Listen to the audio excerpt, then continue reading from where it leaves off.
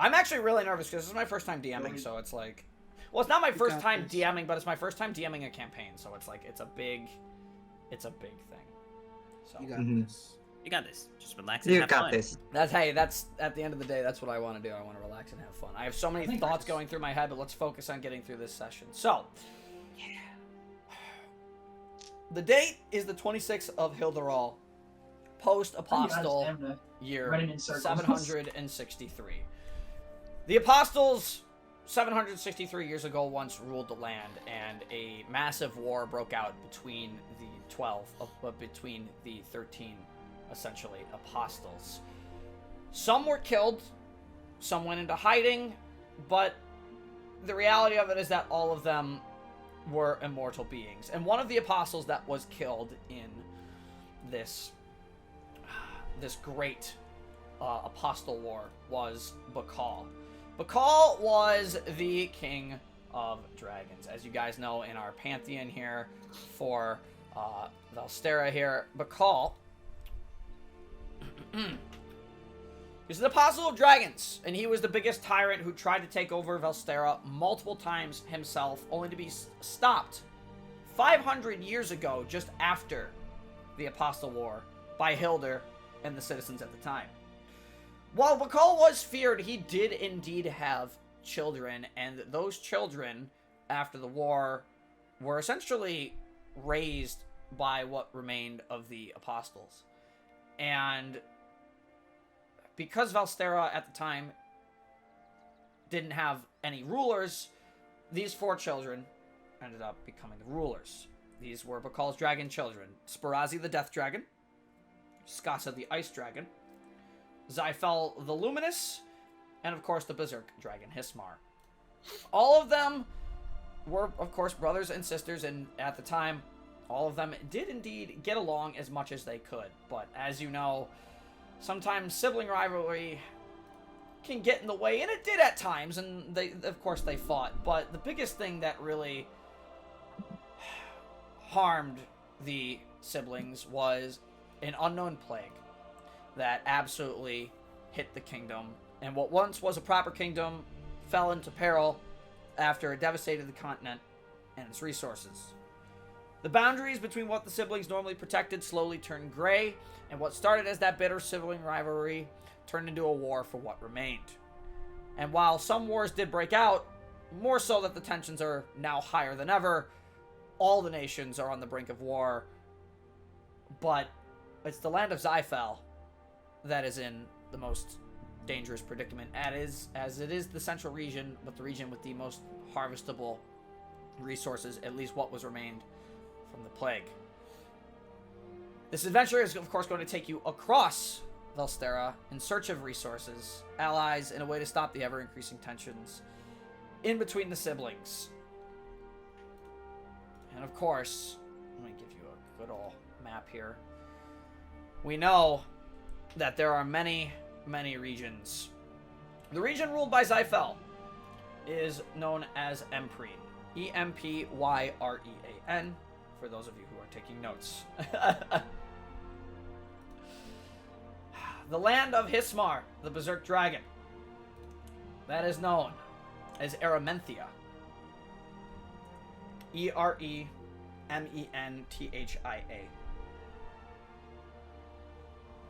Spirazzi controls a region known as the Fell Shroud. And Skasa controls Isilia, or Isilla. Iclia. As it stands right now, what you are looking at is the borders of the world, but we're not really going to be focusing on the siblings right now. Instead, we're going to be turning our attention to a small town more toward the center of the continent, more toward the center of the Empyrean Empire. The small town of Korum. And this is where you will all be beginning our journey. Korum is it's a relatively small town. It's a little bit bigger than the towns in the surrounding area. Some of you have been to Korum before on journeys. Others of you may not have.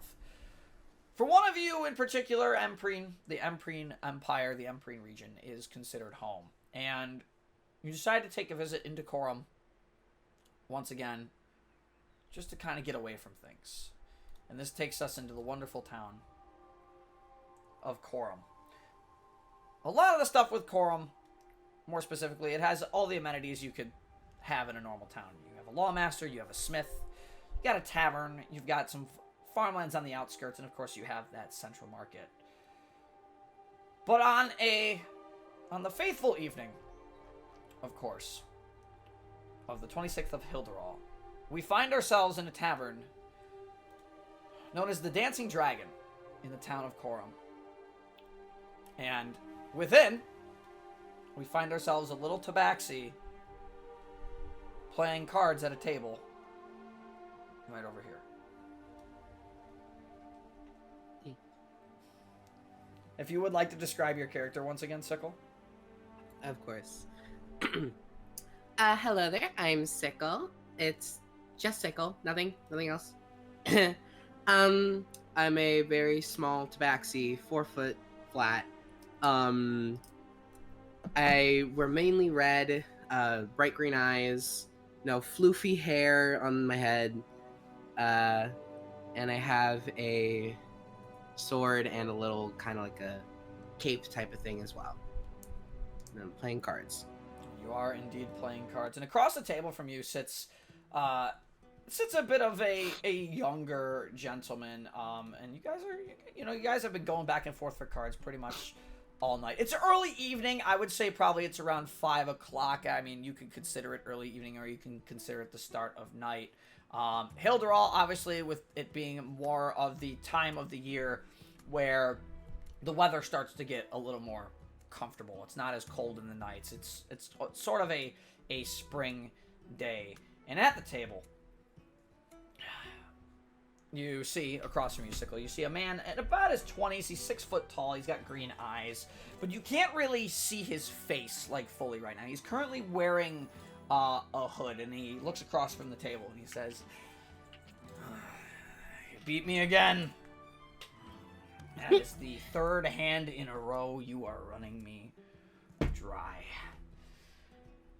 And he hands you 5 silver. Thank you. Oh, what say we go another round, though? Go another hand. Have a few more drinks. It's on me. You sure you got enough money for that? I have plenty. Not really sure what you're concerned about. It's a glorious night here in Korum. Might as well enjoy ourselves. Fair enough. Throw in one of the strong milks and I'll take you up on that offer. Say it one more time. Throw in one of those strong milks and I'll take you up on that offer. Strong. Oh, the strong hooks. Strong milks. Oh, strong milks. You've got yourself a deal. Alright. What's the wager? How much are we putting in the pot?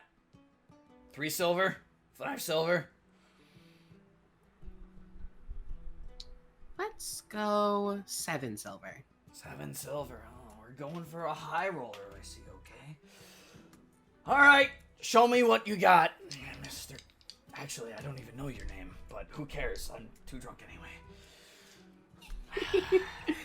So, we're gonna play a little game, Sickle, right off the bat here. I need you to have 2 d10s ready.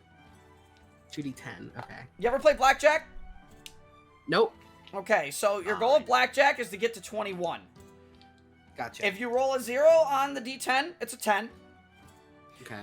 If you roll a 1, you can treat it as a 1 or an 11. Okay. Don't tell me what you roll. Only tell me if you go over 21. I'm going to roll 2 as well. Okay. This is beautiful.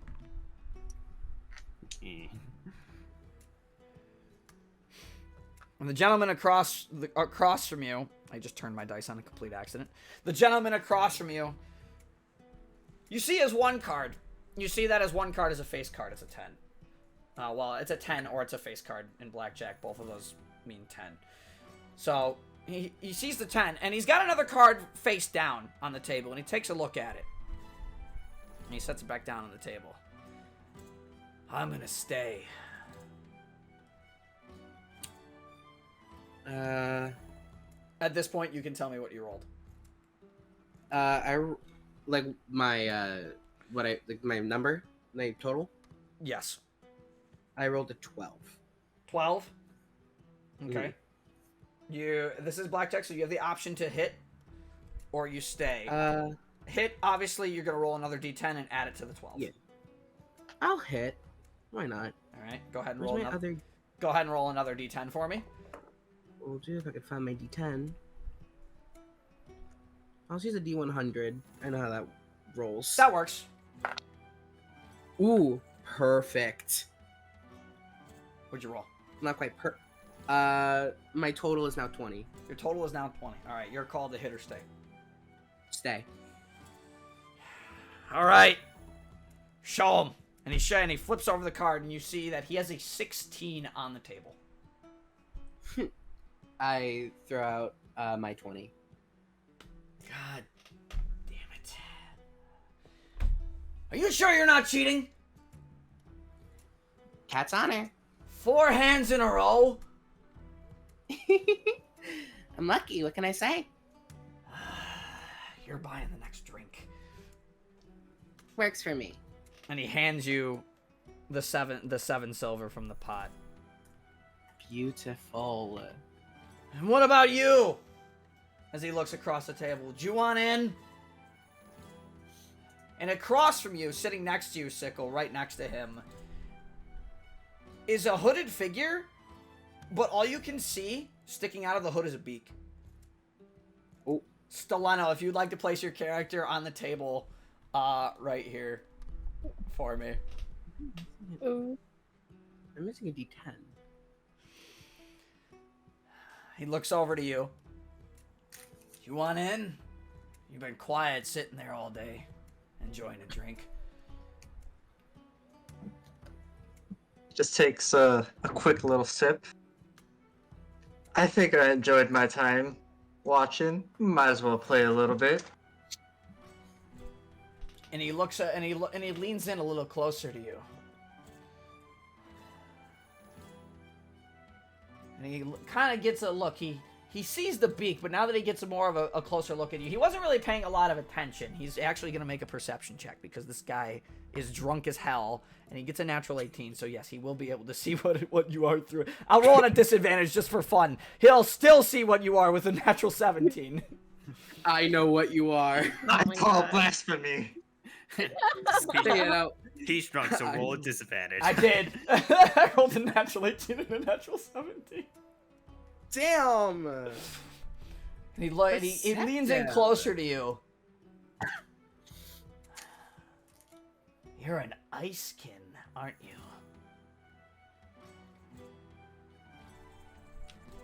Perhaps I am.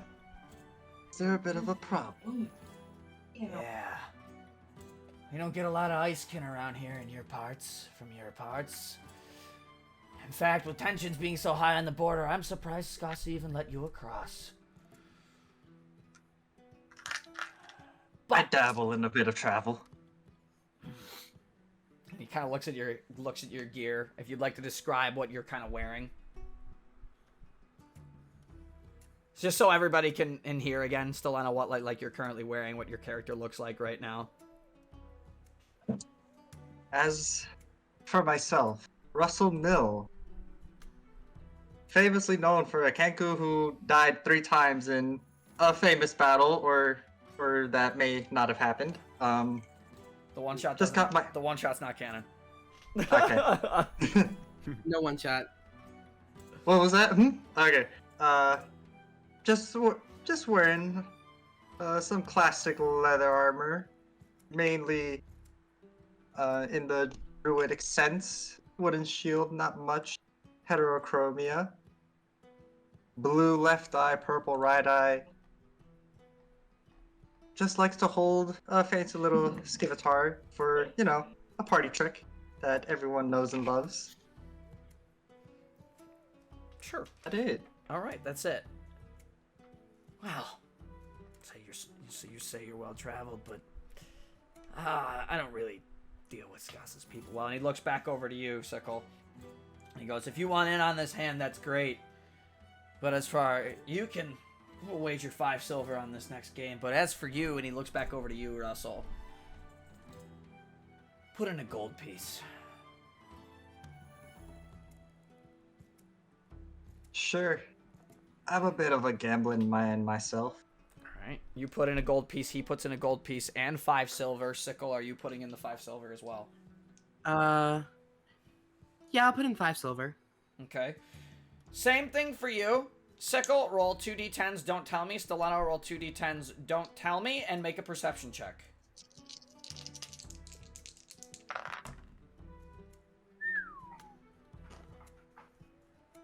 I rolled really well, all things considered. Oh.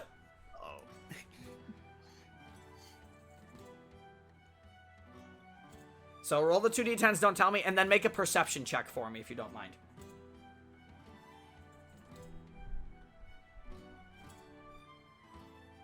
So, a d20, Stileno, and then add your perception. Percent. Or 10. 10? Yes. Okay. The card player across from you looks at you, smiles. I'm gonna stay. And he looks over to you, Sickle. Hit. Go ahead and roll another d10. And just let me know if you go over 21. Have not gone over yet. Your call if you want to hit or stay again.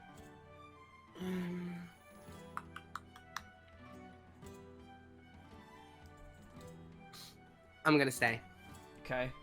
He looks back over to you, Russell. What about you, Birdman?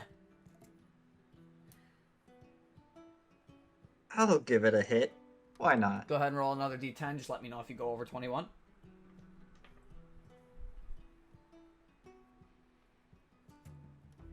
Remember, one's act is a 1 or an 11. Okay. Not over 21. Okay. Are you going to hit again, or are you going to stay? I'll hit one more time. Go ahead and roll another d10 and add it to your total. Let me know if you go over 21. Not over 21. No shit! And That's- I'm not taking a hit. That is awesome. Oh my god. That is actually awesome. Hell yeah. I forgot to put up my green screen. Whoops. Yeah, man. Are you going to hit or stay, Stileno? I'm staying. Sure. All right. Sickle, what'd you get? 18. 18. He beats you, so you lose the 3 silver.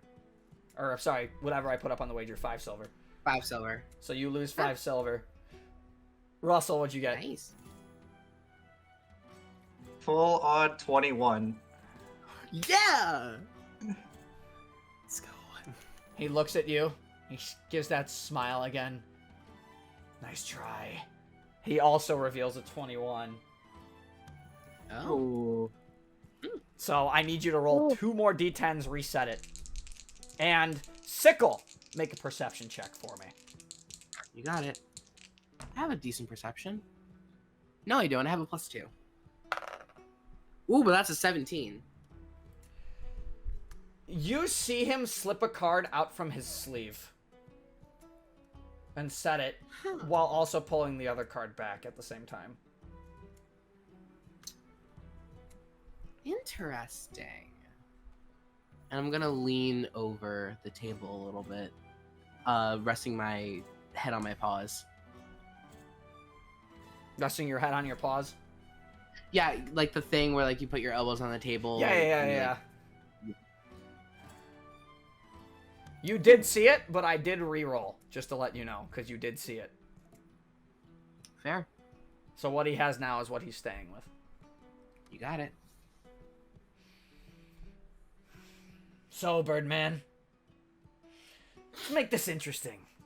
That draw hand is pretty good. Why don't we put in another 4 gold, make it 5 even between the 2 of us. You win?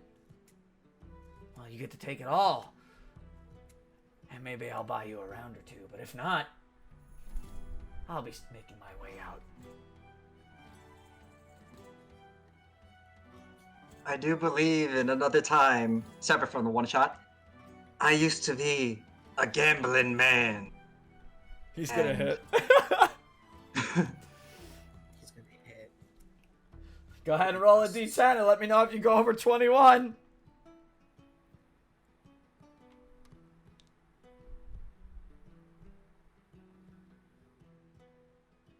Not over 21.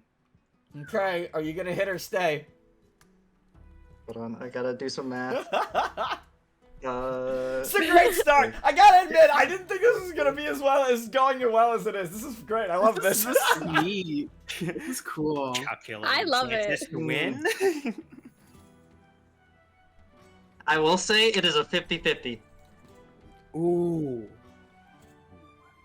Okay. Wait, a vault. Define 50-50. Rolling a d10, 50-50. So 1 to 5, 1 to 5, I'm good. 6 to 10, I'm bad. All right. We roll those 50-50s. Woo! Nice. Come on, Genshin Impact, win the 50-50. Are you gonna hit or stay? Yes, I mean, yes. it's up to you. I'm hidden. Are you really? Jesus. I'm doing it. Come on. You got it. I can't, it's so funny. What the hell? Insane. I'm not over 21, but it was really close. All right. Whoa. And I take it you're gonna stay there. I am. Would you? All right. Go ahead and show your hand. What you show your hand.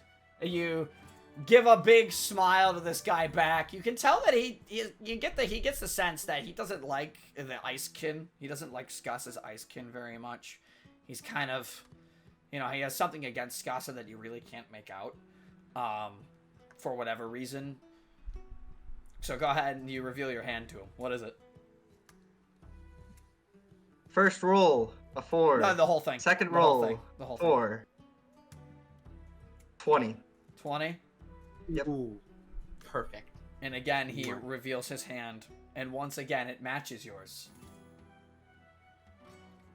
Interesting. Sickle, are you doing anything? Huh? Ooh. What do I want to do? Because I saw this guy cheat, right? You did. You did.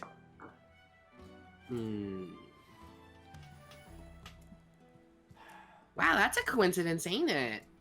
Matching twice in a row?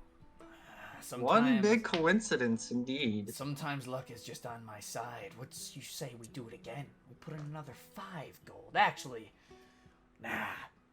Make another 5 silver instead. Are you gonna pull another card out of your sleeve there, buddy? I don't know what you're talking about. I know what I saw. You're gonna accuse me of cheating and cheat yourself?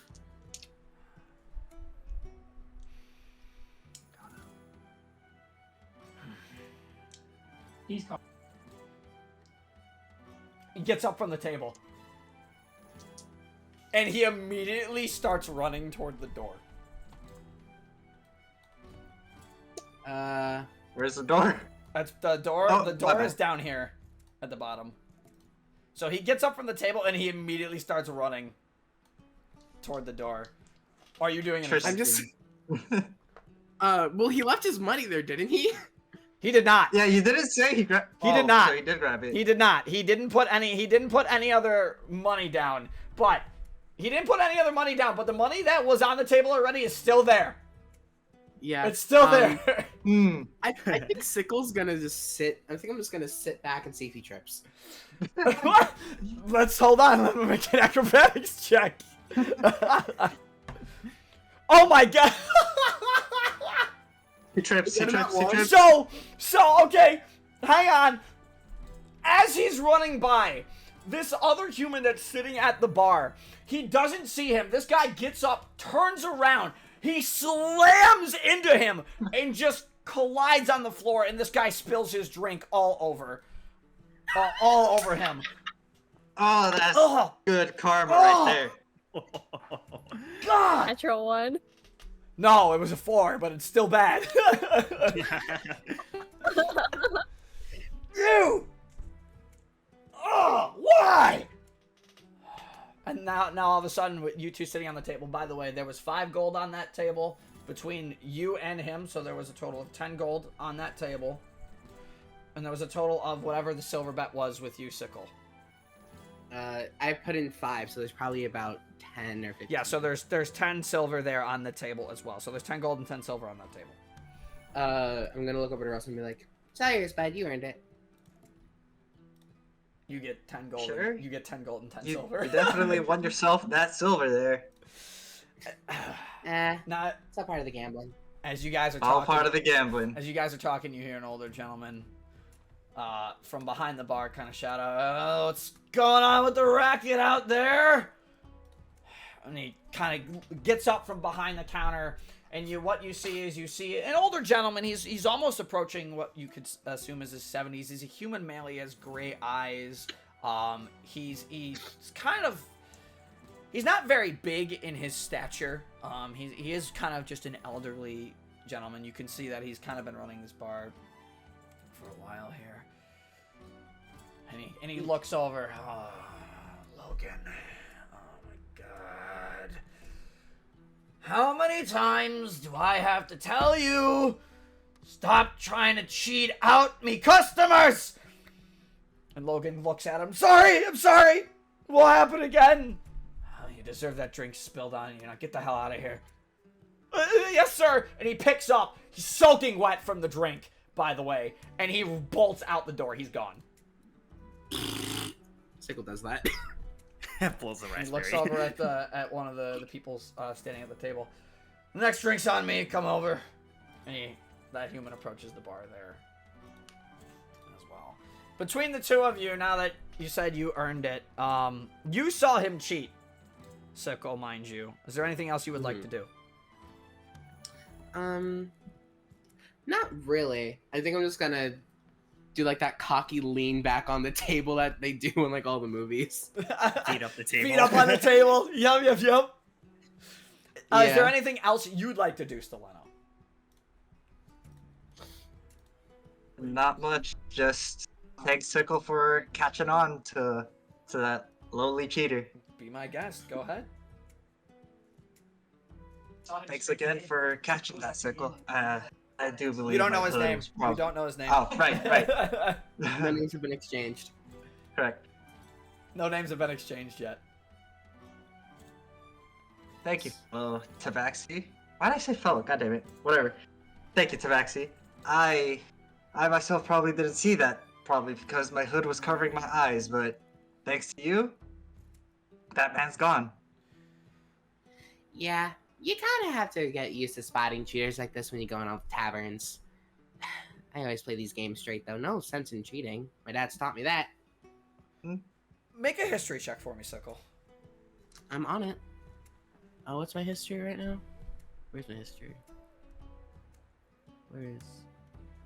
Oh, cool.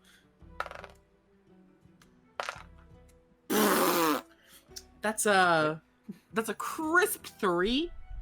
Okay.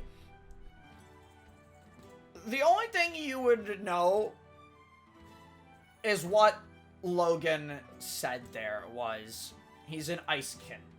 So that you would know that the Kenku across from you is from the north. Okay. I think I'm just gonna look at him and be like, "So where you from?"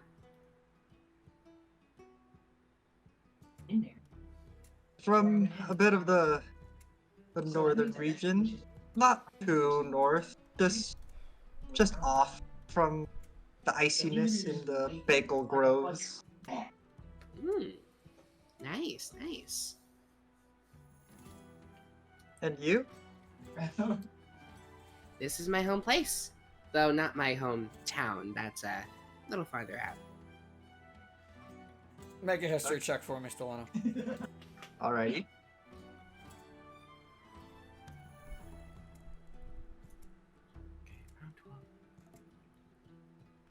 Okay, yeah,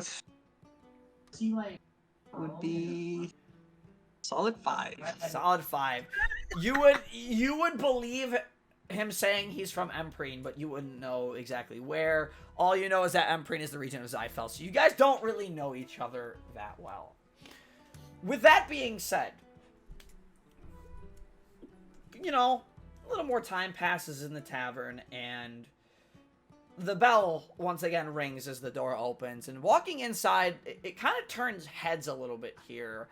What you see walk in is you see a female figure walk in, not wearing a hood or anything, but what's very strange is they seem to have ears on top of their head. Chat, would you like to place your character at the entrance? Yep. You are just coming into town. You haven't been here long. You've been in the region for a while of Empyrean. You've just kind of been doing your own thing. You know of Korum. You know of the town of Korum based on your background and where you are from.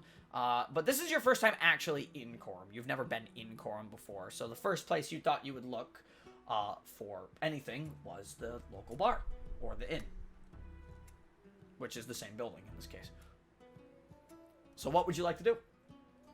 As Mizori walks in, she just takes a look around, and she's clearly quite fascinated by the place. So this is what they call a tavern. How quaint.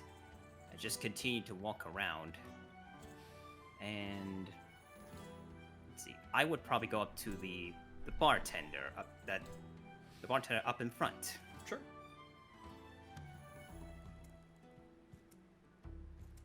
When he finishes, you know, he's kind of doing his own thing. He finishes helping the person right there. You know, he gives him a drink. You wouldn't know that. You came into the bar. They're kind of giving him a drink. These people have been walking back and forth. They've been at the table all night, but you wouldn't know that. Sickle and Russell, you guys would know that these guys have been basically in the tavern all night. Yeah. And he sees you approach, Mizori, and he goes, "Well, that's something you don't really see around these parts. How can I help you, young lady?" Hi, so I just want to learn more about this town of Korum. Could I maybe ask you a few things about it? The old town of Korum, huh? Well, at least that's what us locals call it. It's been a while since I've been asked anything like that. I've been around quite a while, but not as long as the town has, that's for sure. What do you want to know? I would like to know about the town in general. I've only heard about the town just now, so I figured I'd stop by and just visit there and just learn more about it. Well, Korum, honestly, it's one of the more central towns here in Empyrean, as I'm sure you know, although looking at you, you don't really look like you're from around here, all things considered. Well, if you're looking for work, honestly, here's not the best place to do it. I can tell you that the lawmaster is in the market in the center of town. Unfortunately, she is currently handling official business, from what I understand, and she might not be available at the moment. But there's plenty of facilities. There's a general store if you're looking for any traveling needs. We got a smithy down the way. Got an old grain mill if you really need to do anything with that. But I mean, I don't really have anything for you, but if you're coming in, sit down, have a drink, relax. Well, I'll take you up on the offer. What do you have on the menu? Well, do you want hard liquor, soft liquor, or no liquor at all? I think I'll have no liquor just to start. You and that one over there are very similar. And he pours a cup of what you can only assume to be like regular cow's milk, like actual like milk from a cow, and he hands it to you. Unfortunately, besides, you know, a little bit of water back in the well, it's really all I got. Non-alcoholic wise, apologies. That's all right. Thank you for the drink. Oh, and how much would this cost? For you, first one's free. I can tell you're not from around here. Thank you, though. I appreciate the conversation. And you hear from the table, where those guys have been, "Oi! How come she gets one for free?" And then they look at you, and they're like, "Oh, that's a pretty lady." The bartender leans over. They've had maybe one too many to drink. Be mindful. Oh, I'll keep that in mind. She just takes a sip of her unliquored milk. Are you sitting at the bar? What else would you like to do? I'll just be sitting. Yep. I'll just be sitting on the front for now. Okay, you're just sitting on the front for now. Little more time passes in the tavern, and you all are enjoying drinks. It seems like, Sickle and Russell, you guys have been, relatively quiet over there on the table, unless you would like to do anything, talk about anything while you're over there on the table. It's entirely up to you. But if not, we will move into our next thing. If there's anything you'd like to know about each other, feel free to be my guest. You guys have been at that table probably about an hour now, I would say, between the two of you. Maybe an hour and a half.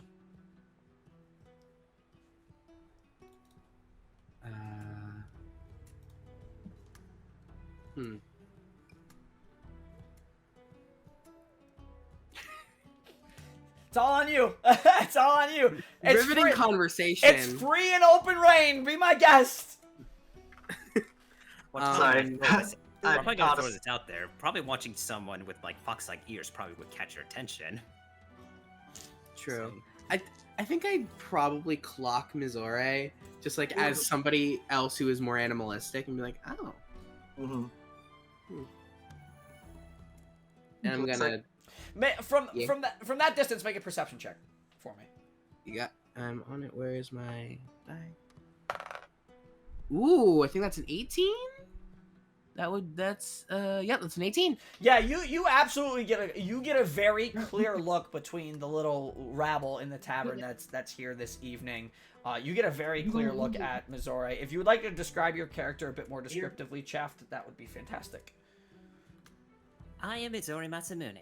Not the name, just the description. I'm sorry. Yeah. So what you see is basically, she seems to be just relatively a human woman with long white hair and crystal blue eyes. She seems to be wearing what seems to be like a monk-like outfit that actually is black and white. Sleeves that cover up to the elbows and shorts that go down to the knees. And but otherwise, apart from her otherwise humanly, and a black scarf that wraps around her neck. And other than her otherwise normally humanly appearance, you can clearly make out that she has. You can clearly make out that she has fox-like ears and a very bushy tail. So yeah, that's what you see through the rabble in the tavern. Kind of piques your interest. But Mizore is just sitting there. You don't know any of each other's names yet, so just bear that in mind. I'm gonna look over at Russell and be like, "Yo, Birdman, I'm gonna head over to the bar and get another drink. You want anything? On me." I think I'll join you over there. Less of a trip, Fair enough. Let's head over. And I'm just gonna go. Woo. Woo! I love that. Woo. Ooh, I'm mentally ill. The bartender sees you approach and he goes, "He's been gone for an hour. Thank God. Thank you for that. Honestly, Anytime. the amount of times I have to kick that kid out of my tavern. Honestly, I really wish he would just do something better with himself. I'm surprised he hasn't allied himself with any local bandits at this point." Yeah, you'd think he would do that, huh? He is always trying to get people out of the money, especially those from up north. I don't know what his deal is, but it is just one of those things. Can I get you anything? Yep. I'll take my usual milk, please. And I'm gonna toss a gold piece. Okay. I'm assuming gold piece is more than what the drink is worth. Yes, very much so. Like a standard milk normally is like 3 copper. I'd have to double look, but it's like 3 copper. Okay, well, I'm gonna toss a gold piece. Catches it. It's very kind of you, thank you. Of course. Kind of just sets it in a jar that's sitting on the bar there. And Baron, this is quite a spacious and open. This is quite a spacious bar in this small town. You can tell, with Korum being located where it is, it does get little bit of foot traffic. It does get a lot of travelers from all over. Obviously there's a hearth kind of by a couple of the tables. There is like a lot of facilities. Being here before, specifically Sickle, that there would be especially with being in the Empyrean region, you would know that next to the bar there's probably a lead off to the kitchen somewhere where you could get food to eat if you really wanted it. Fair. Cool. Missouri, you see these two walk over to the bar as well, order something.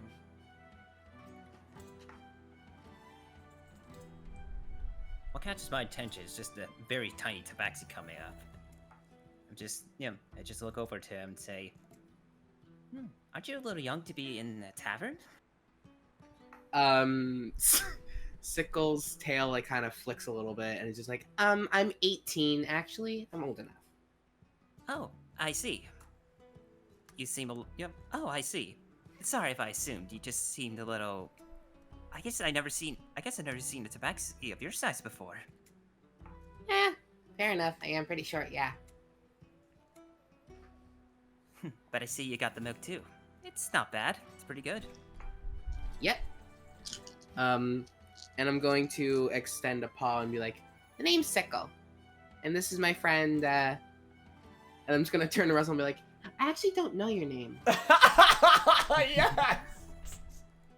That is true. We never formally introduced ourselves.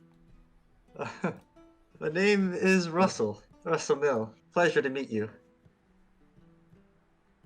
Yeah, that's Russell. Missouri, a pleasure to meet you. I just proceed to shake the Tabaxi's little hand. Shake the paw, shakes the tail. Shakes the tail. With warm greetings, you all return to the table you were at after ordering a few drinks. About another hour goes by. It's now probably about 7:30 in the evening. If you guys would like to move your tokens back over to that table, that would be great. No. We can get into some conversation if you'd like, but before we get into conversation, you're exchanging a few pleasantries, just kind of enjoying a drink. It's a nice, peaceful evening in the tavern, and once again, the bell rings, and in walks a very interesting figure. I need all three of you to make a perception check for me, please. I'm on it.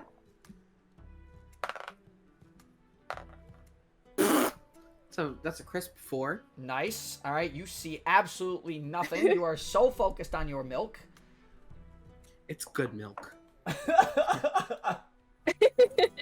Delectable. Well, that's a total of 8. I didn't roll too good. 8, okay. You'll I've got find me the cow responsible for this milk. Don't worry, I got this. A 19. 19! Okay, Yeah. so you see a human figure walk in. Missouri, you just see this as a person. They seem to be dressed in more warm weather-based clothing to an extent, but you can't really make out exactly where they're from or who they're from. You, on the other hand, Russell, see immediately that this person is an Aramite. They're from Aramenthia for sure, and you would absolutely know that based on the attire they're wearing and based on some of the history of the world that some of you do know. And on that note, actually make another history check for me, please. Okay.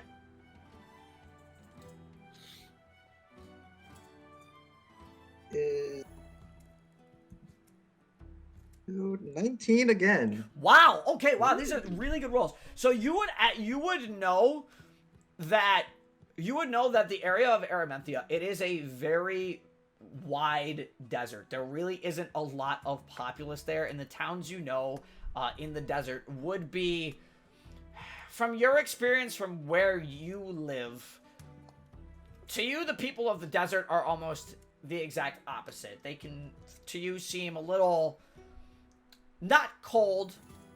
Not cold's not the word. They're a bit stubborn, more so in certain regards. You would understand that a lot of the people of the desert, they do really enjoy their research, especially of the ruins that are present in Araminthia in Hismar's territory.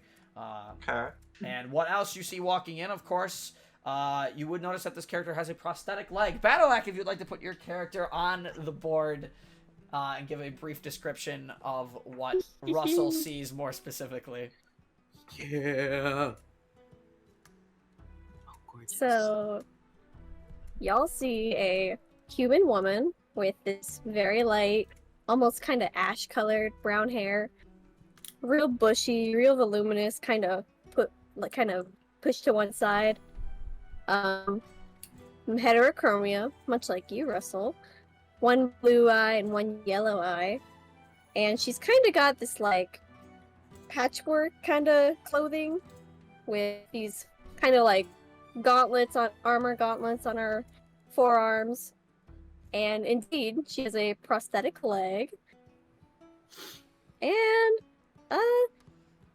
she's just kind of, oh yeah, she has a backpack strapped to her back. Although backpack is a loose term because it's basically just like a metal drum that's been wrapped in a bunch of belts and fashioned into a backpack. And what are you doing here in the Dancing Dragon in Korum? Well, she kind of pushes up her glasses a little bit, looks around, and then she'll head over to the bar. And you can see that the bartender, he's kind of like doing his own thing over here. You know, he's looking at drinks. He's not really turning around. He's not paying attention. He's kind of fiddling with the barrels of wine that he kind of has on the side. At least at the moment, he's not looking at you. Yeah, I'll just kind of stand at the counter and give like a, hey, Oh man, it's a busy night. Little miss? Man, we got all sorts of people walking in today. And he kind of looks over at the table with Missouri, Sickle, and Russell. It's a good night to be open, that's for sure. How can I help you, miss? hi, I was hoping to get a bite to eat, actually, and probably a drink. All right. What can I get you? I mean, I don't have great steak. Got some chicken. I've got a stir-fry stew. It's got some, a lot of vegetables in it. A little bit of meat. Nothing too crazy. In terms of drinks, do you want anything alcoholic, non-alcoholic, soft liquor, hard liquor? Definitely alcoholic, but surprise me. That goes for the food too. I'm not picky. Okay. And he runs back into the kitchen really quick. Before he runs back, he goes, if you just give me a minute, feel free to take a seat anywhere. I'll be about 10 minutes. Okay. And he walks back around into the kitchen through a door that you see on the side of the bar.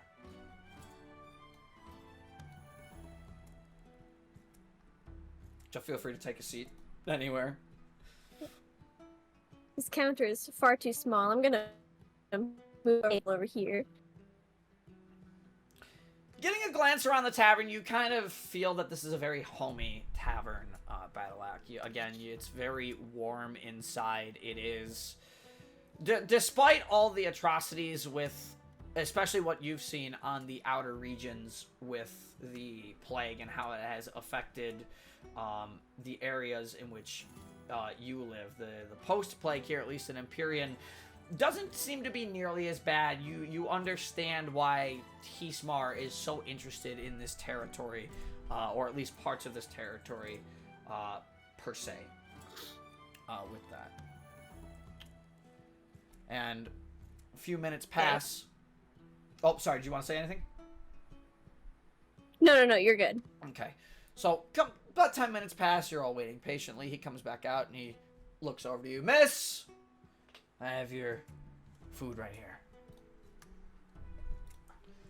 Oh, yeah. Kind of waves Oh. you over. Scurry over.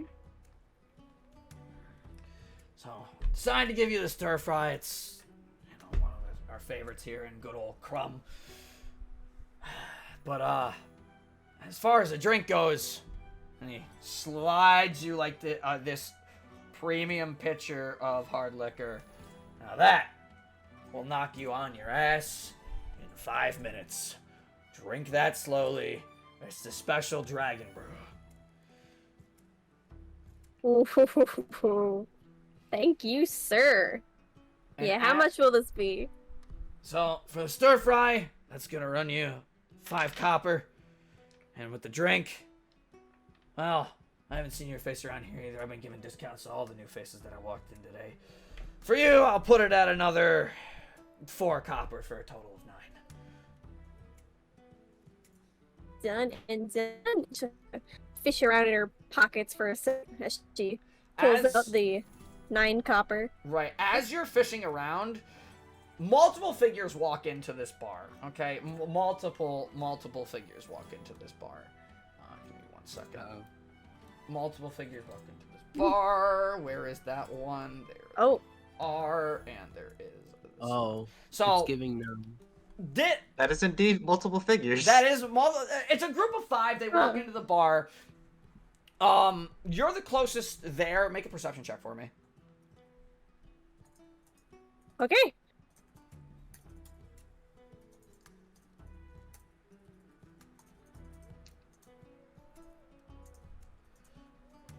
Okay, that's a 16. 16? Immediately you recognize these folks as Aramite.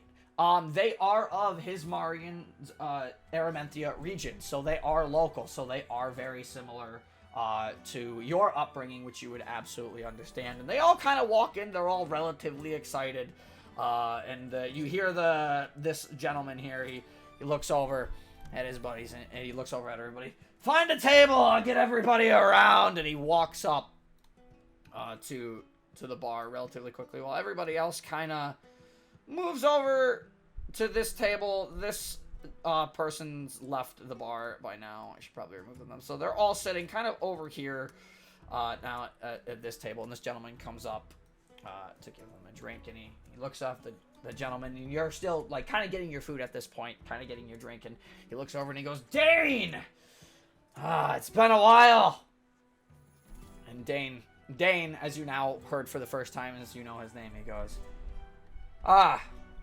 yes, it's that time already, isn't it? What can I get you? The good stuff? The normal stuff? And the gentleman, who you can see is orcish. He's very orcish with Aramanthian clothing, very desert attire-y. He looks over and he goes, the normal stuff will do for now. I'll be back for another round later. And he goes over and he walks back to the table. But as he walks back over the table, he takes a glance at you. And he kind of looks you up and down. You're one of us, but you're not one of us. And he kind of just shakes his head and walks away from you.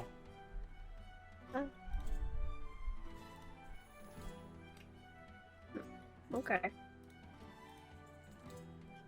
Is there anything else you'd like to do? Well, I'll finish pulling out that 9 copper and slide it to the bar owner.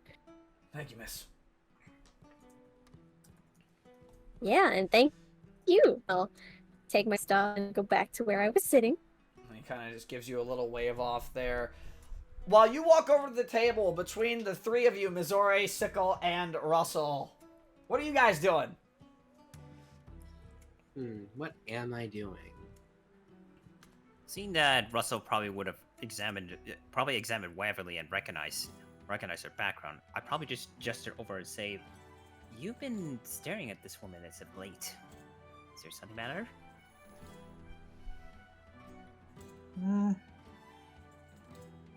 Just nothing much. Just whenever people enter the door, kind of try to glance over, see who it is. Might be someone you recognize, might be someone you don't. That's the tavern life, baby. But and since they're the main topic right now, might as well. Should we greet? Should we go over and greet her? Not let her be alone over there? I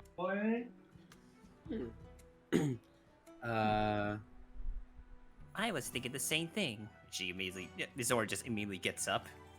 Seems to be quite fascinated by the human, just sitting by herself. I think Sickle's gonna follow, but like, Sickles is gonna follow, trying to make him be not threatening, even though he's a child. Sickle looking. turns the chair around menacingly and just sits there at the table. So, Oh, you got sorry. attention. So you're Sorry, getting your phone? you're eating in this corner, at least at the at the moment, Waverly. You don't know they are behind you, at all. All you hear is footsteps in the bar. You think it's just people walking around, walking in and out. Mizora approaches up to this human and says, "Excuse me, is this seat taken? Do you mind if we sit with you?" You had no idea they were behind you. None. Yeah. She had a mouthful of food that she quickly swallows. Yeah, it's open. Go ahead. Okay, well, thanks. And I gesture to Sickle and Russell that we can join her. There's only you. It's at this point you realize that there are only 2 chairs at that table. So Sickle and Russell, you guys will grab bar stools that are there and use them as chairs. Sounds good. Alrighty.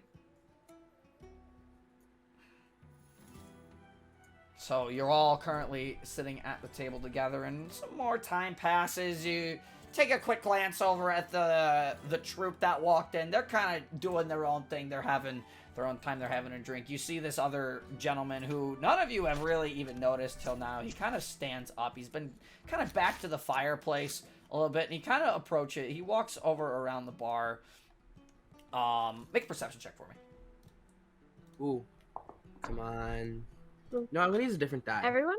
Yeah, everyone make a perception check for me. 8. 8. Okay, much better. 21. 21. Okay. Hold on, let me pull up. 9. 21 is really good. Got me Mizora, 16. you're 16 is good. 16 will also pass on that. So, who you see walking over, to the bar? You see an elven figure has this reddish purple hair, purplish gray skin.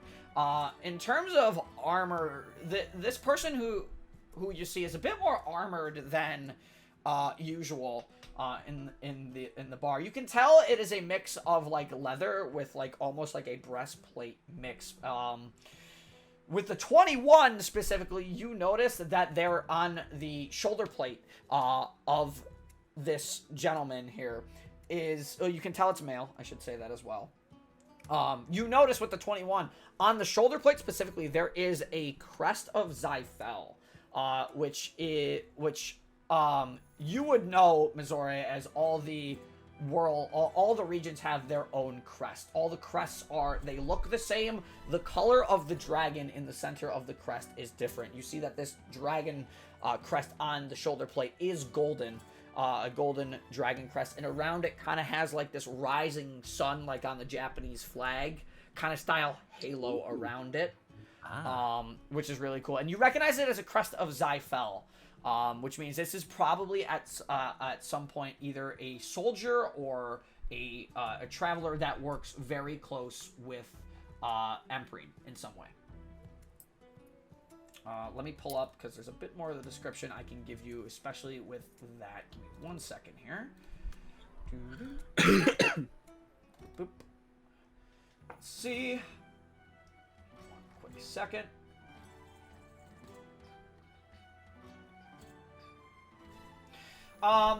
You can tell they're about 5'6" is the other thing. So they're about 5'6". They're about medium size. And again, they do have that symbol of Empyrean on them. They do have that crest of Zyfel on their shoulder.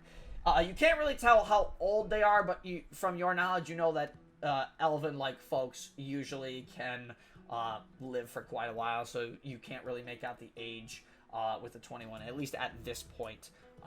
Also because they're an elf, and it's really tough to pick out elven ages because it looks like they never age half the time. And this gentleman kind of walks over and he goes, Dane, I am going to be taking off myself. Thank you for the hospitality. As always, I have some business to settle south. And Dane kind of just nods.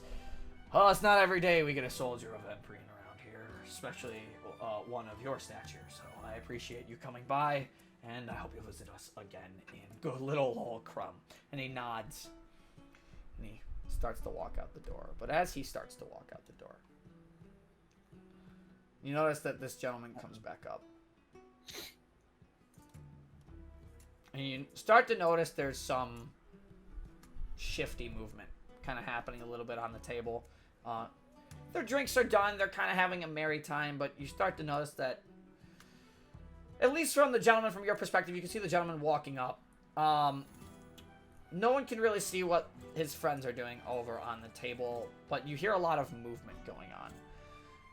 And this gentleman comes up, and again, so a bit more time has passed now. It's probably about 8 o'clock, 7:45. You guys have been in here for a while having the hospitality. It's been almost 3 hours, at least for you, Sickle, and Russell, that you guys have been in here. Sickle, you might have even been here a little bit longer. Yep. And the gentleman comes up and he goes, all right, Dane. It's time. And he pulls out, actually, before that, Russell and Sickle make a perception check. Please. Roll well. What is happening? These guys are sus. They're sus. I got 16. 16? Sickle? Hey, does a nat 1 make the check? No, the nat one does not make the check at all. Oh, Russell, no. you see a large sack. This gentleman pulls out a large sack that he had, kind of like in a bag. He kind of walked up with a bag, and he sets it on the counter. And you can hear it. It's quite heavy. You can assume that there is a lot of currency in there, whatever it is. Thanks, Jim. And the gentleman leans over the counter and he goes, now, Dane, I was told we can either do it this way, and you give us the discount as usual, or you know what happens. And the gentleman whose name is Dane behind the bar kind of stops for a minute, and his eyes widen. And you're starting to get the sense that whatever's going on here is bigger than you guys. Is it your business? You don't know. And Dane looks. He opens the bag. His head goes back. This isn't enough to cover it. Like I told you. I said last time when I worked with this, so you guys would leave us alone.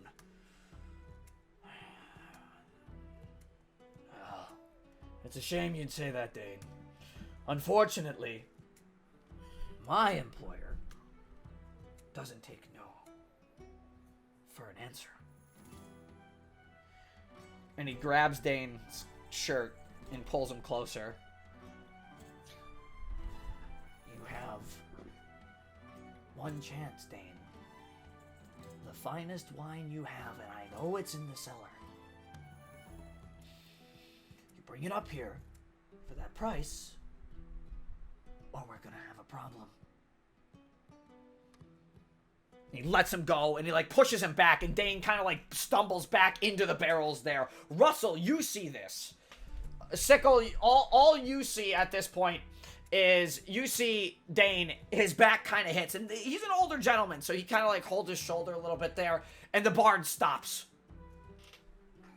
Suddenly, the bard like just straight up stops, and everybody kind of looks around.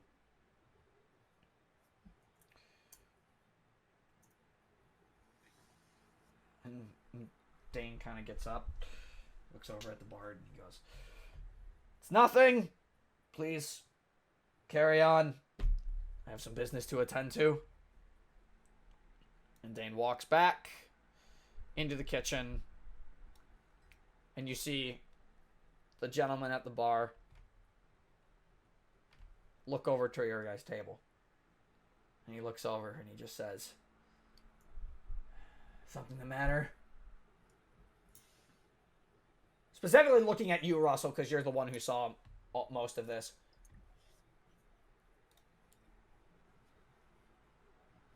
Surely you didn't have to be so aggressive, did you?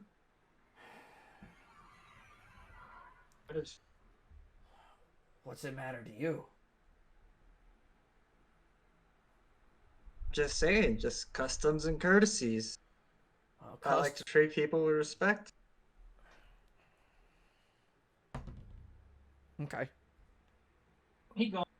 Waverly, what's your passive perception? 18. 18. You see him glance over toward you. "Well, where we're from," and he motions kind of like his hand back and forth toward him and Waverly, "respect is earned by any means necessary. Not that you, Icekin, would know anything about that. You guys are cold. Besides, I'm just doing business for my employer." And he sits at the bar, arm on the table. "We come for the resources, because Empyrean has plenty. And quite frankly, I think all the other regions need them a bit more, don't you think?"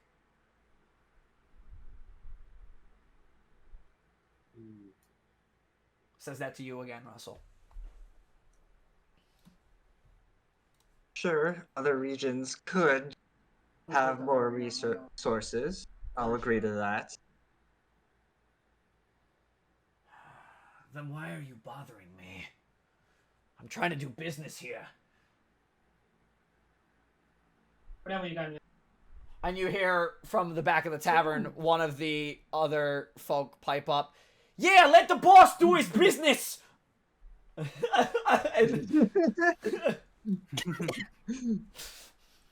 Well, they ain't anything to get violent over.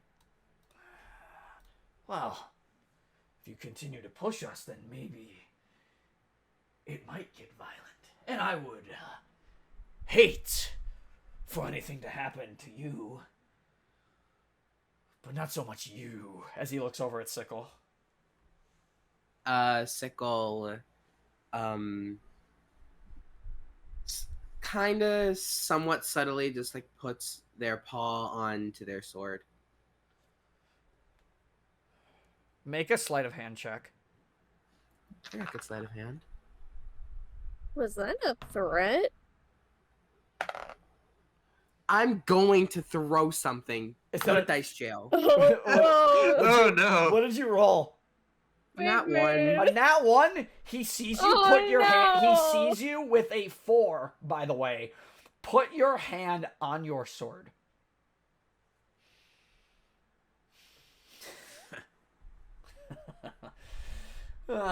Typical Empyrean. Quick to defend themselves, but not quite fast enough. In the slip of the tongue. Unlike us Eremites. He looks around. "Where's Dane? Dane!" And he kind of shouts out. No response from Dane.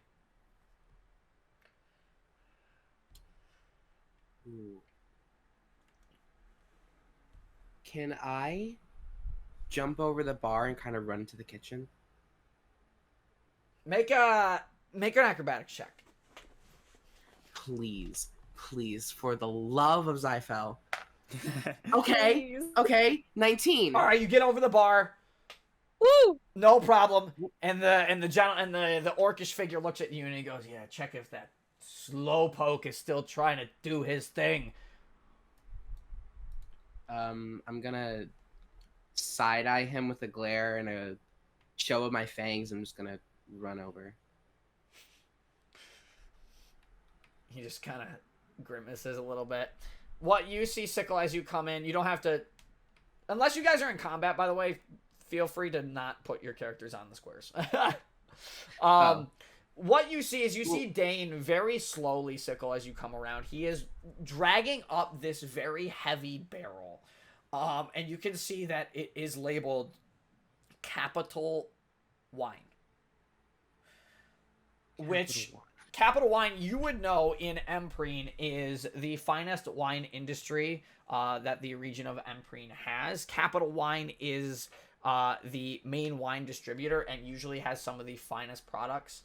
This stuff is usually saved for festivals and special occasions very specifically because of the plague that hit. This wine is incredibly rare and worth so much money. Oh boy. I think I'm just gonna shout out and be like, "Are you okay in here, Dane?" Who's asking? Sickle, the milk one. The tiny one? Yeah, that one. Alright. Can you give me a hand? I'm gonna run over. Yeah, sure. Let me. Alright. And Dane is going, go ahead and make a strength check for me. Okay. 12. 12? That'll do. That'll be fine. You and Dane very slowly start making your way out toward this side door here. Meanwhile, while you're back there, Sickle, as well, while you're back there helping this gentleman with the capital wine, for Mizore, Waverly, and Russell. Now, bear in mind, this gentleman down here has stopped moving. He's kind of looking around. And he just kind of quietly walks over past this one who got up. He goes, "Pardon me." And he goes over. And he sits down right on this bench. He doesn't do anything. He just sits down right on this bench, but he's watching. He's watching what's going on here. And this gentleman up here is having an issue. "I swear to God, that old sack of shit better come up here with that wine this instant, or we're going to have some problems." And he looks over at the three bandits on the table and kind of looks over at the three people at the table and he nods. And they all stand up. And you can see one of them is a halfling, three of them are orcish, and the one is, you would assume, what you could assume is more Eastern Japanese stylistically dressed, but in a desert setting. And you can see them all kind of move around, walk over to Dane, and the one female who's the one female orc who's with the group walks up to him and she says, "You know, he is quite an old man. Honestly, maybe we need to give him a little push, if you know what I'm saying." And the gentleman, he replies, "I saw that Empyrean cat walk back there. He might be helping him out. But honestly, well, we'll wait." And Sickle, you now come out the door with Dane holding a wine barrel right here. And Dane kind of looks over and he goes, "This is the last barrel. But I told you, this is not enough to cover it. Please, you need to tell your employer. I need more. This just won't cover it."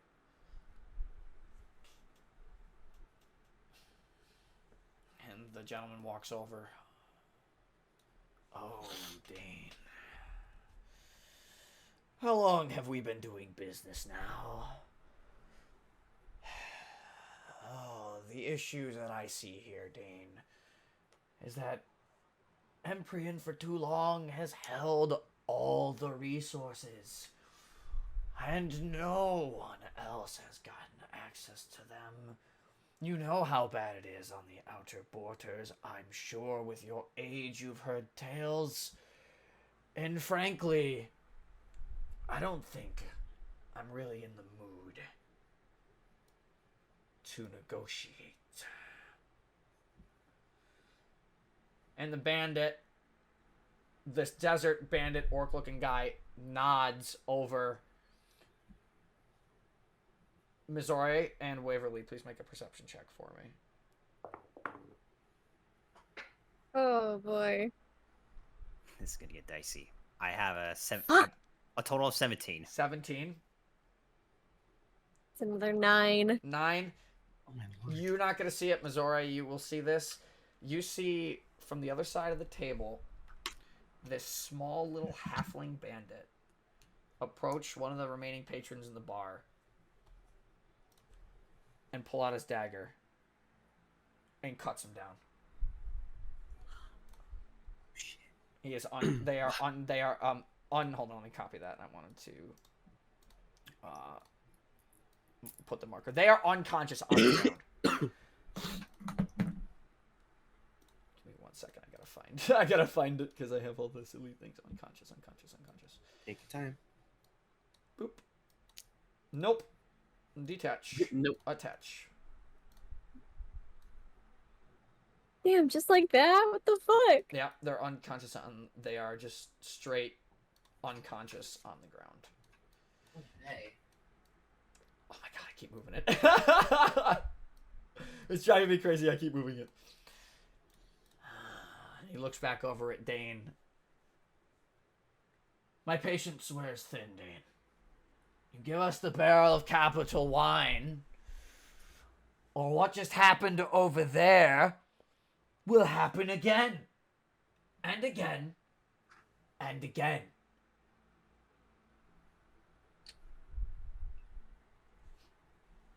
You know, is this really business? Or this seems more like a hostage negotiation to me.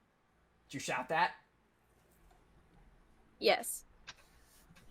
And you hear this lady this orcish lady, a hostage negotiation, Sobi.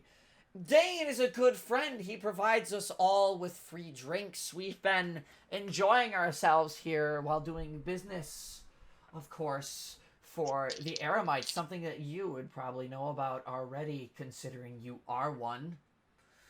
And considering our current reputation and the situation, I don't know how you were brought up, but for us desert dwellers, at least, resources are running thin, and we have little time.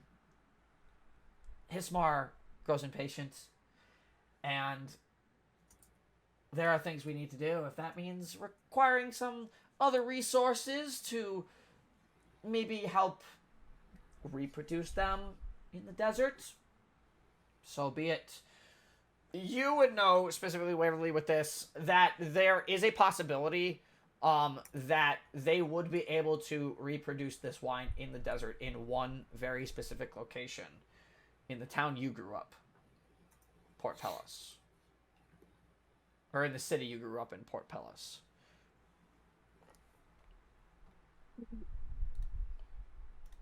Hismar, huh? You taking orders from the big man himself? What's it to you? What if we are?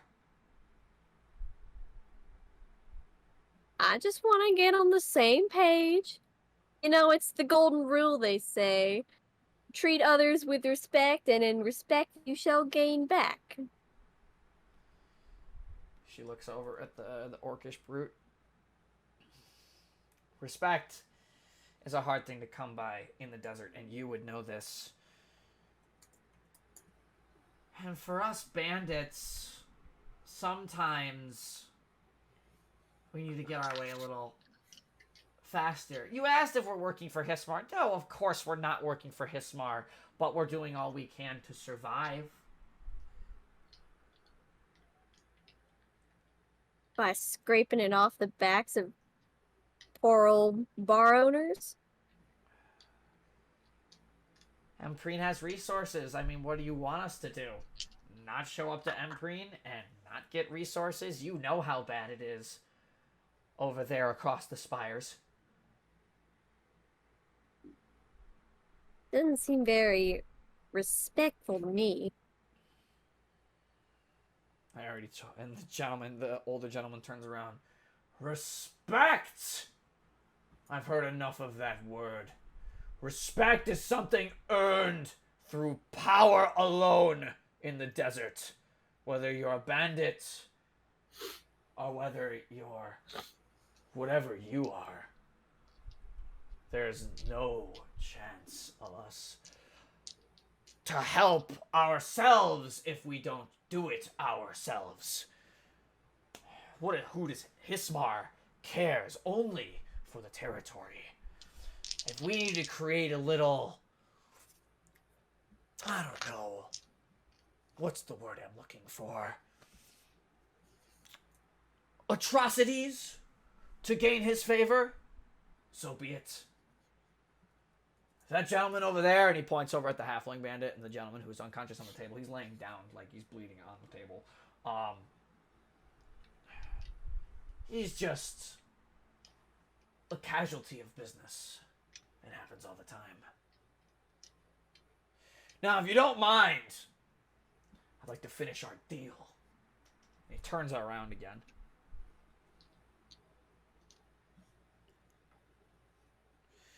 Dane, I'm going to give you to the count of 10 to accept the deal, or I cut down another. 10, 9, 8. What are you doing? Glance back towards Misery and Russell. 7. I'm 6. gonna pull out the sword. I pull out my mimicry. Respect is earned, you say. This isn't business. You're just killing to get what you want.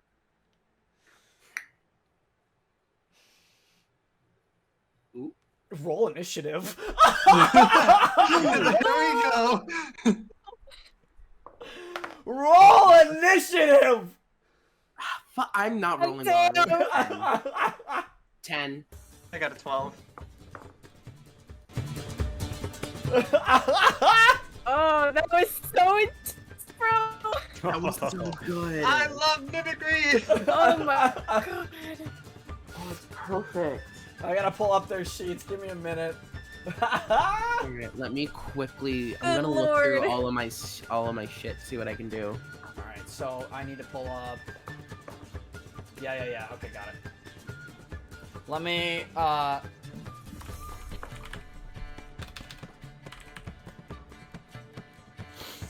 Woo! Oh, there's a lot of them too. This is not gonna be great. It's alright. Don't worry. I'm here. I can tank like I knew, like I usually do. Oh, I also add the initiative on my character sheet, correct or Yes, no? that you do add that to your thing. D20 plus the initiative. 20 plus your initiative. Usually it's tied to your dexterity modifier normally, but that's usually where it Okay. goes. That is 14. 14. Click on your character. Click add to initiative. Actually, you guys are in the initiative tracker, and Yep. just type it Got in. that in. Okay. Not dice. I miss having Did this my. soldier just I miss having my plus 10 initiative. Oh yeah, you will. Oh, Yeah, you will. I'm rolling for everybody, so give me a minute. Oh, these are not great rolls. These Don't worry, aren't also great. did not roll great. I don't think a lot of us rolled good either. I don't think a Yeah, lot of we're us did at all. not superb. I like this music though. Yeah, you like it? Good. It's very cool. It's a little tavern fight music. Took me forever to find that. I'll tell you that right now. Oh! Uh-oh. Roll Rolled a nat 20. Oh. Wasn't a nat 20, it was an 18 plus 2. Dirty 20 then. Yeah, it's a dirty 20. Don't kill more people. Hey, what about fucking Soldier Man? He is not in initiative. What did he do? He is not in initiative. Soldier Man, help us. Ooh, that's a really bad for that. Oops, that's a Good. That's a 3. All right. Okay. So, Sickle, you've pulled out your sword. I will give you a moment to do what you would like to do before we actually get into combat here. So, like, not like a combat thing? It's not a combat round. It will not be considered surprise because he's looking at you and Dane. But if you want to make a move first, you are more than welcome to. Before this is this, and we're gonna do this just before initiative. I think I'm gonna step just in front of Dane. You're gonna step in front of Dane. Okay. To make sure he's okay. Okay. You're gonna step in front of. Are you gonna do anything? Are you gonna roll to attack, or are you defending Dane here? I think I'm just defending Dane at this point. Okay. All right. So at the start of initiative, now the brawler, the bandit brawler, sees you pull out your sword and he goes, "Oh, we have some heroes here, don't we?" And he nods over to the halfling. The halfling is going to attempt to jump over the table.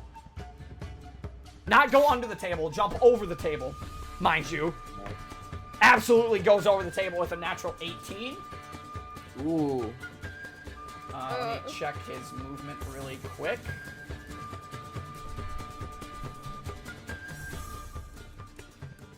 You got games on your phone? You got games on your phone? Hey, buddy. And he taps this guy, this other bar patron wearing a hat. Hey, buddy. That hit does not hit. He actually misses. He actually goes to swing his dagger on this NPC, and he actually misses because he's. Oh wait. I lied. He hits by 1. He just hits. That sucks. That sucks. NPCs, bro, man, they really don't have a lot of health or AC, so it's like, yeah, unfortunately, that hits. The halfling swings for damage. Bandit halfling swings for damage. Let me look. It's not a lot of damage. You see him, he's holding a dagger. Oh, he's dead. 5 HP. He's dead.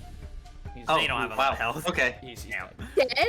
Yeah, he's Dead or unconscious? unconscious, technically, but yeah, he is 100% unconscious there. And that is looking just to see anything else. Yep, that's it. So that's it for the halfling's turn there in initiative. Let me go through the order here. That's it for the halfling's turn. You, Waverly, just watch this man knock him straight up unconscious. Knock him straight up unconscious. What are you doing? Stabbed him in the side with the dagger. They are not. Oh, there you go. It's looping now. They are just not having a good time. The 4 patrons in this bar right now. Russell, you're up. Alrighty. Let's see. Can I bonus action and flame blade? Sure. Bonus action, flame blade. Alrighty. Yeah. Flame blade So is. you cast flame blade as a bonus action, and you all watch actually. Missouri and Waverly, you would see this because Sickle's in a different spot right now, kind of in front of the bandit. You see this more specifically, Missouri. You see that Russell pulls out. What was your weapon? A scimitar? Yeah. So you watch as Russell, from out of nowhere, like from under his cloak, pulls out a scimitar and waves his like feathered hand across it, and the blade lights with straight fire. Ooh. Mm-hmm.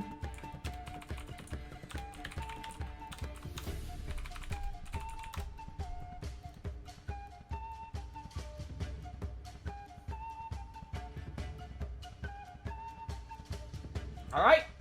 What else would you like to do? Still have your action, still have your movement. Yep. I'm not gonna move, but I will take a swing at rank A. Sure, go ahead and roll to hit. see. Would I be doing the 3d6? No. So you're rolling. Yes, you will, because Flame Blade is active. You can use your. It says you can use your action to make a melee spell attack with the fiery blade. On a hit, the target takes 3d6 fire damage. Mind you, because this is a melee spell, you use your spell attack modifier to hit, I believe. If I am not mistaken. So whatever your spell attack modifier is to hit, you roll that. So roll a d20, add your spell attack modifier. Bonus. Which should be wisdom. 18 plus a bunch. Yeah, that absolutely hits. Go ahead and roll damage. 30. 3d6. 11. Yeah. 11. You, as this rake turns around to face you, realizing what the heck, hearing like this whoosh of fire, the rake turns around and you just absolutely carve a swath of just flame through their chest. They are bloodied, they are hurting bad, and you carved out like a good 1 foot gash from their chest. But they are still standing. Wow, beautiful. Very well. Whoa. No. You have your movement if you wish to use it. If you do, obviously they get attack of opportunity. No movement. No movement? Alright, we're gonna move next in initiative. Waverly! Battleac! Okay. I'm gonna take a step back as she arcs her arms back to reach into her, like, metal drum backpack and pulls out a small, golden orb that suddenly turns into, you know him, you love him. Oh. The Croaker returns! The Croaker! Croaker. He returns. She plops him on the ground and she says, "Get him!" as he fires a force ballista at this halfling. Sure, go ahead and roll the hit. Okay. Oh, the hand warm up. I love it. Yeah. I gotta double check if there's an adage I add.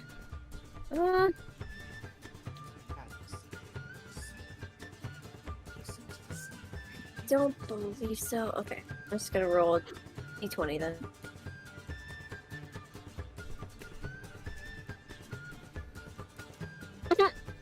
Two! Unfortunately, as the croaker comes up and it tries to, what does it do? What does the croaker do? Does it shoot? Wait, actually that's a 7. 7? Does Still that hit? misses. Still misses. Unfortunately, 7 will Fair still enough. miss. So all of a sudden you see this eremite that you guys have only just met in the tavern set down this little orb, and suddenly it turns into a frog, fires off out of its mouth. You just watch it go, and there's a little cannon inside. This is the force ballista, right? It's the cannon. Yes.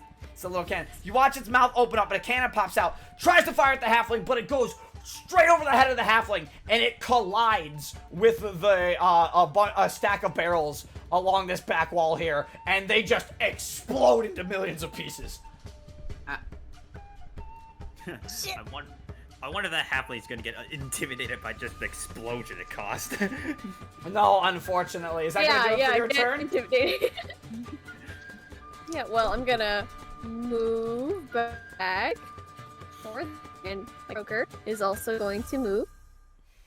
Just, it's been a bit since I've used. Yeah, it has. I don't remember how much it can move. I'm gonna read. It's almost like we did a one-shot like a month ago, and it's been a while. Everybody needs a refresher. Yeah. Okay, I can move. He's gonna 15 feet over here. Sure. And that's the turn. That's gonna do it for your turn. It is now the Bandit Brawler's turn, the one that's directly in front of you, Sickle. And he is seeing you defend him. Oh, you're a brave one. I like that. And he's gonna make 2 attacks against you. Okay. So he's gonna make a grab attack against you first. Okay. Does a 22 hit? Yeah, unfortunately. 22 hits. The All right. fuck? Oh, Oh my goodness, that's a high roll. It is. I rolled a natural 17. Ooh. I don't So, like for the grab, just in God general, damn. damage-wise, you're lucky I rolled a 1 on the d4. You take 4 points of bludgeoning damage, and I need you to make a... Oh, you take 4 points of bludgeoning damage, and you are grappled. Ah. Let me get my grappled. Where's my grappled? Give me my grappled. God dang it. Give me my grappled.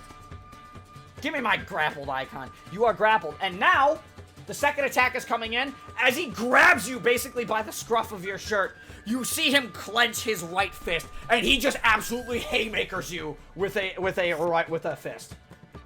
Ugh. Ow. Meanie. That's gonna be a dirty 20 to hit. Why? Uh, That hits. Oh my god, it does. Oh, good lord. Okay. Against a grappled target, it does a different amount of damage. I don't like that. Tickle though. Okay. You take 11 points of bludgeoning damage from the punch. Jeez.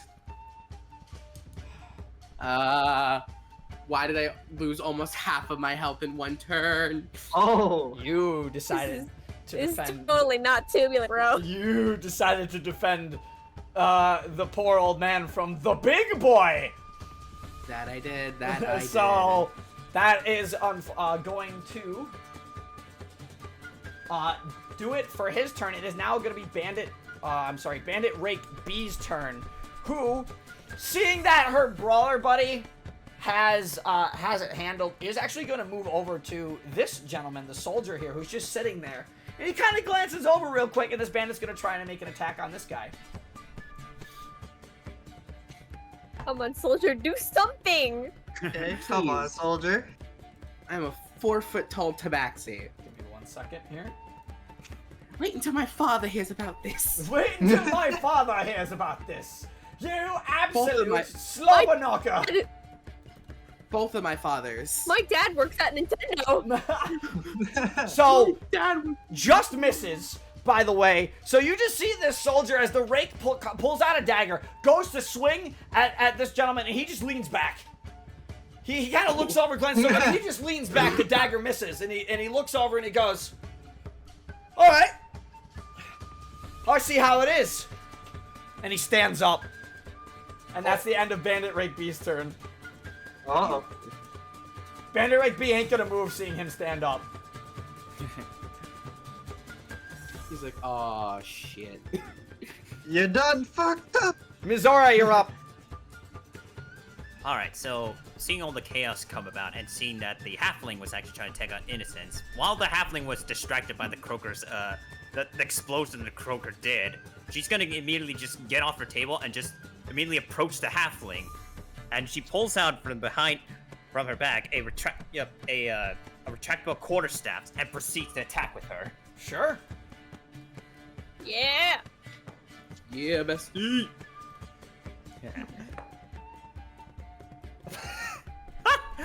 Oh my goodness. Okay, that's a nat 20 to begin. Oh Let's my go. god! So, what's the maximum amount of damage you can do, and then add half of that?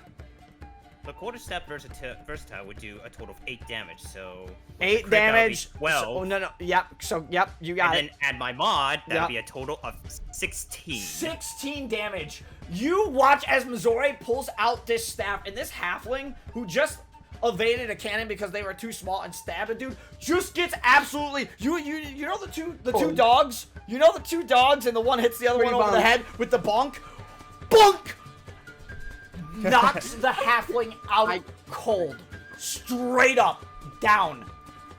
I'd probably say she would hit him in the head so hard, the seat below her collapsed as well. The wood just splinters. Yeah, as well. you absolutely did that. You broke the bench, and the bandit halfling is unconscious. Perfect. Oh my god. Misery, the goat.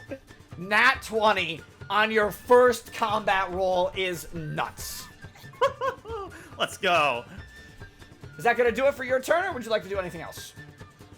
I still got my bonus action. So seeing So seeing that Reiki is like barely standing by, I'm gonna use my remaining movements to walk over and use an unarmed strike as my bonus attack. Go ahead and roll the hit. Okay, does a 14 hit. 14 hits. Beautiful. Okay, let's see. So my martial arts dice right now is a 1d4. Okay. At level 3, it's 1d4. Yeah, monks don't get. It's the- level a super 5. high It's level die. 5. That's right. Yeah. Well, anyways, my total damage would be 7. 7 damage. So, you all watch as Missouri completely bonks and shatters this bench in half. That guy is straight up unconscious with the staff, bruised and really bleeding all over the tavern. And you hear Dane, by the way, seeing this when the one guy goes unconscious. No, don't spill blood in the tavern. This is. You hear, no, don't spill. And he's like holding the wine barrel still a little bit. Don't spill blood in the tavern. Only bad things will happen. We're long past that. A little too late for that, Dane. Well, as you say that, you run over to the other rake, and the gouge that's in them right now, from Steleno's blade, you run over and just straight up punch where the rest of that, where Russell created that wound, and the pain on the rake is unbearable. They fall unconscious. Oh. Thank you for the assist, Missouri. Always. Just kind of wipes the sweat from her brow.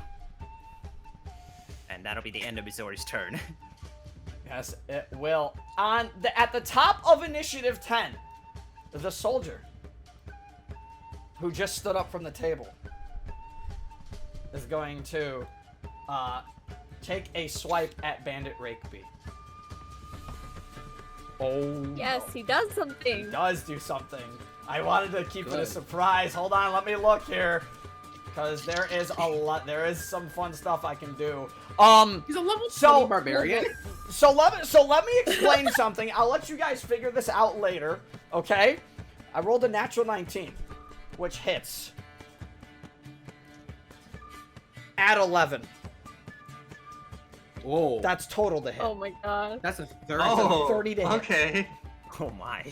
Wait, no, he rolled he has a +8 modifier. Not in the way you think. We'll put it that way. Oh my god. He's like level 15, bro. Like I said, he's a level 20 barbarian. Okay. 8. Done. So you just 8 and then 11. Done. Total of 19. Done. So you just watch as you see this soldier with the crest of Zyfel, the crest of Empyrean, kind of just stand up, and you don't see what happens. All you see is boom, boom, like really quick. It's not fists. It's too the movement's too fast to see what it is. You're not entirely sure, but Bandit Rakeby falls unconscious straight up. JoJo stand? Oh, we got the guy. You didn't exactly see what happened because they were so close and you're all in the middle of combat a little bit. Okay. However, you could swear you hear a popping sound of some kind. Oh. I think I know Goodbye, what it nose. is. What? Ooh. Goodbye, nose. It's quite a loud popping sound. Goodbye, nose. No more nose. You've lost your nose privileges. And this bandit rake keels over, and all you see is 2 small holes exiting their back. Okay, yep. It is what it is. I don't know. I don't know. This is interesting. All right, Sickle, you're up. Okay. You so are I'm grappled. grappled. You are grappled. So, do I have to use my action to try to get out? Yes. Okay. So, I'm gonna try to get out the grapple. What is it to get out? You have to roll. Let me double check here. pretty sure it's strength, right? It's very specific. It is a... Yeah, it just says... A grapple creature can It use doesn't its even action say to strength escape. DC, it just gives me a general DC. Make a strength saving throw. Okay. Make a strength saving throw. Oh, I'm sorry. I'm sorry. Not a strength saving So throw. Roll a d20, add your strength modifier. It's not a strength saving throw. 17. 17. You escape your grapple. Alright, cool. That's my action. Correct. And I can't do damage. Yes, on the bonus saving action. throws are different. Yeah. The 'Cause most. escaping a grapple adds your strength modifier to escape the grab. Yeah. So this is something I just saw. Maybe. I think it's too early for an action surge, so I'm not gonna action surge. Okay, so one thing that it says that I noticed looking at my maneuvers for fainting attacks, especially, it says I could choose a target within 5 feet of me, and then I have advantage on my next attack roll against. Oh, this turn. Never mind. Ignore what I just said. Nope, that's fine. I think I'm just gonna second wind then, because I'm pretty low on HP. Sure. So I'm gonna use my bonus action to second wind. Ooh, good health, good health. That's an extra 12. Nice. So 29, no movement. I'm just gonna stay here protecting the good old barkeep who gave me my milk. Sure. And now it comes to this other bandit's turn, who sees you escape the grapple, and kind of like suddenly you hype yourself up, and the bandit, and this bandit, you know, he really doesn't like that. He's actually kind of getting a little scared. He's gone. He runs. Bye. He runs. Yeah. He sees that this is not going in his favor, and he is gone. Smart. I'd imagine the other guy. Wise Imagine the decision. leader's not happy about that. The brawler was just like, where the fuck are all Leader my didn't guys? see what happened at all. Top of the initiative order. Russell, it's your turn. Alrighty. As for Russell, I want to see. I should be able to move up there. Yeah. I get up behind the brawler and I take another swing with the flame blade. Hold on, because I don't think that works like that way. I think, I want to say flame blade is concentration? It is. It is concentration. It is. Yes, it is. Yeah. Blade is Up to similar in 10 size and minutes. shape to the scimitar. It lasts for the duration. Yeah, you are concentrating. Go ahead and roll the hit.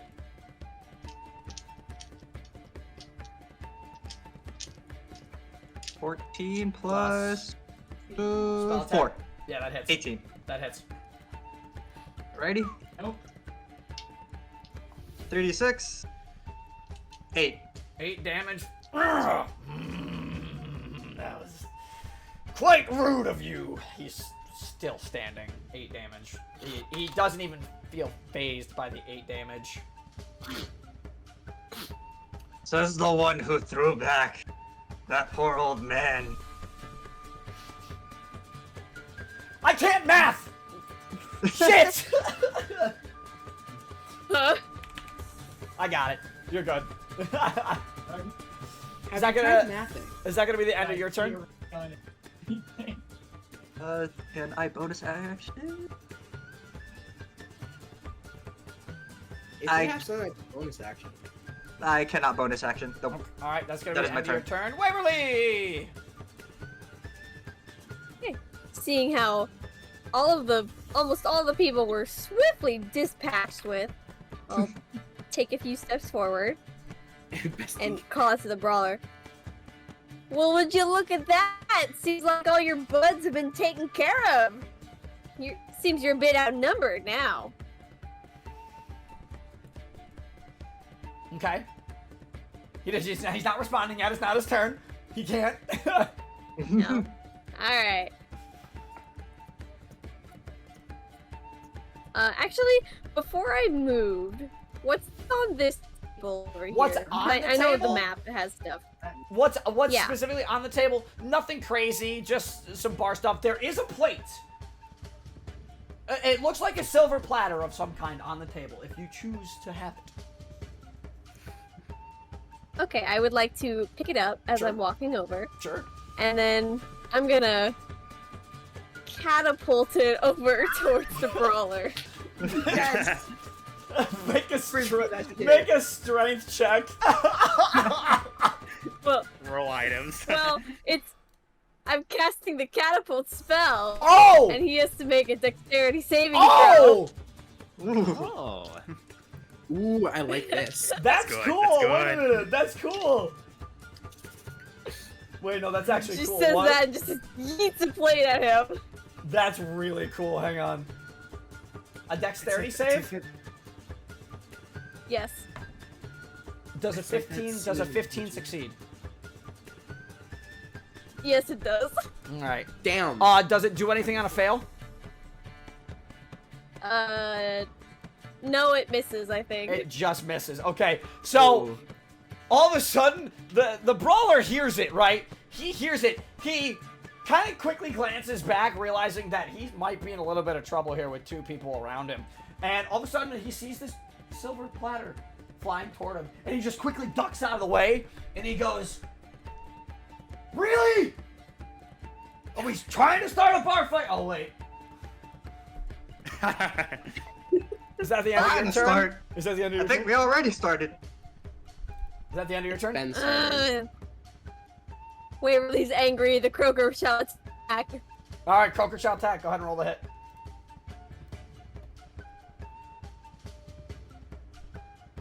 Finally, I roll good. That would be a 22. 22 will hit. Yeah. Waverly misses, and he's like, "Really, bitch!" And then just get Really, boom! Eat Croaker, bitch. eat Kroger, bitch. All right, that's 7 force damage. 7 force damage. All right, all right.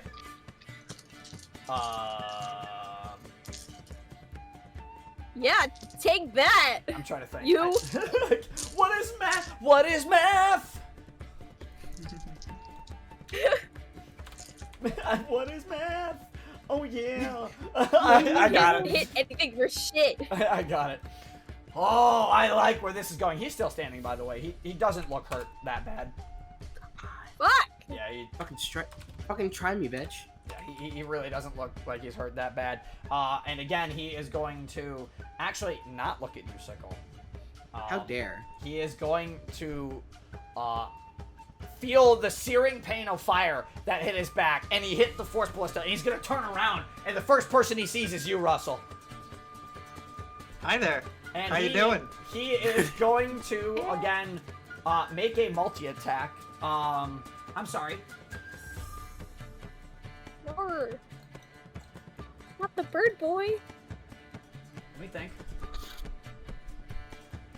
Yeah, he's going to make a multi-attack. Yeah, he's going to make a multi-attack. Alrighty.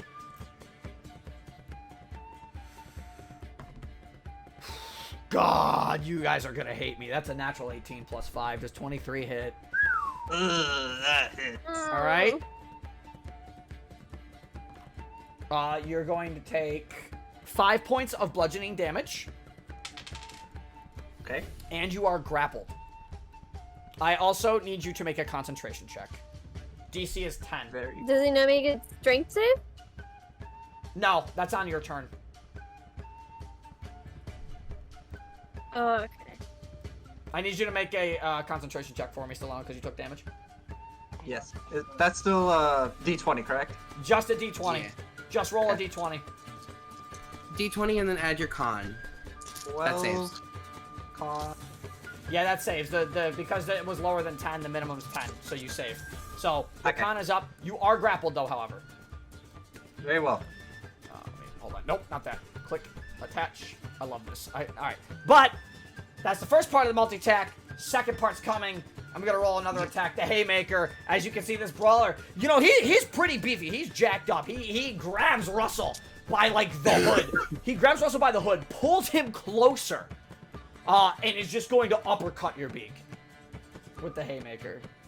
Hey man, that's not very nice. That's another dirty 20. I'm not even kidding. I am so sorry. God. Stop! And because you're grappled, it's 3d4 instead of 1.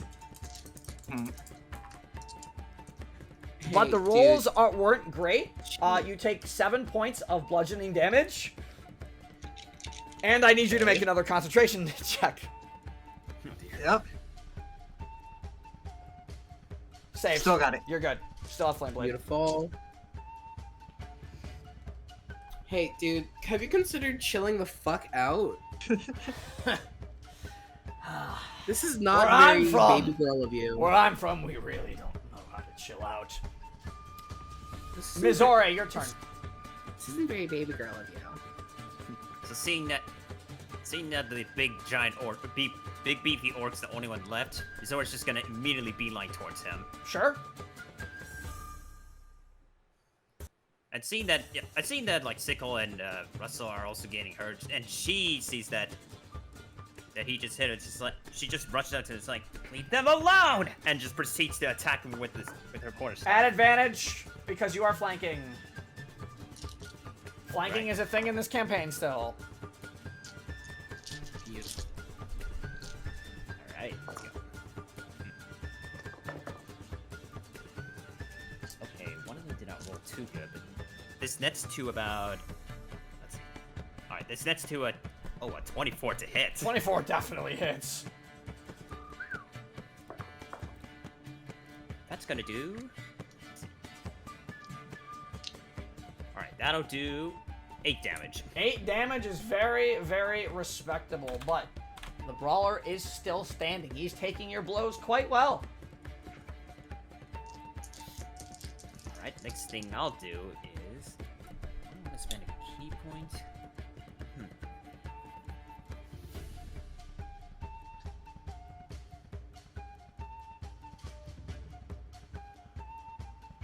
You know, I'll do... You know what? I'm gonna make my bonus action Flurry of Blows. Sure, go ahead and roll. I think it's 2 more attacks.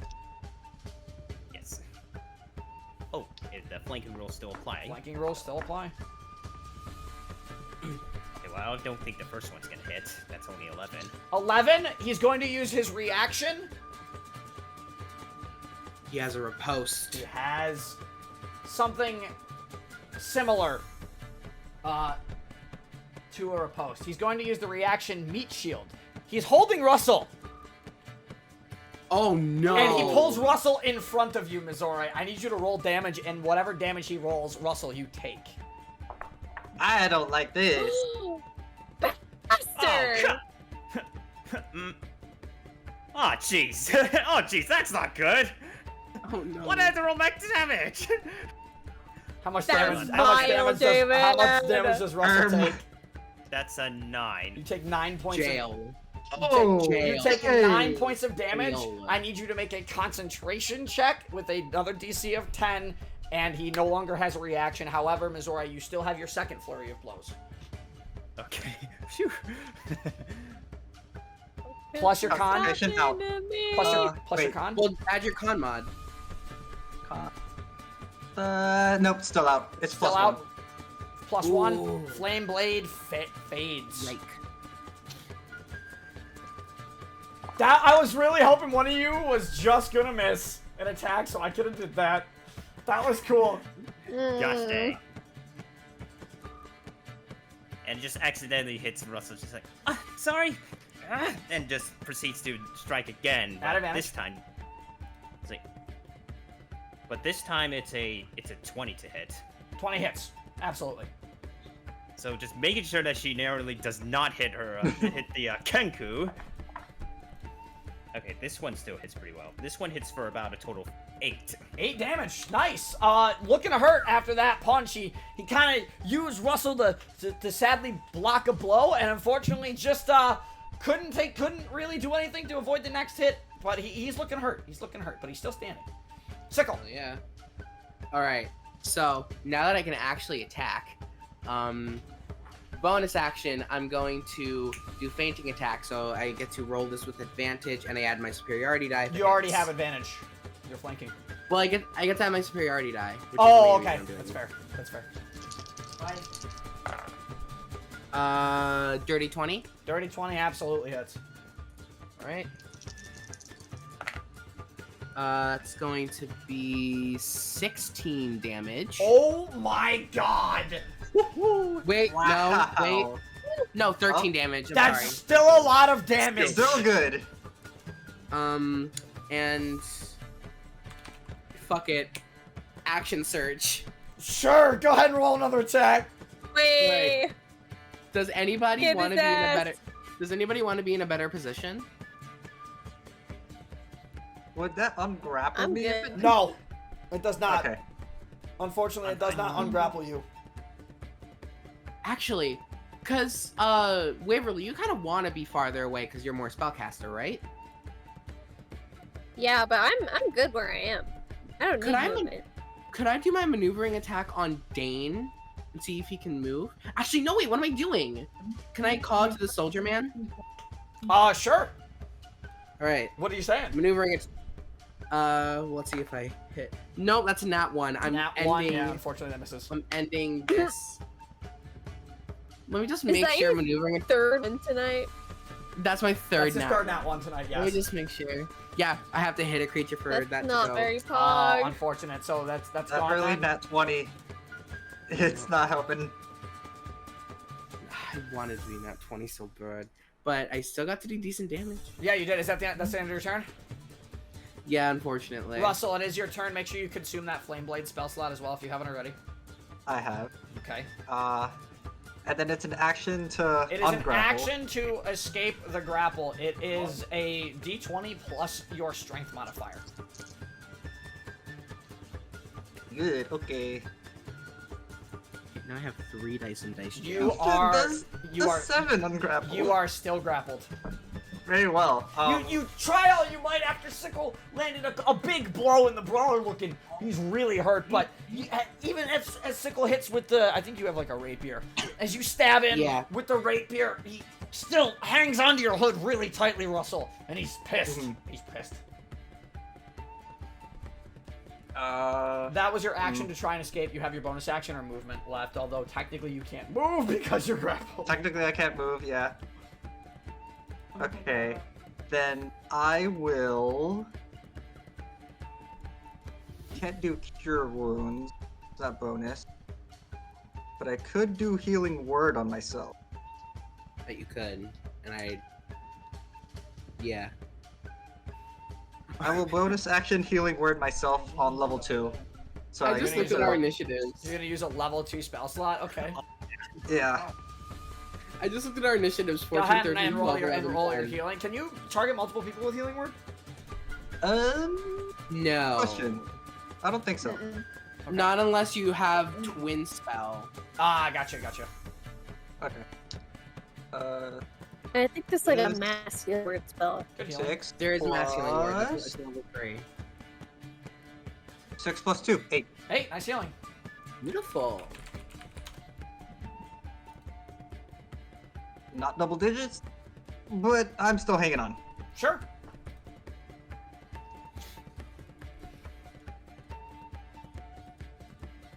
That's gonna be the end of your turn. Waverly, you're up. Okay, this guy's really getting on my nerves now. He's bloodied, you said, right? He's very bloodied. I Please let didn't him want live to the it. next Damn turn. it. Please let him live to the next turn. I want to do something so badly. Please no. No, fuck Please. your reaction. Yes! DM! How dare DM! you. DM! I feel like he's gonna throw me Wait, he's across gonna- the room. Waverly's gonna unsnap a wand she had dangling from her backpack and point it out as she casts Firebolt. Sure! Go ahead and roll the hit. On Waverly. 25. The 25. I'm sorry, what the hit? 25. Yeah, that absolutely hits. Go ahead and roll damage. Yes, Waverly. It's just 1d10, guys. No big deal. Yeah, it's 5 fire damage. 5 fire damage, he's still standing. That's still pretty good. He's Why? still standing. And then we got the little croaker. Sure, go ahead. Yeah, Korum. Kill him. Shit! That's an 8! 8 misses, unfortunately. Fuck! Do you want to do anything else? I can't! Alright, and then we move to the brawler's turn. He is absolutely going to throw you. Oh I do god. it. Alrighty. This is vile. So, I can throw one medium or smaller creature up to 30 feet horizontally. If the target is a creature, you fall prone after the throw. If the throw would enter the target space of a creature or a solid object that's no more than one size smaller than it, you collide and you take damage for every 10 feet What you the were thrown. fuck? Oh no. Vile. Okay. Where's he going, Jay? So, the Where am I the going? brawler, he's looking around the room. He sees the table. Actually, he sees the table that you were all sitting at. Ah, come on. That's right at 30 feet. He's gonna throw you straight to that table. No! This is vile. I don't like So, that. This is the first combat session. now you lose the grapple on this. However, because he's throwing you 30 feet, you take 3d6 because it's 1d6 for every 10 feet you were thrown. Gross. That is a This is giving. Man! This is giving diet corn cutie vibes. I'm looking for damage because he doesn't get a bonus to roll. this. Roll all ones. He doesn't get a bonus All to ones. this. He doesn't get a bonus All to the ones? damage on this. All ones? 3, 2, 1. You take a total of 6. All ones. Oh my god. However, That's not bad. you are prone on the ground right now. Well, technically, you're prone on the table. So, Damn, I came here for dinner and just got a snack. oh, I could have thrown him at Mizora and done damage to Mizora too if you failed a dex save. That's interesting. Good to know. That's really cool. That's his throw. That's his action.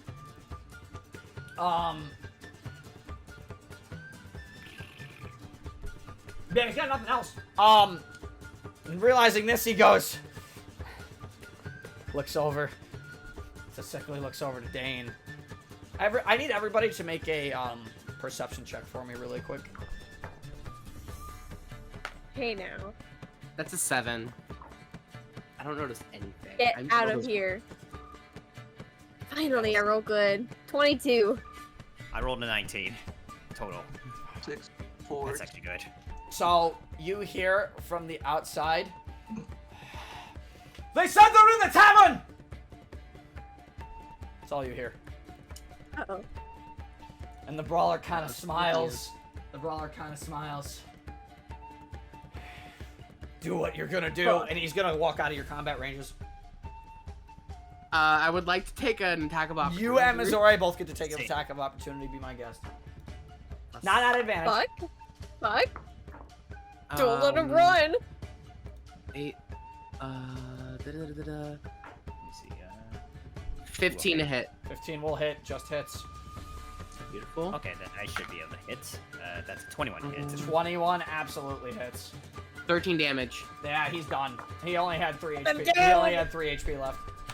Oh, I was gonna add 11 to that. So as he tries to run out of your range, Sickle and Mizore, you absolutely clobber the shit out of this guy, and Sickle stabs him in the back, and he's dead. Like he's dead.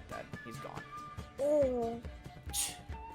And all of a sudden, gets a little quieter. Gets a little quieter.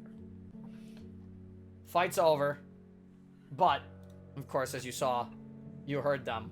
They're all in the tavern. You watch as multiple guards run into the tavern. Multiple guards run into the tavern. All right, you, and you. Realizing clearly they see the dead bandit there, points at you, Sickle, Mizore, points at everybody in the tavern that's not unconscious right now.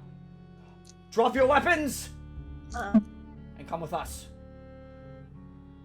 Sickle nods and just complies, knowing how everything works here. I just struggle to get up to get out of the prone position. Fair enough. Very well. You've got I some like nerve. I give like a peace sign to Dane. Sora just puts, sort of records stuff when holds her hands up. And Dane kind of nods. You watch, though, as this gentleman, who is, again, on the chest plate, has a crest of Zyfel. Once again on the chest plate. He looks over at the elven man sitting on the bench. He's still there, by the way. He hasn't moved since he knocked out the bandit there. He's been sitting there, and he just kind of nods over at the guard, and the guard kind of nods back. You have a lot to answer for. Causing a lot of trouble in our small town, and it looks like a lot of you actually are outsiders for that. Meaning, you're going to come with us to the Lawmaster, and she will decide what you have to do, or what we are going to do with you. But if it were up to me, well, I'll just let her decide. For the rest of you, and he looks at the guards. Check them. Check anything for them. Grab their weapons. Follow me. And he motions you all to come closer to him. I do so. You While get... I'm still talking, could I? Yeah, go ahead. What do you want to do? Yeah, could I just kind of try and cast a quick cure wounds on this unconscious guy? Sure. Because he is still bleeding out. On that, This one, by the way, this guy over here, Oh. dead. Yeah, that guy on the bottom's dead. He's gone. I played out for too No. long. Yeah. Okay, he gains 11 hit points. Okay. This guy comes back. He's okay. Okay. Hey! Okay, you. No funny business? And he points over to you. Fine. Well, Whatever. I do appreciate it. And the croaker you turns all back into a ball, and you all approach the machine, if you don't mind. And he holds out his hand for you to give him Croaker.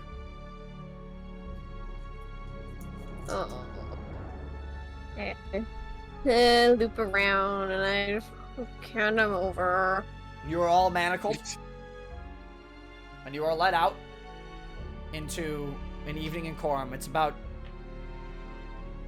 I would say, that fight in the tavern, it's about 8:15, 8:30 at this point, and you are all led out into the town of Korum. Now, for those This fucking sucks. wondering, And as we're exiting, Misori's just talking to herself. Didn't think this is what I'm gonna get myself into when I visited town of Korum. enough talking. The Lawmaster will see you in a minute. Very important. You in particular, some of you outsiders, you will have a lot to answer for. And you are, for brevity's sake, I will put your guys' party as the shield for now. The Dancing Dragon Tavern is on the outskirts of Korum, which is why the guards didn't necessarily get to respond right away. And you're led through town. You're led through the town. Cross the little creek, cross the little bridge, and you walk through the market. And as you go through the market, you all get a quick glance of the town of Korum. Now, Sickle, you're very familiar with this compared to the rest of them, but you're very familiar with the statue. There is a statue in the center of the market. The market is known as the Heart of Korum. And inside there is a statue, and that statue is a Velsteran Dragon Knight. Sickle, you would recognize it as a Velsteran Dragon Knight. There is an engraving. None of you can read it right now as you're passing by, as you are led into the Law Master's building, which I think there is a scale icon somewhere. No, we'll just use this. So this is the Law Master's building, you are led to a building on the outside that the members of Korum known as the Empyrean hold.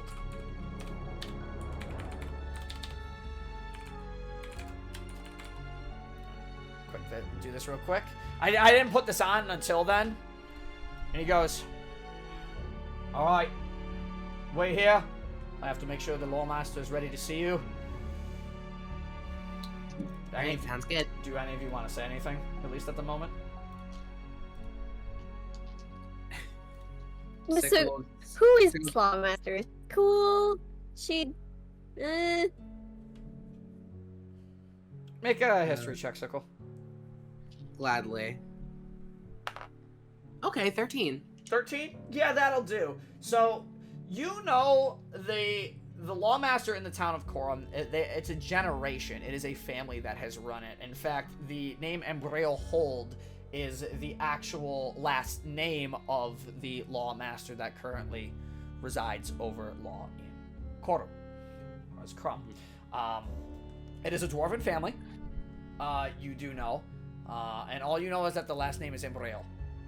But you know that they've been around and ruling Korum for quite a while, in terms of being the law for it. As you approach this building as well, you see a two-story. It is a two-story building. It's got a reddish outside with amber and brass pillars adorning the windows and doors with black shutters. It's, of course, named after the last name Ambrail, which is the family, the dwarven family that has seen over the guard of Korum in Velstera in the Empyrean for quite some time. As you're led inside, as the head guard comes out and he says, "She will see you immediately. There is much to talk about. However, we do ask that you at least stay in the interior until we wish to see her in the inner chamber. We have some things to gather from the tavern that must be done first before we can proceed with your interesting situation." Do I make myself Alright. clear? Crystals. You're led inside. You're all still manacled, by the way. You're not like not manacled anymore. And you're led inside into this first interior chamber. It's a very grand entryway in such a small and in a relatively like larger town. You wouldn't think that Korum has such a grand law building, but again, this was a building that was dwarven made as well. With the family also being a family of dwarves. The entryway has blue rugs. There are suits of armor along the walls and a coffee table that sits in the corner with 8 chairs. There is a fireplace, again, with the crest of Zyfel adorned atop of it. And in the other corner of the room, there is, weapons and like a small little armory, almost like this is where the guard post or like parts of the guard post is, but it's not like the full guard post. It's almost like a barracks of some kind, maybe where the guards stay, not so much where they get their weapons and things. And you're sitting there, at least while they try and collect evidence from the tavern, and you all watch as people run back and forth out in and out of the law building. What would you like to do? I don't think we've exchanged pleasantries with Waverly yet. Oh yeah. So I think I just want to turn to her and be like, "The name's Sickle, by the way. What about you?" Oh, it's Waverly. Ooh, I like it. I know this is a weird place to do introductions, but the name's Missouri. Missouri, alright. A weird place indeed. I say that as like I struggle to keep my composure after being launched 30 feet onto a table. You're welcome. True. Russell Mill. A pleasure to meet you. Yeah, didn't think I'd get arrested. Kinda. Are we getting arrested? I don't exactly know what's happening. I'm not sure It, either. it's I guess we're kind of being arrested. More so, we're just being held for investigation. You know, we don't know what's gonna happen. We might be let free off. Might be let free because, you know, defending an old man. Yeah, I and did- witness testimony. I'm sure it'll be fine. Surely Dane put in a good word or two for us. I'd hope so. I've been going to that tavern Yeah. for a while. Well, the only thing, only time we'll be able to tell. I just hope Fair the enough. situation turns positively for us. Ah, don't worry about it. I'm sure it's all gonna be okay. About Yeah, another... but y'all did. Go ahead, Battleac, go ahead. Alright, yeah, y'all did kill that guy, so. Mm. I was only gonna knock him unconscious. Yeah, I might have went a little overboard. Which is understandable. I probably would have done the same thing. He was kind of an asshole. In my defense, he was grabbing me by my scruff. Yeah, and he literally threw our friend Russell across the room. That was not cool. That too. You hear the sound of I'm a not door. caught on that he was an eremite. Is it true that tension between eremites and this? You know, is it true between the town of Eremite and the Zyfels territory has that much tension between each other? As you say that, you hear a door open, and the head guard standing there. All right, the lawmaster will see you now, and you are led into this court chamber again, still manacled, not your legs, just your arms. And you are led into this court chamber. This inner chamber, there is a massive oak desk with stairs leading up to it from both sides. Almost, it's like a miniaturized courtroom almost. Behind that desk is once again Zyfel's crest hanging on the wall with two crossed axes. There is a painting on the left wall that depicts an older male dwarf. You're not entirely. You would assume that this is probably an embryo of some kind, but you're not entirely sure which Ambrel, especially you, Sickle. But for those of you who aren't from Empyrean, you wouldn't really know too much of this. Obviously, Sickle would be taught the history of it. And from another door, smaller character, smaller figure walks out. Looks around 56, is a 4'3" female dwarf, has amber eyes, orange hair, very serious demeanor. She's wearing a breastplate with large shoulder pauldrons. That's really hard to say. There you go. Back-to-back words like that. On the chest plate, the Zyfel's crest is adorned all the way down the middle of the chest plate. And you can see as she walks up the stairs, the desk is a little short, but you hear some grinding, and there's a little step stool that you see her pull off from the side, and she steps up onto it. So, what have you brought to me here today, William? And now you look over at the guard who led you here initially. His name is William. You can see he's a 29-year-old, about 5'5" human male, has brown eyes.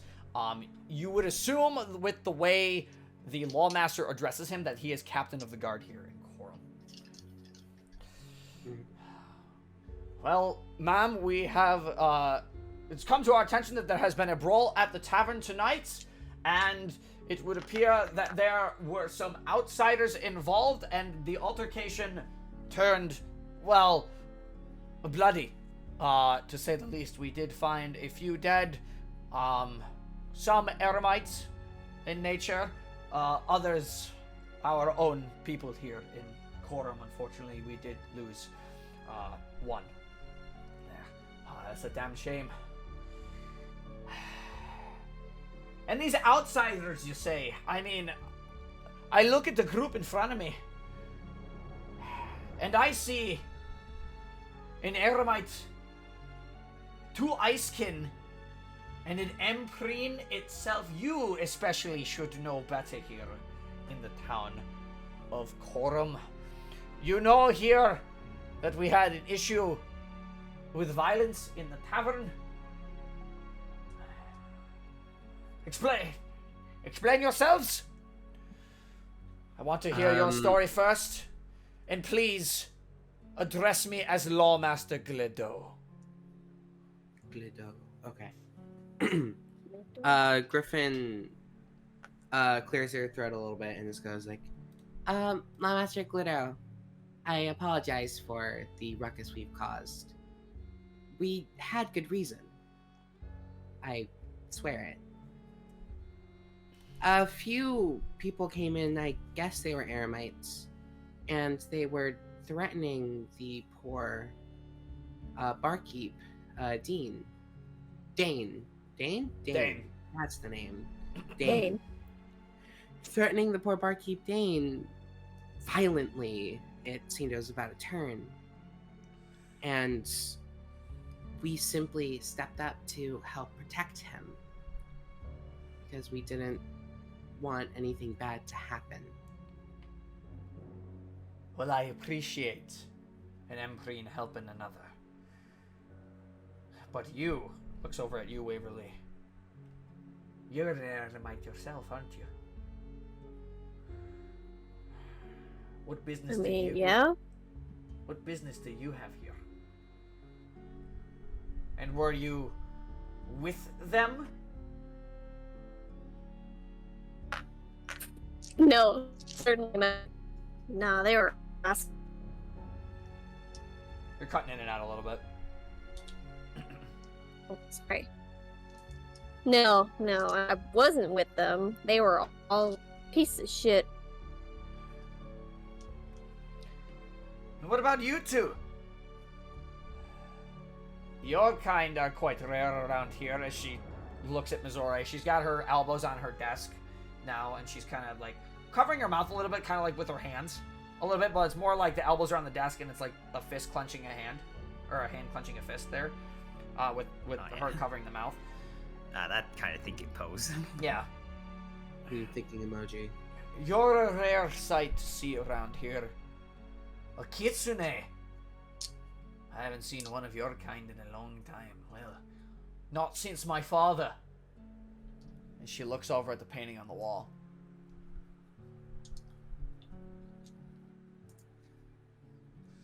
Indeed, I am. Yep, indeed, I am a kitsune.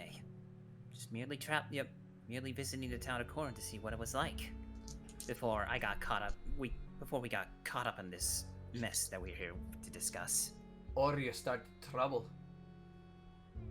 Honestly, they've been coming back and forth gathering evidence, possibly against and for you, but right now it seems like the altercation was, well, not pleasant. If you don't know anything about Korum laws or Krum laws, we're really just a peaceful town. We've had too many tavern brawls. Made a law out, banning it.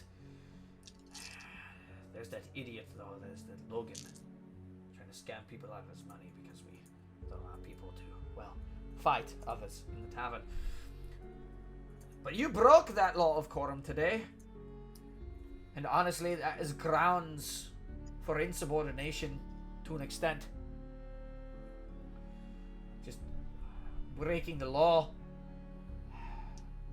And one of my people, the destruction of some of the stuff in the bar seems to have been some forceful magic of some kind, eh? And one of my folks is dead.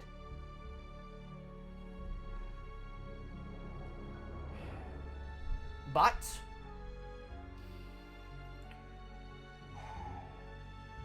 I take it, with the exception of you, none of you are from around here, or are at least relatively new to town, eh?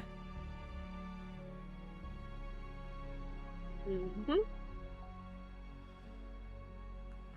Yes, Fairly new, yes. I come from more from the north, but I come more from the north before I decided to settle down a bit over in the neighboring village of Windborn. So you moved to Empyrean. But you're, like I said, an icekin. Interesting. I'm not gonna ask what made you come all this way. That's not my business, at least not now. But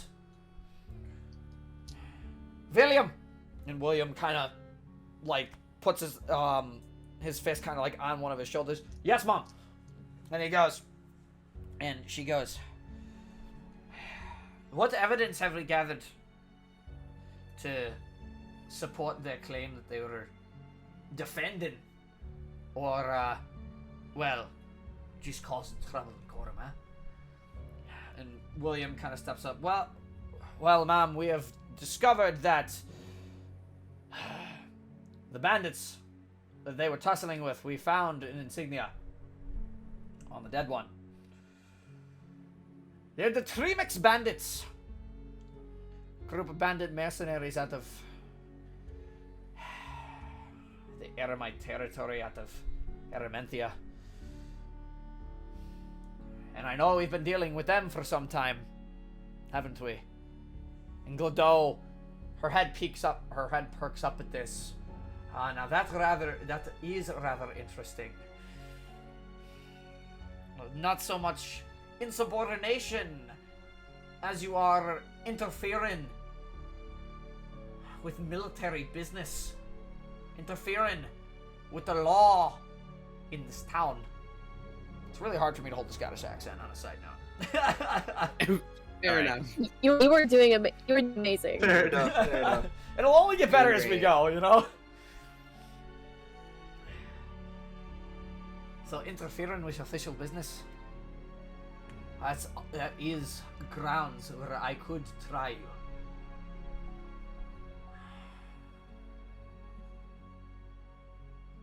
But you're lucky. Dane has been dealing with them for quite some time now. We have been trying to set a trap for the Eremite bandits. The Tremax bandits, they're Eremites. I don't really have a lot of respect for them.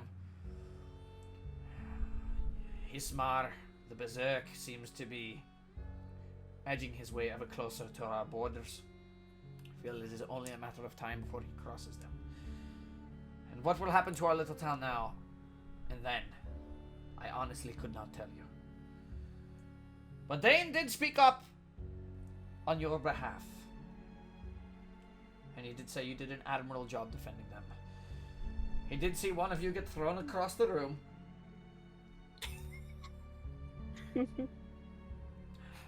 Just gesture over to Russell. It looks over to Russell.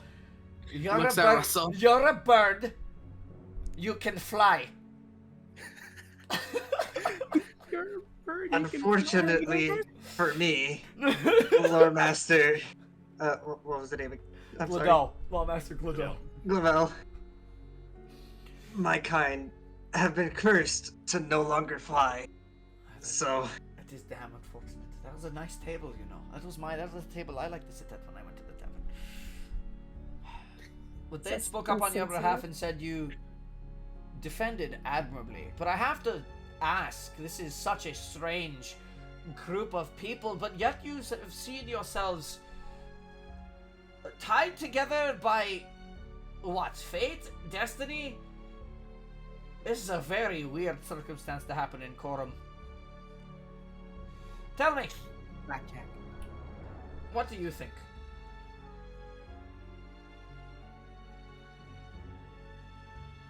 Is it About fate? what? Kind of shrugs.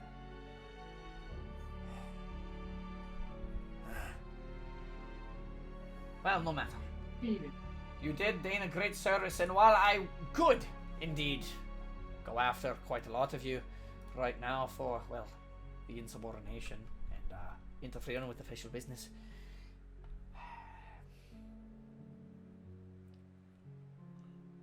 someone else had put in a kind word for you in the tavern. And you see walking in a very similar looking purplish gray skin elf with the reddish purple hair enter, and he goes, "Ah, Lawmaster, You called? Yes, I did. Well, I had William go fetch you. William just kind of nods. Yeah, I appreciate that. I do have to admit, they are quite capable. And what do you think of it, Captain Whittlebane? Considering where you're from, saying they're quite capable coming from you is a big statement. And Mr. Whittlebane looks back at her and he goes, my business in the capital has nothing to do with that. I was just here enjoying Korum life. I was actually going to spend a day before I needed to head south on some more official business for the Empress. What a right tussle we found ourselves in tonight, eh? And he looks over at all of you. I'm sure you noticed that one of them tried to hit me, but please, call me Tyson. Tyson Whittlebane, Captain of the Drakewarden Guard of Vestat, the capital of Empyrean. It's a pleasure. Now, Lawmaster, if I must say, the one thing I do have to accommodate them for, they're quite tough. They're definitely capable. As you said, coming from me, it's a very high honor, but I'm just a ranger. I just kind of do my own thing, do my own business. Yes, it's very true. But clearly you didn't just come in here to give them favor, no? Actually, no, we know that you've been dealing with the Trimax bandits for quite a while now in town, and, well, earlier in the fight, one of them ran out of the building. Did your guard see anything? The Lawmaster looks over at William. William stuttering. The guards definitely reported seeing an Eremite bandit heading into the mines on the outskirts of town. We tried to stop them. They knocked 2 of our guards unconscious. We think maybe if there are more of them, they are probably held up there. Quite interesting. So tell me, Tyson, what would you have them do? You put in a good word. Would you help?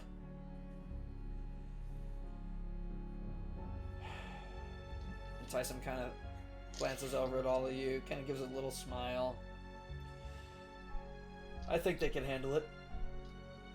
Really? Well, now that is interesting.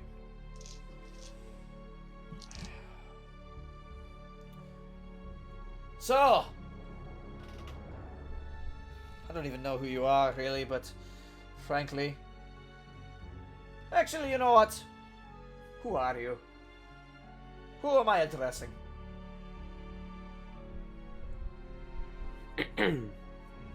Like, individually, Yes, or? yes, individually.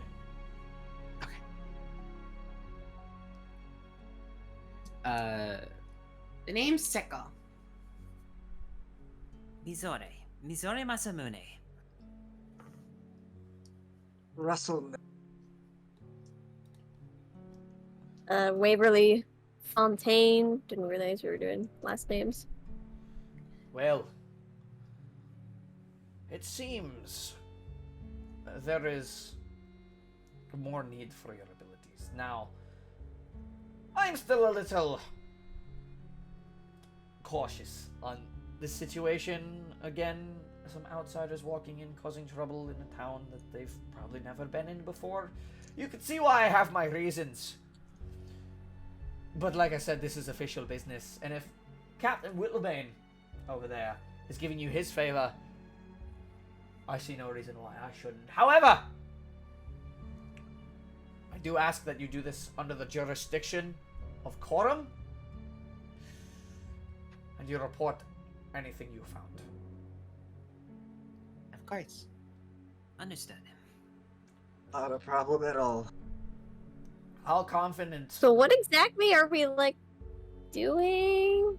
So like investigation or go in guns blazing? How confident are you that you can maybe route out or help us route out our little bandit problem? I think I can give it a whirl.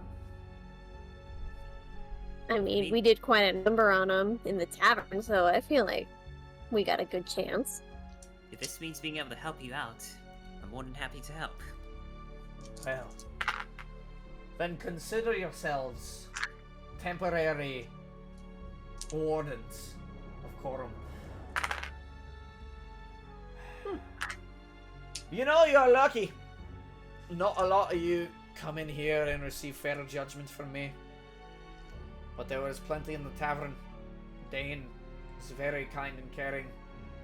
And the three Max bandits, well, they've been a problem for far too long here. What they're doing so far toward the center of the capital, I've no idea. They're getting bolder. So I do offer a word of advice. Don't die.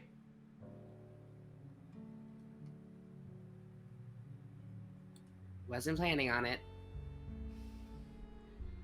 Well, and Tyson goes, well, glad that's settled.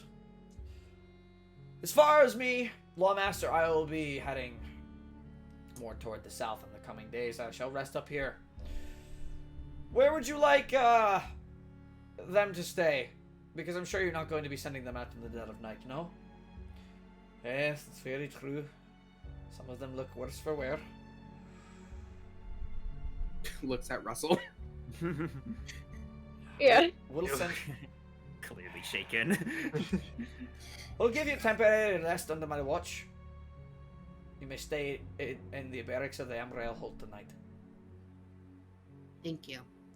Tomorrow, at dawn, you investigate the mine. And report anything you find. You got it. Alright. But of I course, wish but Court adjourned. She takes out a gavel, twing, and hits it on the table. oh, Oh, we were in court? I did not pick that up at all. Yeah, you were being. Surrounded by jurors. Yeah, you were being judged. She holds law over the town. She is the law. She is the court. So you were being I mean, judged by her. you could straight say- up. You could say she was the master of the law. yeah, Yes. that's what the law master is. what's being said. I mean, that's her title. Now, if you don't mind, I'd like to retire. It is late. I will see you in the morning. Very well. Thank you, Yeah, Lawmaster. cool. Tyson, you know where the quarters are. See them to it. I can do that.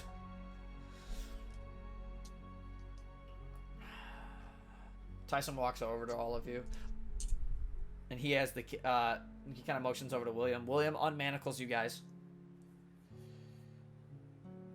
and Tyson kind of looks over all of you. I've dealt with them before. They are definitely not to be trifled with in the wrong hands. I will say that now. But I'm confident. I wish I could help you and see it through, at least at the moment, but I have more important business to attend to, at least at the moment. We But- appreciate you all the help you've given us. It's the least I could do. And Tyson kind of looks over at Sickle for a minute.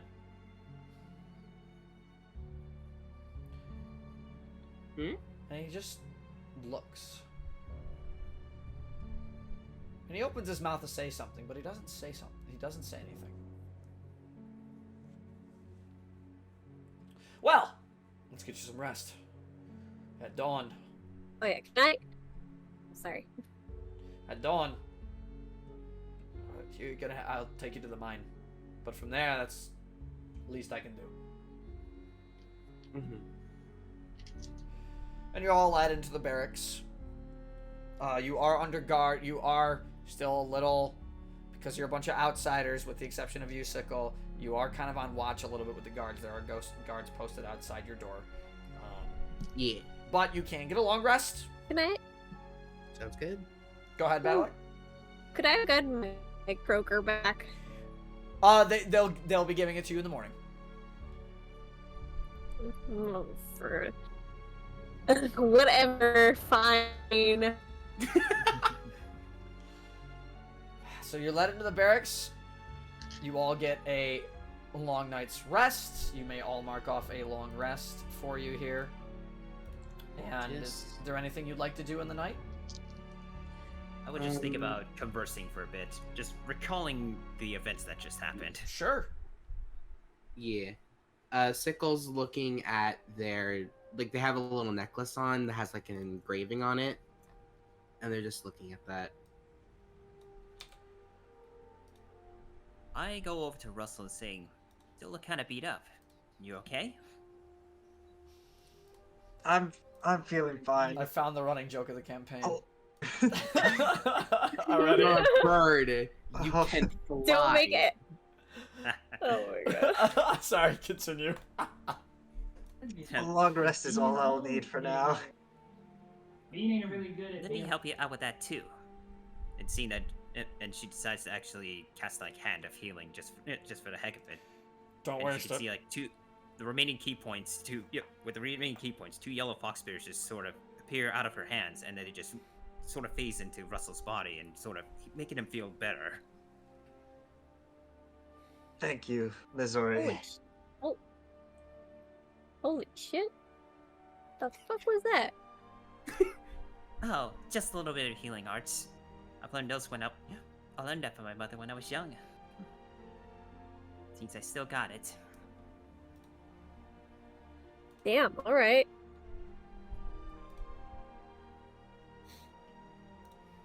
Is there anything else anyone would like to do? And I just approach.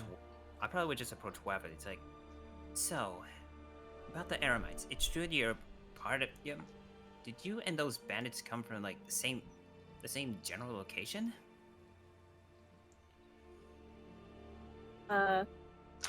Actually, would the name Three Max Bandits ring a bell to me? Trimex bandits. Sorry, I should have. Tree Mix. The Trimex bandits. I should explain how that's spelled. It's TRMYX. Here and Trimex. YX. Yeah, Trimex bandits. While they come from the same region of Velstera.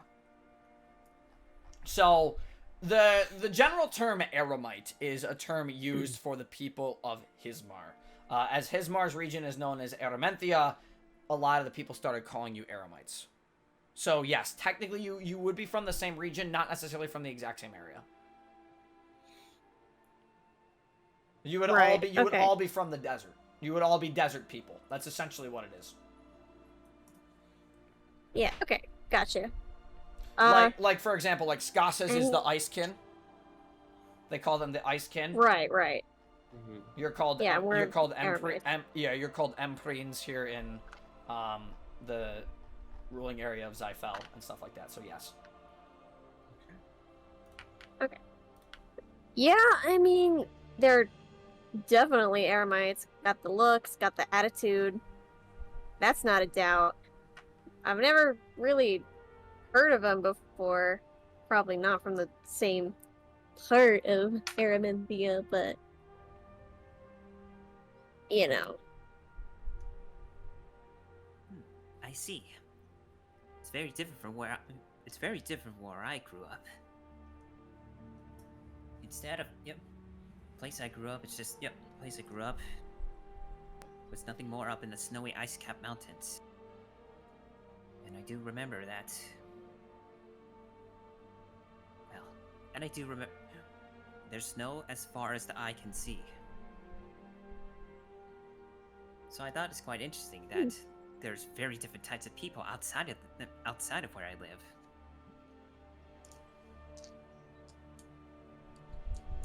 Yeah, you got snow, we got sand. It's like we're made for each other. Well, that's an interesting way of putting it. It'd be a little cliche on my part, but I'd say the stars have aligned for us in some way. Perhaps they have.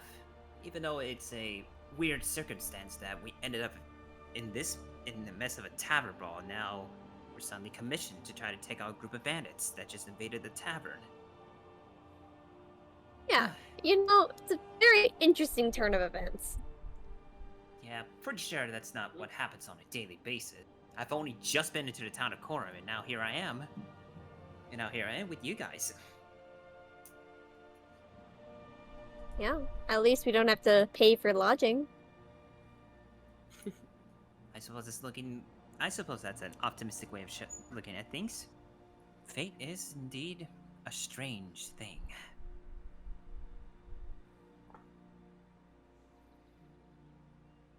Well, I'm going to bed. If any of y'all would. Never mind. Whatever. I don't know. I was gonna Good say, night. on that note, if anybody else wants to Yeah, say just- anything, no, we will move on to the next morning.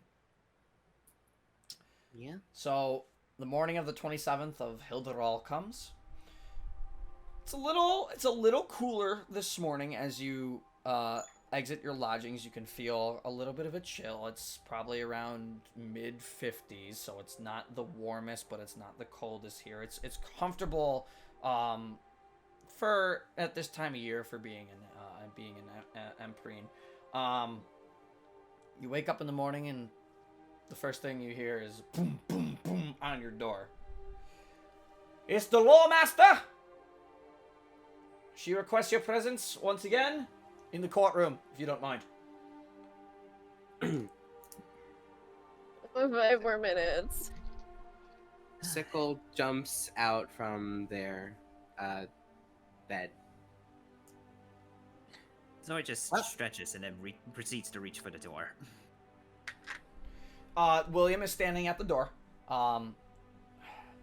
Lawmaster quickly requests your presence in the courtroom. She is going to give you all of your confiscated gear back.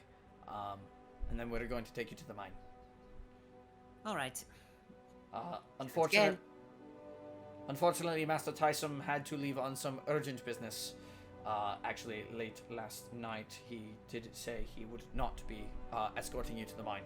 So that will be me today. Alright. Well, in your hands. We're in your care, William.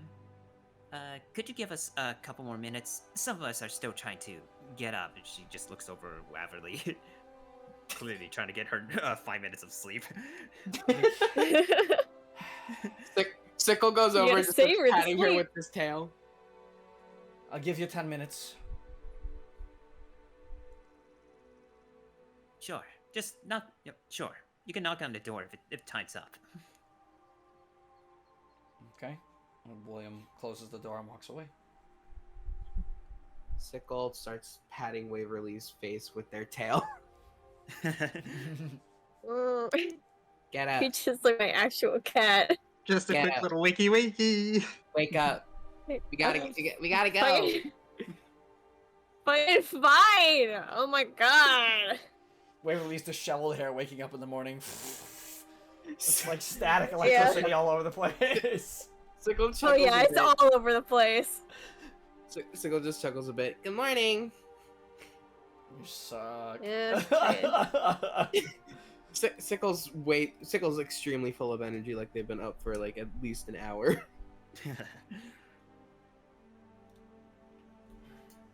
And you're led once again Get into ready.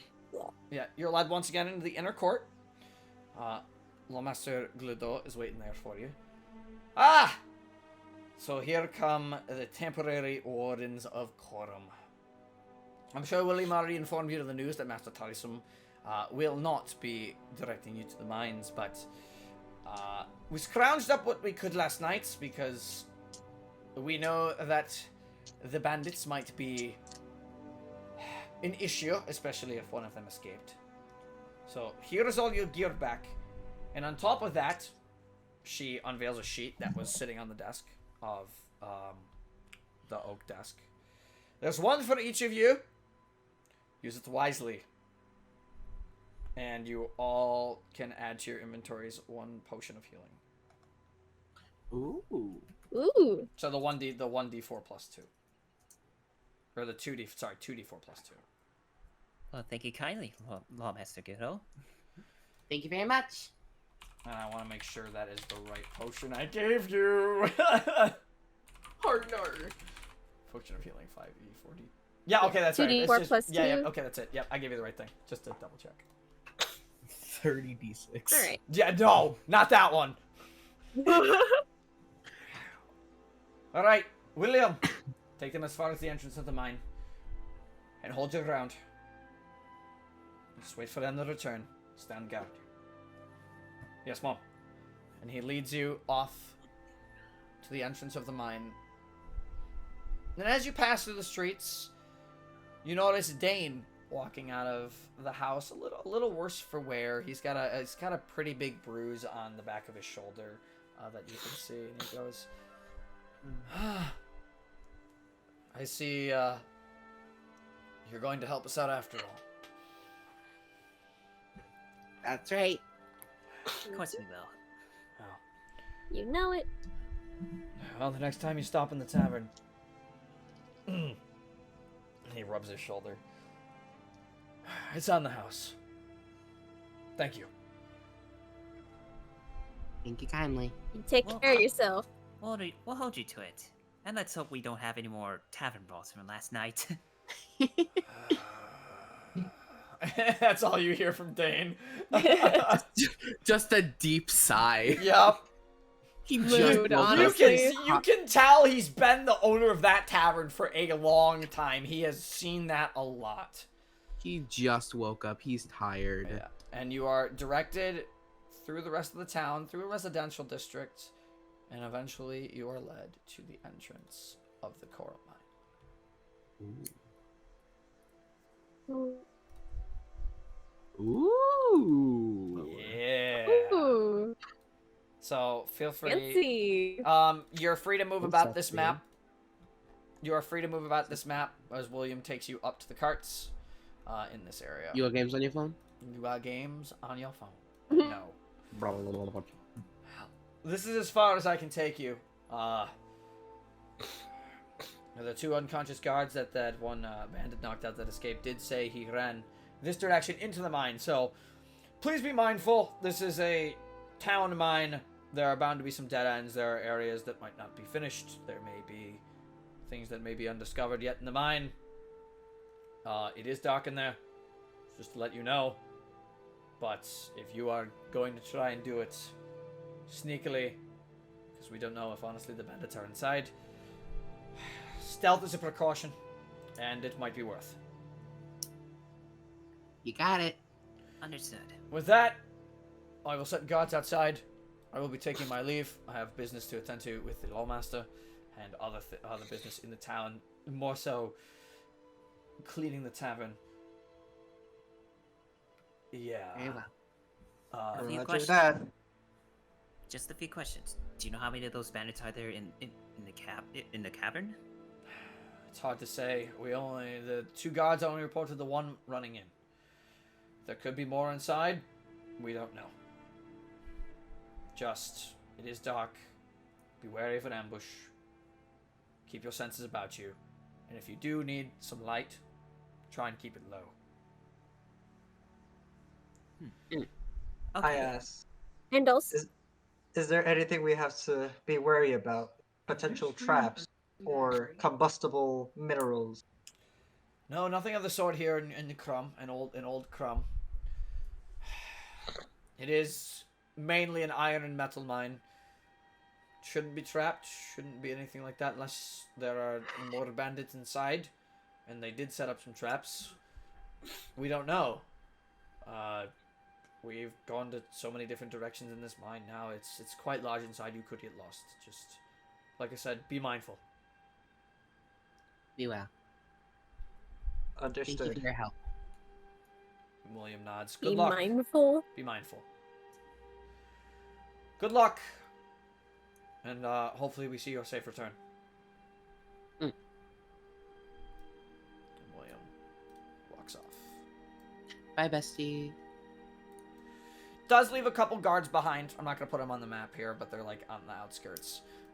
This is the old town mine. It is basically connected almost directly to the town. You can see actually from the one track you're on, the mine track actually leads almost, it looks down to like some sort of processing plant that it seems to you that looks like you can see a smokestack in the distance that might possibly be the smithy, where they might, and next to it might be a spot where they're processing any of the ore.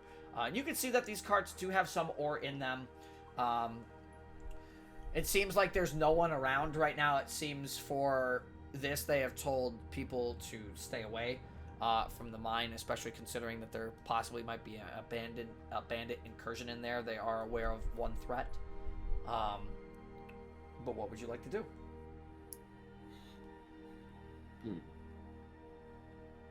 First, I want to check out if anyone's hiding up in the trees. Sure, make a perception check.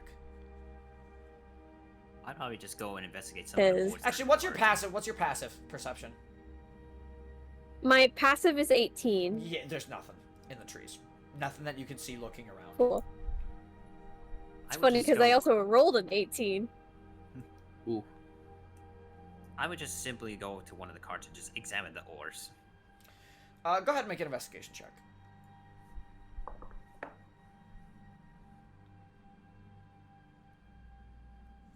That's just a 10. 10? 10 will do it, though. It's just, from what you can gather inside, it's standard, like, smithing materials. It seems to be mainly iron in base. What you would normally see being used for swords or armor and the like. It is a raw iron ore.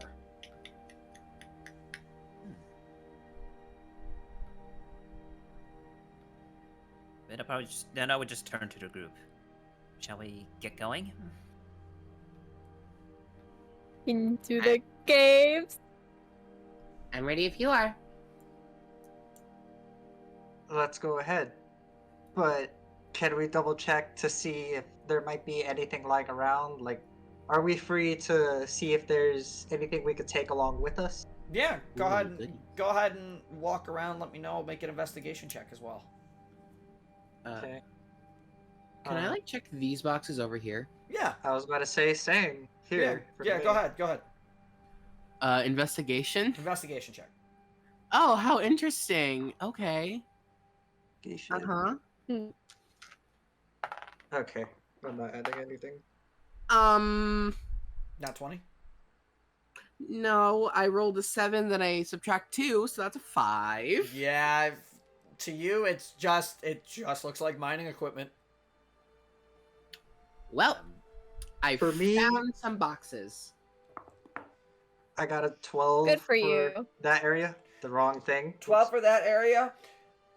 You do have a little bit of a deeper dive, and upon looking at some of the stuff, you can see that there, on the edges of a couple of the boxes, there seems to be some torn clothing, and attached to one of those pieces of the torn clothing is the insignia of the Tree Mix Bandits. Interesting. I would like to investigate this set of boxes. Sure. Let's look at Okay, that's just the a boxes raw over 12. here. Raw 12. A lot of pickaxes. It's pickaxes, shovels, maybe some large stones that haven't been necessarily processed yet that seem like they need to be going onto the carts and out. I'm climbing on the boxes. I rolled a 24 to look at these boxes. Hell yeah. 24 to look at those boxes. Those are boxes. Battle act. Battle act. Oh, I did not think So- I did not think that was gonna happen. I did not think that was gonna happen. Let me get it. Hold on. Oh, Let me go lucky. get it. I got That's kind investigation at the wazoo, Let me baby. go get it. I did not think anyone was gonna hit the 22 I set for it. Give me a We're on second. polar 22, opposites. oh my god. We're on Oh. polar opposites. I have a -2 investigation, bestie. Give me 1 second. Intelligence caster the win. Yeah. Intelligence is my dump stat.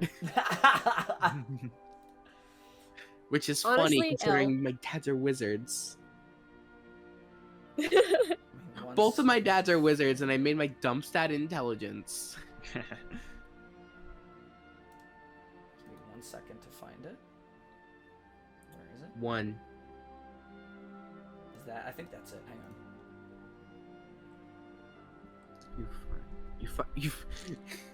You find the Bible. Yes, you find the Bible. No, it's No. Jesus Christ, is real. no. But didn't know they were an apostle in Velstera. Roll if ghosts are real. Oh, Make a ghost check. Make a ghost check. I just straight oh, up. y'all ready for Christmas on the 25th of Jesus all?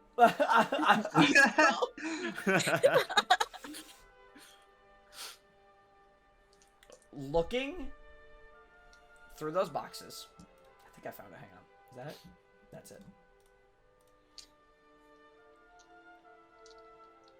Looking through those boxes, there seems to be nothing in particular. However, something very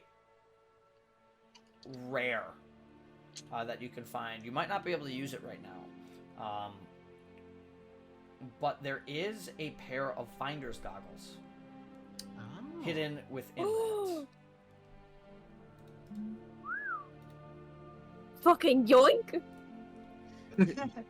I did not think anyone was gonna hit that. I put a little surprise. Let me link that to you really quick, Battleac. Hell yeah, Guys, I Battle found something!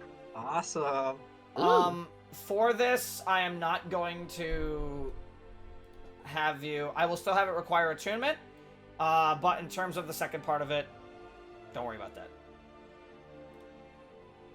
Right. So I can't use these right now.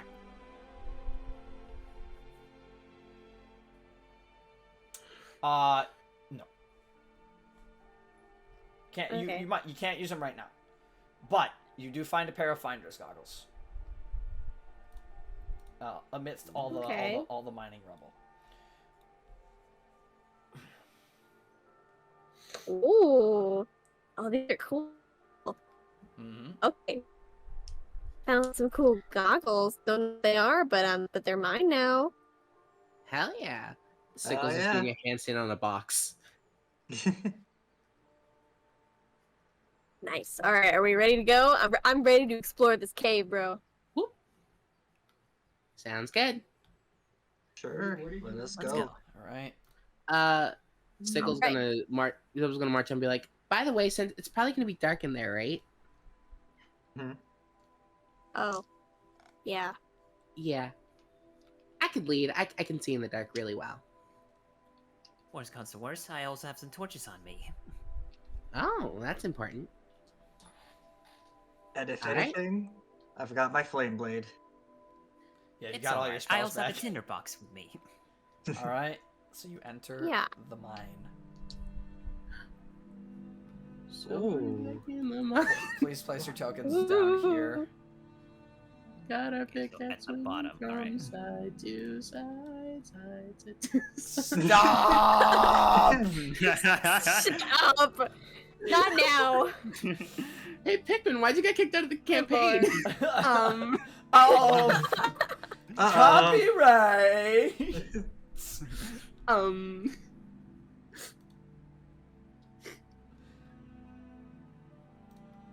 Is it like pitch black in here? So there are some faint torches, at least in the area you're standing, but anywhere further ahead, it is dark. You definitely would need dark vision to see, for sure. Well, I have the dark vision. Fuck. Ooh. So Are as these you enter torches, them, like, they're very dimly lit. They're probably only giving off about 10 feet of light each. can I grab one? Sure. You pick up a torch off the wall. It's in a little holder. Yeah, You I'm can- just you gonna can, hold you this. can take it out right there. It's in a little bit of a holder. Seko, Y'all mind if I how far is your hold dark on to vision? How this? far is your dark vision? 60 feet. 60 feet. Misori will probably also grab a torch as well. 60 feet. Okay. Is Sickle the only one that has natural dark vision here? Possibly, yes. Yeah. thought Kitsune needs to someone have dark else vision. For some reason, I thought someone else Hmm. had it.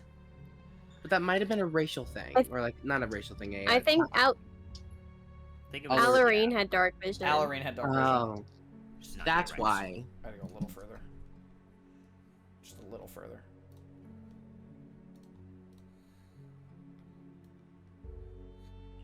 I can- Oh wait, no, it's from Sickle.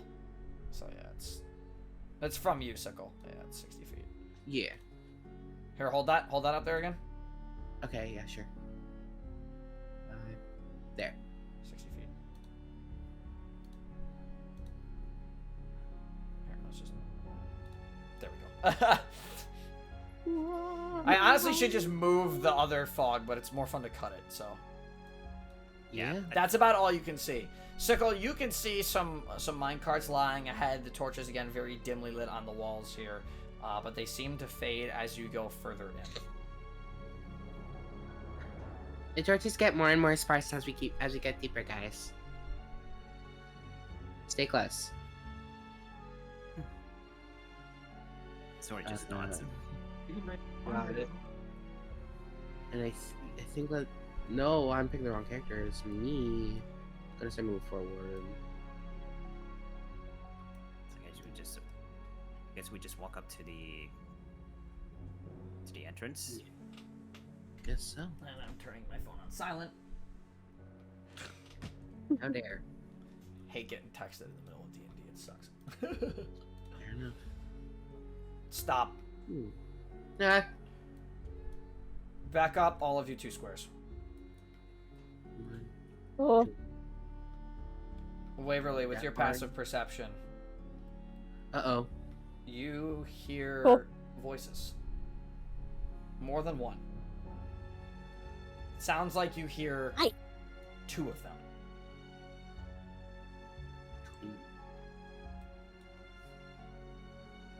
here, people. Hmm? Sounds like 2 guys. Yeah, you can hear that they're Can having I hear what they're saying? You can, yes, you can hear what they're saying. They're having a conversation, and what you hear is, they did the boss in, man. They did the boss in last night in the tavern. We were supposed to get the wine. They were supposed to help us survive out in the desert with the alien resources. Calm down, man. Calm down. What do you mean the boss got taken out? There was some random people. There was an Eremite and 2 Icekin in there, man. Just outsiders in Empyrean? I mean, with the tensions? Yeah, man. It was I don't know what they're doing. And you can Sickle, you see this. Oh. They don't see you. There are 2 people, and they're just kind of talking right there. I mean, I think I lost them though last night. I mean, I took out the guards. Did you take out the guards, or did you kill them? And he goes, I just knocked them unconscious, man. I didn't want to be a murderer. Oh my god, we really have to work on your stealth skills. Oh god, you knocked them unconscious. That means they're gonna be looking for us. Okay? What the hell? Did anybody follow you? I don't know, man. I don't even know if those guards lived. Well, you just said you knocked them unconscious. Are you stupid? You let them live. I don't even know why we let you in here anyway.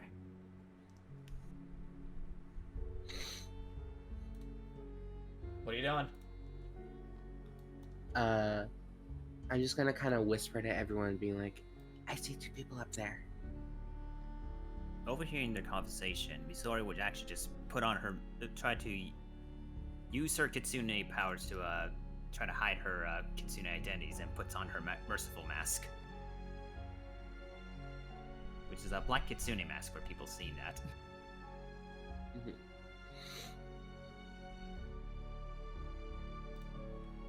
They'd definitely not be happy if we just came barged in. Probably not. You got a point there. You have no idea how hard it is to resist the urge to use mimicry right now. By the way, they're like patrolling around, talking. They're like patrolling around this table area. Okay.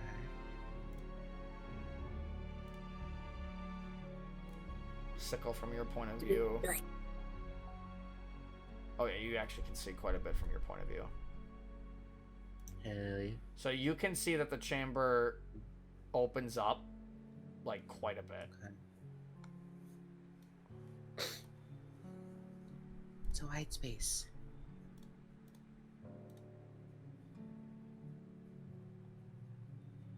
Any chance do you see anything concerning Sickle? Other than the two... Should I roll a perception check to see if I see anything bad? Sure. Cool. This is not a time to fuck up, D20. It's a time for a good roll. It's a time for a good roll. That's a good roll, 16. That'll do it. At the edge of your vision, Sickle, more toward the north side, you swear you can see more movement. You can't quite make it out from that distance with a 16, but there is something over there. I'm just gonna look at everyone and be like, I can't fully make it out, but other than the two guys just kind of walking around, I see one more bit of movement. I don't know exactly what it is. You should be careful. Probably another guy, I would assume. Maybe. Do I want to do shenanigans? I don't think I want to do shenanigans right now. But I could do some shenanigans. While you're pondering that, Waverly's gonna take out another little golden orb. Although this one's smaller, and she's just gonna put it in your hand. She's like, if something bad happens, that'll start working, so just don't freak out. And she'll hand it over to him. Alright. I think I'm just gonna move forward. Are you going stealthily? Very much so. Make a stealth check. Oh, please, I have good stealth. Please, I have good stealth. I'm not a rogue, but I got good stealth. Please! Ooh, it's not in that 20, but we got 23. Yeah, that'll do it. Alright. So I think I'm gonna... Mind you, Sickle is moving up. Once you guys move up, if you are doing it stealthily, I need you all to make stealth checks as well. Sounds good, Okay. but I also have a question. Could Yeah. I summon my little baby owl? Oh, For what purpose? With Find Familiar, my owl does have dark vision, and I wanted to see if it could scout out. Ooh. No, it's a stealth mini game. So I think I'm gonna have Sickle hide right Let me here. look at your sheet. I'm gonna hide Sickle I have right. a You copy. find familiar? I'm not. It is Find Familiar. Oh, Wild Companion. Yes. Wild Companion. Summon a familiar from the Mhm. Find Familiar spell. No materials are needed. Yeah. Yeah. Yeah. Druids. That's a thing you can do. Yeah, and you chose owl, so yeah, feel free. Yes, summon your owl. Do I have a marker for your owl? I don't think I have a marker for your owl. Did I remember to get an owl? I don't know if you made a marker for your owl, but that's okay because I can. We'll make it work. Okay. We'll make it work. I can do. I know there's a wing. There's like a wing. BRB. I'm gonna do like an owl. BRB doing the stealth section in a video game. Yes. There, we'll do the. There's your owl. If you want to get something what your owl looks like, be my guest. I know I made my owl in the Hero Forge, and it is there on my character. Oh, you would just have to make an icon and place it then really quick. Yeah. I think I'm gonna stick Sickle right there. He's right there. Okay. I will see if I From can that drop distance, Sickle hiding around, and mind you, these guys are still patrolling around this area. Yeah, that's why I went, because I know they're going like in the this way, Mm-hmm. clockwise. So Let me do I something really quick because from where you are currently Uh-huh. standing. From where you are currently standing. okay. Darkness. Hello, darkness, my old dark. I'm just gonna reveal the whole room because actually from where you're standing, you would see it. Haha. You see that there are two Oh figures. no! Oh, There are two figures Oh no! standing there. Uh-oh, spaghetti. And I actually did not. What was your stealth roll? 23. 23. Let me Uh. look to see really have quick. bad perception, please. Let me look really quick because I have to pull up their sheets. Because they have technically their own thing, but some of them have better perception than others because they're stupid. Because they stupid. It's El Stupido. Stupid dum dum. Okay. You want to talk about stupid? Sickle got -2 intelligence. They're bad at the math quiz, but they'll kick your ass. Passively, they got nothing, so you're fine. Woo! Their passive perception. They'd have to actively be looking for you. Gotcha. While this is going on, Missouri's gonna also go in and do the stealth check. Oh, yeah, sure. Yeah, we really do. Oh, nice. Okay. Put down the I- torch. Yeah, I just dropped it. Yeah, I just doused the torch and drop it. I just go into sneak. Alright, Okay. for me, that's a 24 to sneak. Yeah, you're good. I'll probably hide That's a behind 16 for me. You're fine. Believe it or Alright, not. Missouri, one up me, why don't you? the- As for your I'm owl, just gonna. Uh-huh. where would you like to send it? I'm going to send my owl out over where Waverly is in Where? this area. Sure. Looking down the hallways. Well, actually, can you see through your Find Familiar? Is that a thing? I don't think Yes. I can. You should be able to use the Find Familiar spell or something along the lines of while it's active to look through the eyes of your familiar. Let me double check because technically it is the Find Familiar spell. So you should be able to do that. Dimension 20's never had a real druid character other than No, Coverage. it really hasn't. Coverage didn't have familiar, but Crown of Candy did. They had several familiar people. When your familiar is within 100 feet, you can communicate with it telepathically. Additionally, you can see through your familiar's eyes and hear what it hears until the start of your turn. Yep. yeah, that works. Yep, that works. Okay. For That we're is not good. we're not in combat yet, so yeah, that works. I will say it has 120 feet of dark vision. It has 1.5 hours, by the way. Okay. Because you're level 3, it has time up to half of your level. So this direction here, dead end. Okay. Dead end. Your owl, you can see looking through your owl, it's a dead end. Moving this way, you see there's a bend here, so you can't really get a good read on it. You would have to send your owl into the room. Okay. Meanwhile, while that's going on, these guards are slowly starting to make their way off their patrol. This way. And these two, Sickle, from your perspective, are moving this way. They're not talking. They look like they were mining. Okay.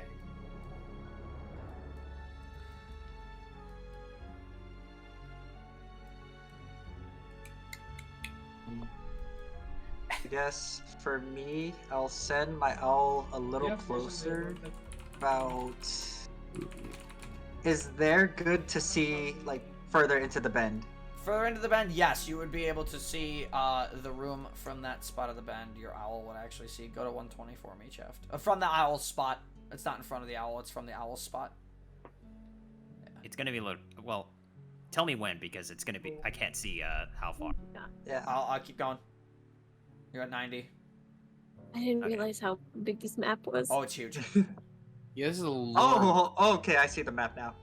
Yeah, this is a big Yeah. boy map. Oh boy. This is a big bitch map. As they say in the business. They don't say that in the Seems business. like the rail carts end here. There's a little cliffside, and you can hear the sound of water Okay. coming from this area. Alright. Water. Come have a bath. Hate the water. So keep flying to about here. There, see the whole room, and Okay. from that room there is nothing inside besides an end of a track. Seems like some mining nodes over in. Oop! I just moved the map. Oh. Seem Whoa. seem like some. I gotta lock it. That's because it wasn't locked. Seems like some nodes, some mining nodes around here in this area that have been used a little bit. They're not fully drained. There's definitely some ore, but it seems like you're not able to get any further due to the water. Seems like there might be something over here. It just looks like more ore on the wall from your owl. Okay.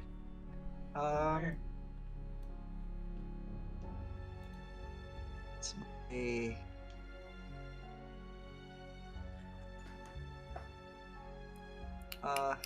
Then I guess my owl will do like a little flyby around the room, just to double check if there isn't anything, and just do a perception check. Sure. 20.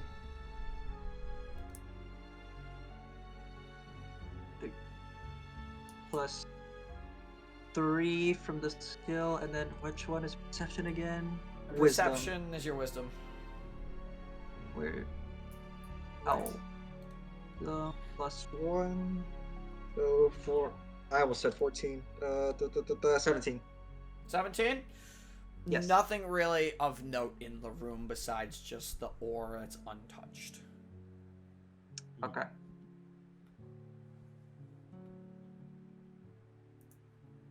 Okay. They were mining like over in like this area, right? Correct. I think I want to walk over and see what they were mining. If I can find anything. Sure. Make an investigation check. Oh, interesting. Why? That's a dirty 1. That's a rock. Yikes. It's a Oh. rock. Oh. That's a rock. It's a rock.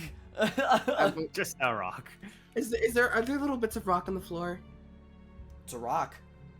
Can I pick up a bit of rock on the floor? Yes. I'm gonna pick up a bit of rock and just be like, I got a rock. Roll a d4 for me. Roll a d4. Roll a d4. 4. You have 4 rocks. Yeah, I got 4 Awesome. rocks. Oh.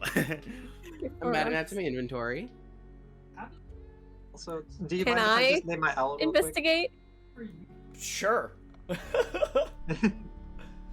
Meanwhile, these bandits are making their way.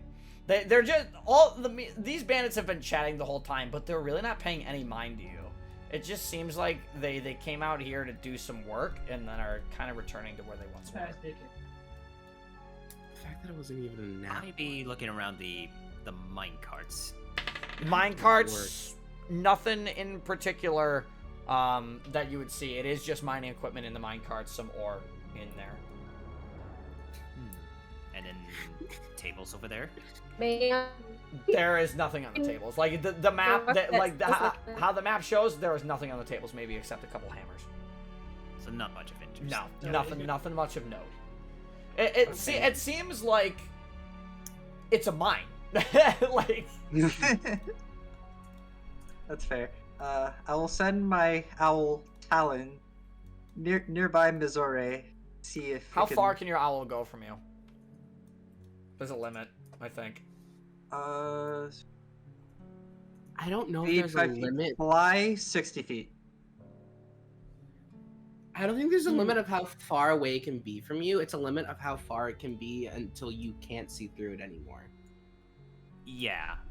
It can. While your familiar is within 100 One, feet of you, your familiar has to be communicate with within it 100 feet of telepathically. you to communicate with it telepathically and see through its eyes. Okay. So it has to be within 100 feet.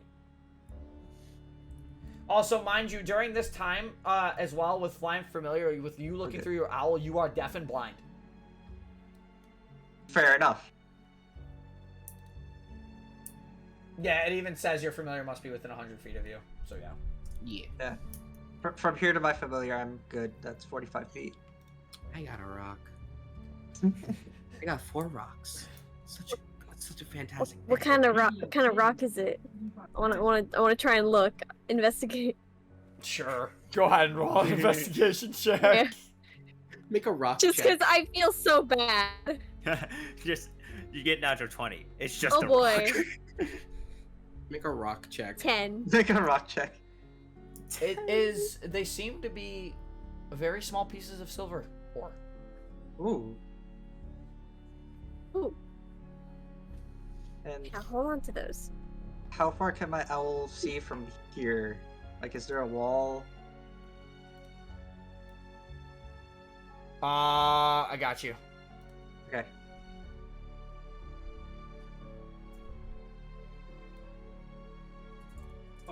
There is a wall. As far as it will go. That bandit's about there. Sorry. Yeah, that's as far as you'll go. Alrighty.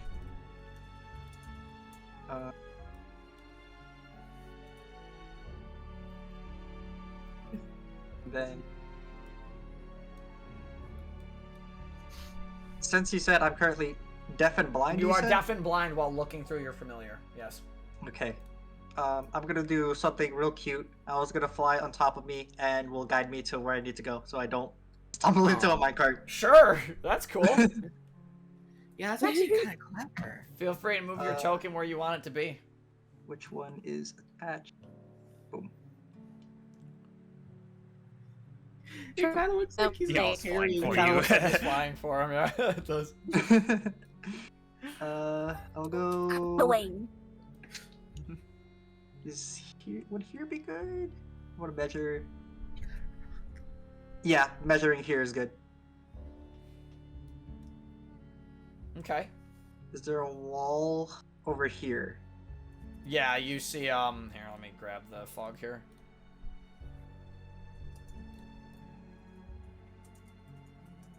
You see the bandits just chilling. Okay. They haven't noticed you. They're just, again, they're kind of doing some work in here. You're getting the sense that they haven't been here long. But it's strange because there's only one way in to the mine. Hmm.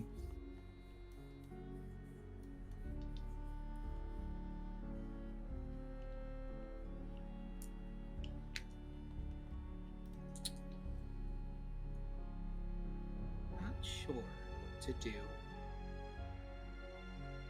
Yeah, what was the plan again? I don't know. I found this cool rock and then everything has gone out the window. Yeah, it's a cool rock. You should find more like him. All right, I'm gonna roll. Can I roll a rock check? Waverly. Waverly. You hear... Oh! Damn it. I left my crossbow sitting over there. I'll be back. Fuck. Oh. Fuck. Oh. Back. That's his first move. Okay. Uh, So we gotta. He's coming back. These 3 rocks are obscuring vision. Okay. okay. Um. And then where did he say he was going? Oh. He's going back to exactly where Sickle is. Okay. All right. Does Sickle find a crossbow in his rock check? Roll the Should I dirty roll- 1. No, you didn't find the crossbow.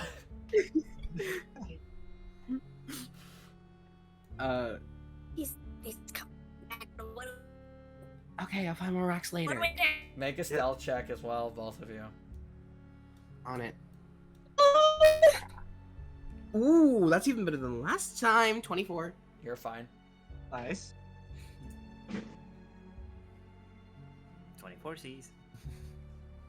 I'm getting flashbacks to our one shot. That's a 3. That's a 3? That's a 3. Not a 3. Suddenly, Right. as you're trying to take a step back, Waverly, you trip over a rock that's sticking out of the ground, and you fall backwards. What? The rocks and the sound that you kick up gets this guy's attention. This guy is now going to make a perception check. I forgot. You're hella lucky. Oh, You're hella lucky. He runs over to the rock, What? looks around the gap, doesn't see you.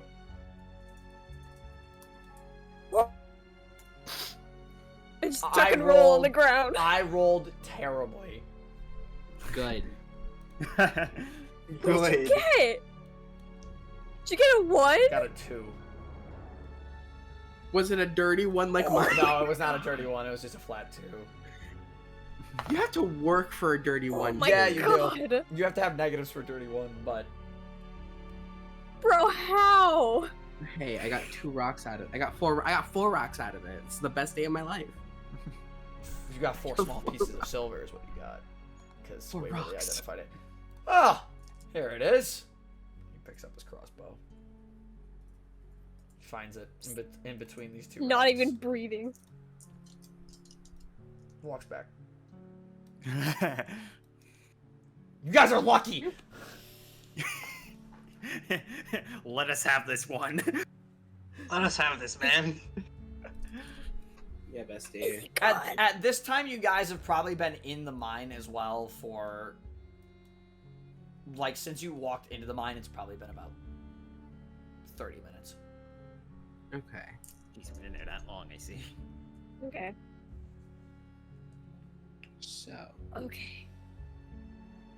Where are we going? What do we have so far?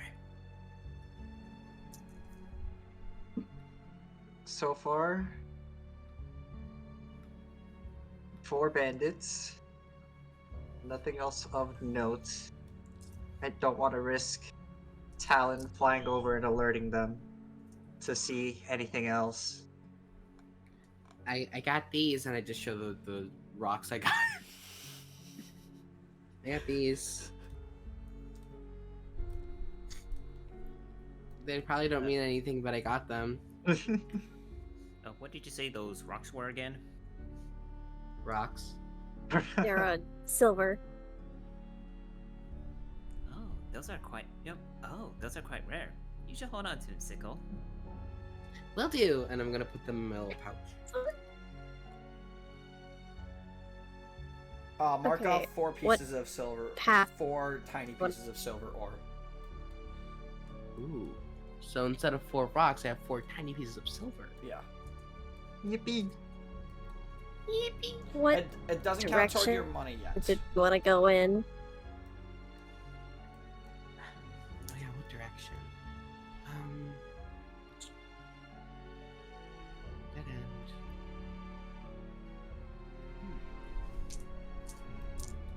Russell, any ideas? Toss That's a coin? We seem to have a northwest and east. Did we see anything of notice? Those areas? So the west, not much. Dead end filled with water. Talon didn't see anything of note. To the north, 2 bandits. East, 2 other bandits. But I do believe they've probably moved away by now. Yeah. I believe I overheard that one of the that one of the bandits must have been one of those bandits must have been the one we saw in the tavern, and he managed to escape. So Yeah. it's likely Yeah, they'll he's- know. So if they happen to find us, they'll probably know who we are. Mm-hmm. I believe that bandit made their way over to the east area. So do we follow him?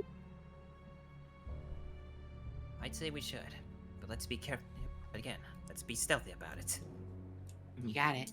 Right, I'll be more careful this time. No promises, but I'll try.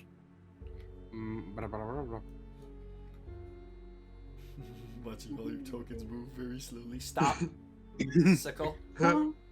Make a perception check. Okay. 15. That'll work. Dark as shit in here. That'll work. Hang on. Oh. Oh, not from there.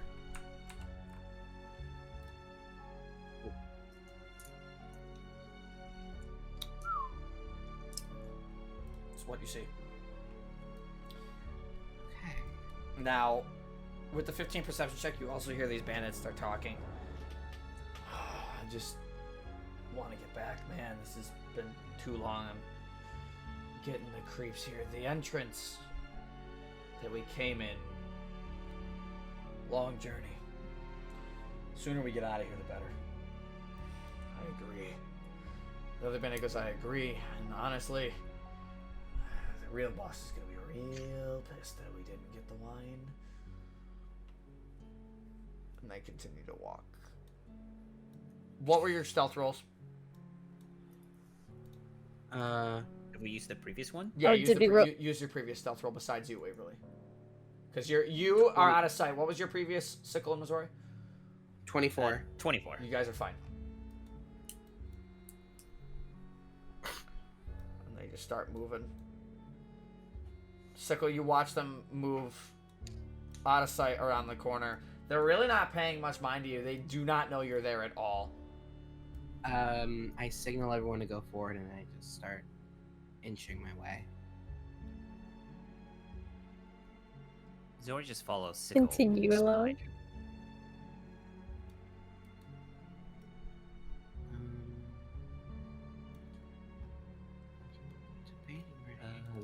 Over here is just the over here just the wall right now. Nope.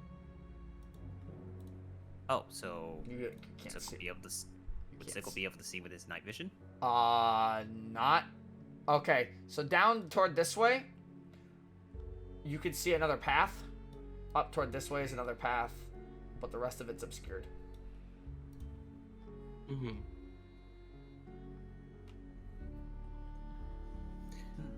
So if I were to position my owl, say about right here, is there There's anything Your owl will get to about here, no. Okay. and you can see, your owl will be able to see that there's a small gap that leads this way. And from that small gap, if you send your owl over, I'll have to add a tat.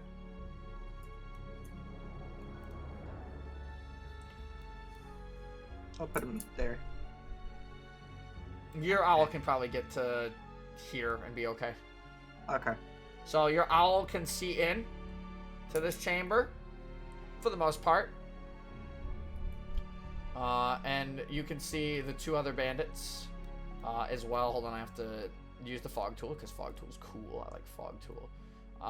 You can pretty much see all the way down that with your owl from that corner. Alrighty. And you can see the other two bandits that you just overheard talking are in this area as well. They seem to be walking further north. However, you do spot that there is another bandit here. So, guys, from what Talon sees, the two bandits appear to be going further north on this end, but there's one bandit in the center here. I'd approximate about 20, 30 feet from Talon. Gotcha. What do you think the plan is?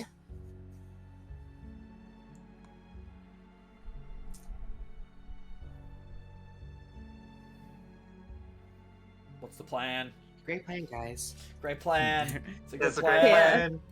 Riveting conversation. This is a great Alright, do we go? plan.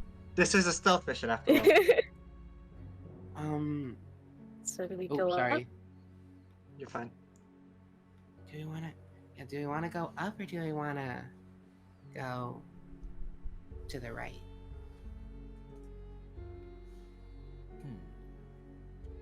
Let's see if we. Honestly, we're on a pretty good streak of not being confrontational, so I say we keep stealthing.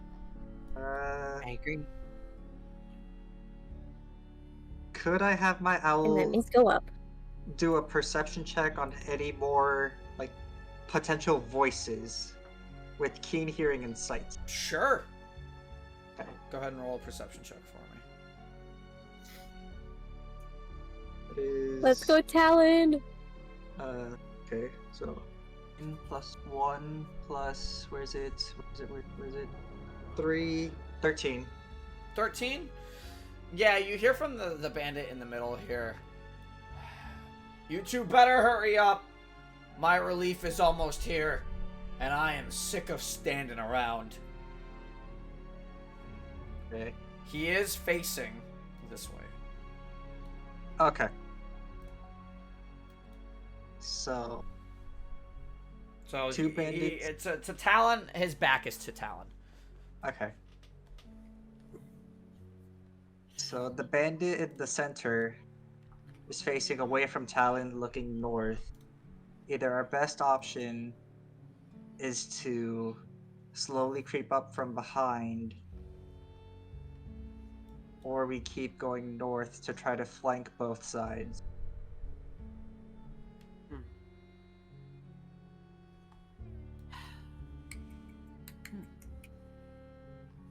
Interesting.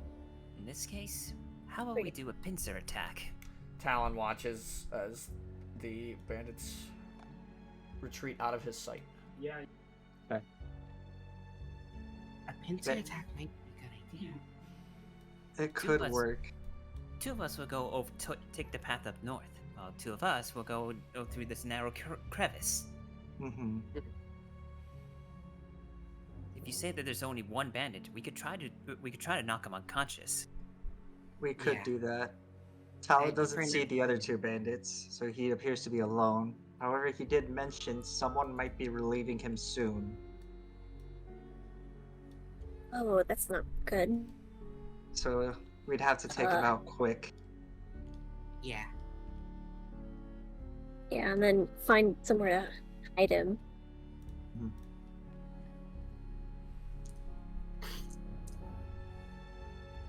All right. All right. I'll be going into the crevice. Anyone want to come along? I'll go with, since Talon is already there. He's my eyes and hearing. Waverly, you want to come with me up? You are should Right. blind and deafened, by the way, with Talon out. Stellano, which means you are at disadvantage if you get attacked. You would be attacks would be coming at you at advantage because you're considered blind. How long did you say Wild Companion It lasts is for for right as half of your druid level, so it lasts for 1.5 hours. You've been in the mine now for probably about 45 minutes. now? Okay, so half the time limit left. Can But I... I think you can get out of it early, and the familiar will still be there. You just won't be. Yeah, looking you through won't. You can get out. The familiar will still be there, but you cannot. No, actually, hold on. Yeah, I- that's what I want to know. Can I get out of it, or am I Yeah, like, you can. You stuck can till it exit the. You disappears? can exit the familiar at any point. Okay. That find familiar is like, you can exit it at literally any point. Your familiar is 100 feet. You can communicate. Additionally, you can't have more than one.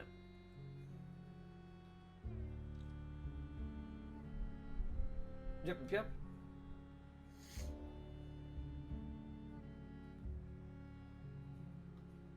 Right. So, So I'm just gonna have Mizori just approach slowly through the crevice. But Same I with believe Russell. specifically because of your druid thing, as well. Hang on, let me look. Because I think specifically because your druid thing, it mentioned something very specifically about Find Familiar being only lasting so long. Let me double check. Yes, it does. Wild Companion. When you cast the spell in this way, the familiar... Oh, your familiar is considered a fae instead of a beast because Wild Companion. The familiar disappears after a number of hours equal to half your druid level. So yes, it does only last an hour and a half. Okay.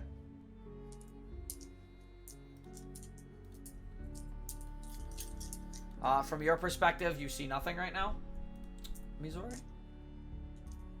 Yeah, can't read. Well, I wouldn't be able to see much anyways. No. A lot of the stuff is obscured. Sickle and Waverly, what are you guys doing? I guess we're just going up, yeah? Yep. Yeah, we were going up. And I was gonna pick up a few rocks on my way up. I'll slowly walk over and then whisper to Missouri, is it okay if Talon perches atop your head to see further up north real quick? Sure. Go right ahead, little buddy. Then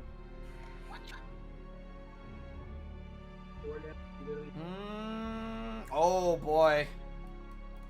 oh, that sounds like something. You saw something good. Oh, I don't know about you guys. I like it though. Uh-oh. Oh. Okay. Hold on. Oh. 120. Okay. Yeah. Okay. Talon sees third person with the other two. Were these two the one that Yes. were walking up before? Yes, those okay. are the ones walking up before. Then, could you more or less describe what this one is? Make a perception check with your owl because your owl's so far back. Yeah. At disadvantage. Got 18. At disadvantage. So roll the second one. Roll a second d20 and take the lower of the two. Then, see perception. 1, 3, 4, 7. Wait, is that a 1 or 7? Fuck. Nope, that's a 7. That would be 11. It's tough to make out what it is or who it is from here. You know it's a figure of some kind, but you can't make out any details. Okay. So yeah, Talon sees a third guy, but can't really make out who it is.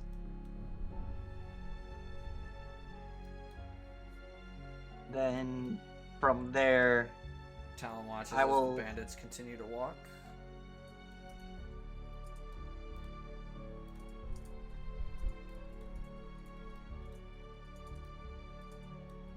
This one goes around the corner.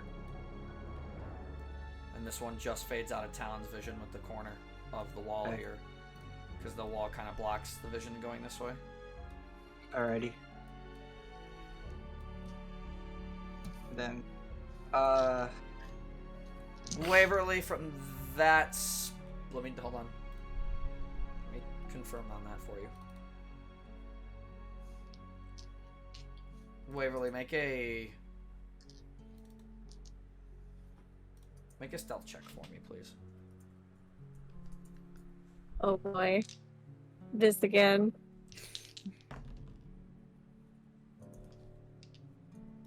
Okay, 18. You're fine. The gentleman does not see you. ooh, While he is looking in that direction, he is He- this guy. that is true. He is looking north. He is looking down this way. He is not looking in this direction. He is looking down toward the track, waiting for his relief at this point. Okay.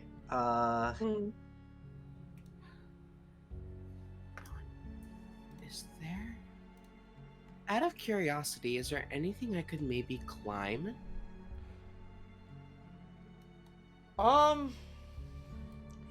Not in this particular area, not in at least the space you're in currently. Okay.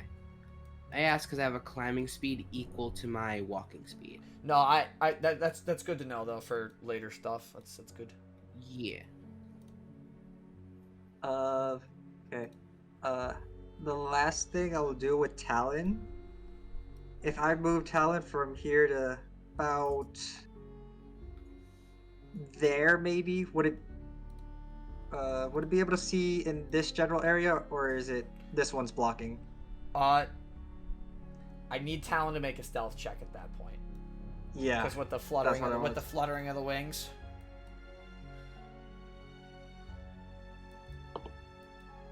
Nat 20.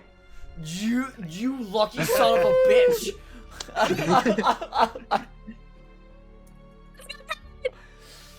Talon is fine. Talon. Oh. Oh, sorry. Talon looks in. Okay. Ooh. Oh, you thought this was gonna be easy, didn't you?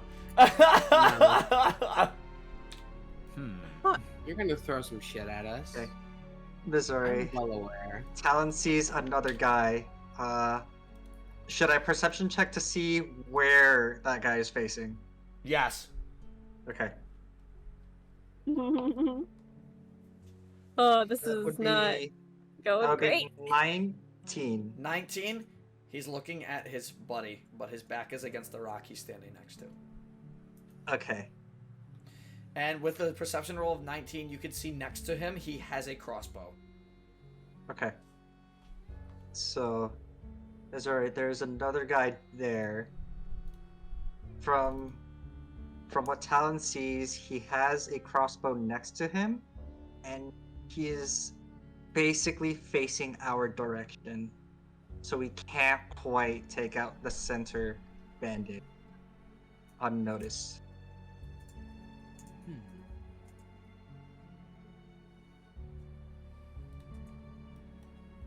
So, yep, so I guess we can't subdue him that easily.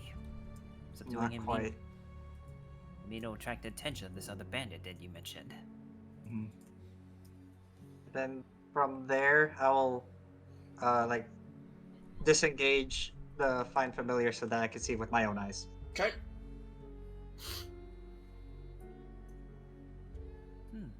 Do you suppose your little buddy could probably distract him? He could. Talon could 100% do that. Wonder. Do you want him to fly into that general area? Trying to distract them from behind. Yeah, I'm thinking that. I'm gonna assume stealth check to get Talon from here to like around here. If you're creating a distraction, it's not a stealth check. Yes. It's not a stealth Ooh. check. It's a distraction check. Would it be? Oh, to distract. Which one would that be? It's a Performance? distraction. It's not really a check. You're trying Okay. to get the attention of something. Okay. So it would Just fall scream. to their perception essentially. Okay.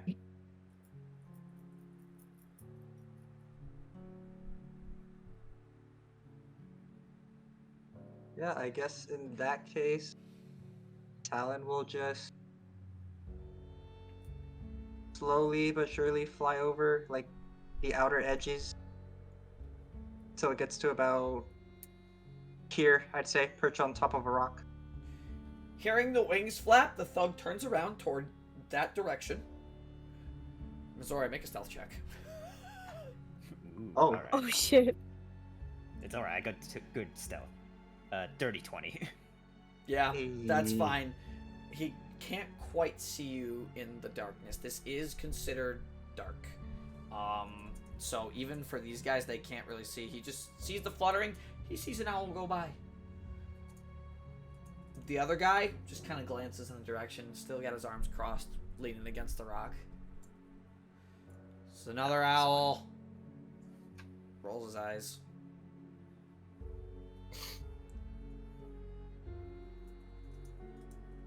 No change. That did not do much then. Huh. I guess we can't even have like the owl panic, scream, I guess. Nope.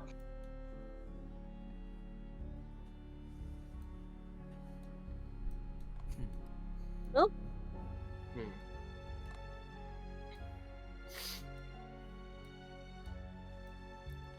so much for that. Sick. Hmm? Sorry, I just imagine Waverly and Sickle have just been collecting shiny rocks. While Yeah, they where's the talk. signal? There is no Everyone. signal. Ooh, shiny rock. Ooh, shiny rock. Yeah. The unfortunate ADHD. circumstance of not having message. Should have taken. Well, I couldn't take message because. What are we doing here? What? Oh. What are we doing?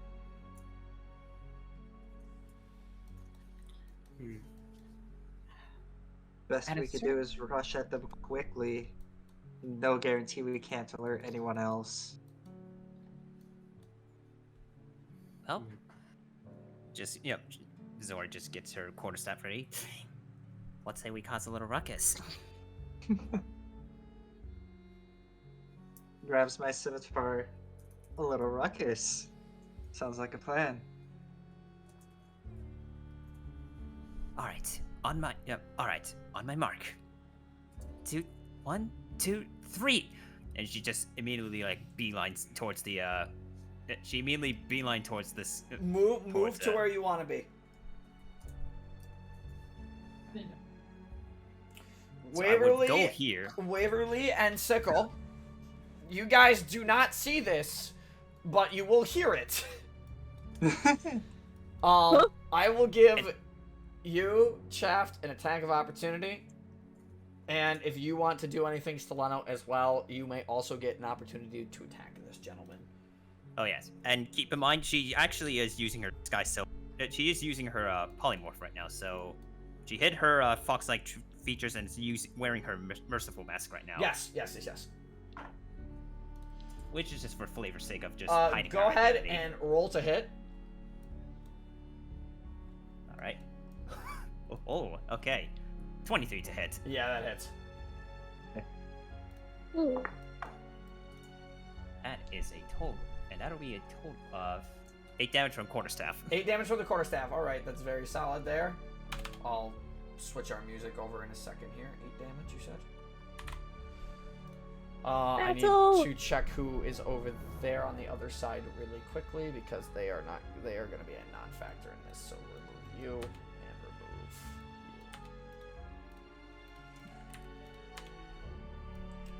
you. Yup. You guys changed this fight massively.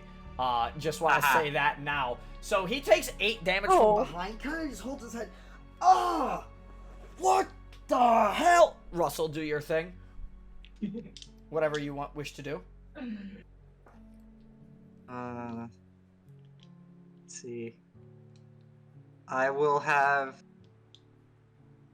Actually, yeah. I will have Talon fly at this beautiful gentleman over here and kind of like dive bomb him from behind since he didn't want to pay attention to my little cute owl. Roll the hit. Roll the hit using the owl stat block, which I have to pull up. Yeah. Give me 1 second, because I have the owl stat block. I'm getting flashbacks to our other campaign, James. Why? Because Morgan would do this shit all the Oh, time. that's true. So roll to hit. Use the owl's dexterity modifier to attack, which is a +1. Okay. Is there no pizza? Unfortunately, that is a 7. Yeah, that doesn't hit him. He just... He sees the owl fly by. He kind of like leans his head backwards. He looks at it and goes, Get out of here! And smacks it.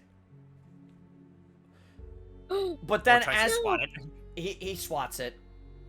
And because the owl only has... Actually, you know, he tries to swat it with his hand. Good point. The owl's armor class is an 11. This man needs to add his other modifier. Give me a second.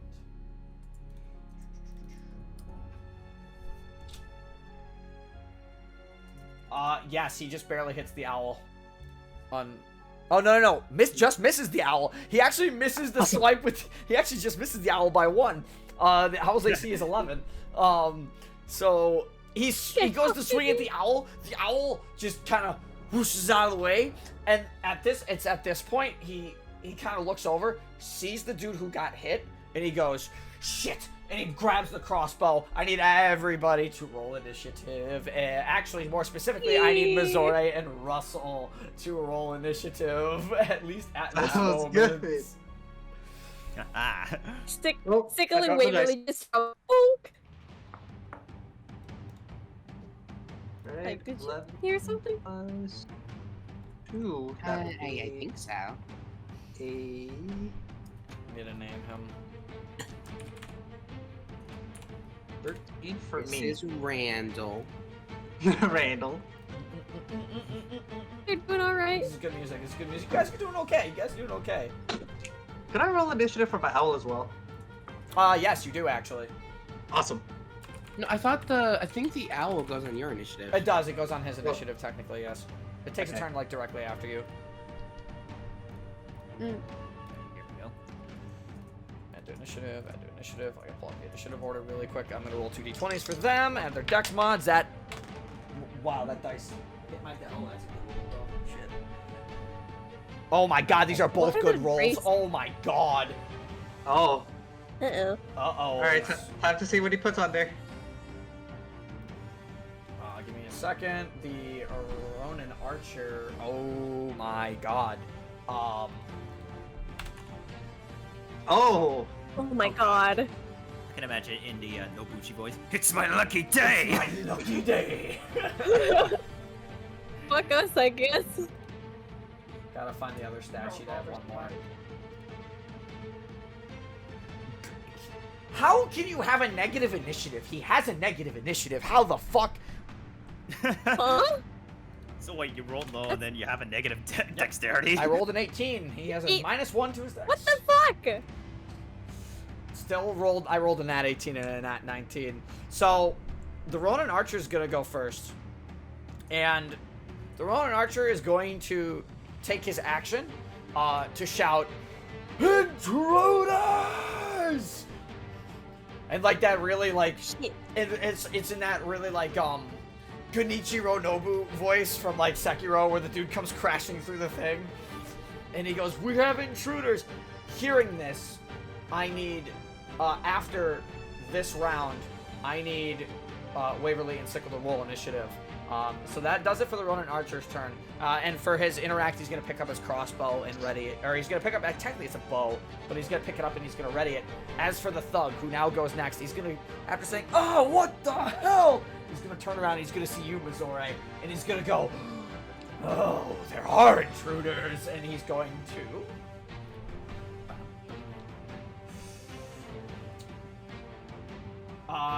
He's gonna attack you, Missouri. Yeah, he's gonna go to hit. Okay. Natural 19 plus 1, so dirty 20. Oh, that does hit. Dirty 20 hits. You are gonna take for damage. Oh, I'm sorry. To hit is plus 3, so it's 22. I take that back. No! Who ruined my music? Oh. Who didn't loop it? Yes. Who didn't loop the battle Yeah, there you music? go. Loop it. There we go. Who didn't loop the battle music? Damage-wise. How dare. Good news is this guy isn't relatively strong.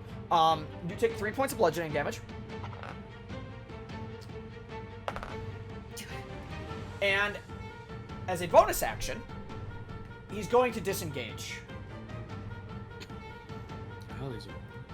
This Yup. action. Bonus action. They have bonus Oh, actions. boy. He's going to disengage, which means you do not get an attack of opportunity. All right. And the thug is running back. Russell, it is your turn in the initiative order. Sounds good. I'll get my movement out. Gonna rush over to the Ronin Archer. That would be. And then, how would movement go when I'm going diagonally? Would I It's just do the 5'10". 10 there? It auto does 5'10". Okay. Oh wait, measurement, 'Cause I was about to alternating say, diagonal. I don't know why. how would it? Yeah. It's not alternating diagonal, so that would have been 15 feet of your movement right there. With the 2 moves. Yep. Then 15. How much do I have again? 30. 30. You should have 30. I would not get close, but that's good enough, I guess. Okay. Oh. Could I bonus anything? You have an action and a bonus action still. We just entered initiative. That initial round was a surprise round. Mm-hmm. Which I should have given you advantage on, and that's my mistake. I'll fix that for next time. That's alright. Got it. Okay. I can't bonus anything, but I will cantrip my guiding bolt. Yes, you can. Or- Yes, you can. As a circle of stars, yes, you can. You can do that as many times as your proficiency bonus without using a spell slot. Yes, you can. Ooh. Go ahead and roll the hit.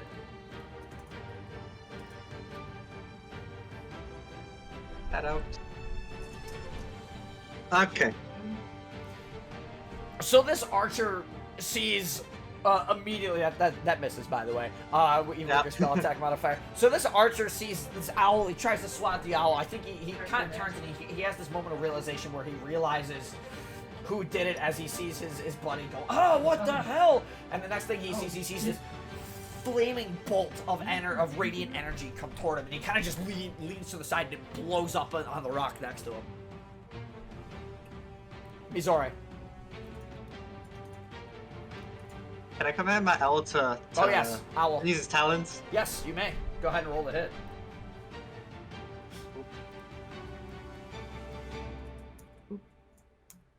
No. 9 plus... So what hit? Plus his dex modifier? No. Misses. Which is the dex modifier on the owl. Oh wait, what is the talons? Is the talons to hit? 3 to hit, yep. It's 3 to hit, still misses, unfortunately, with a 12. Yeah.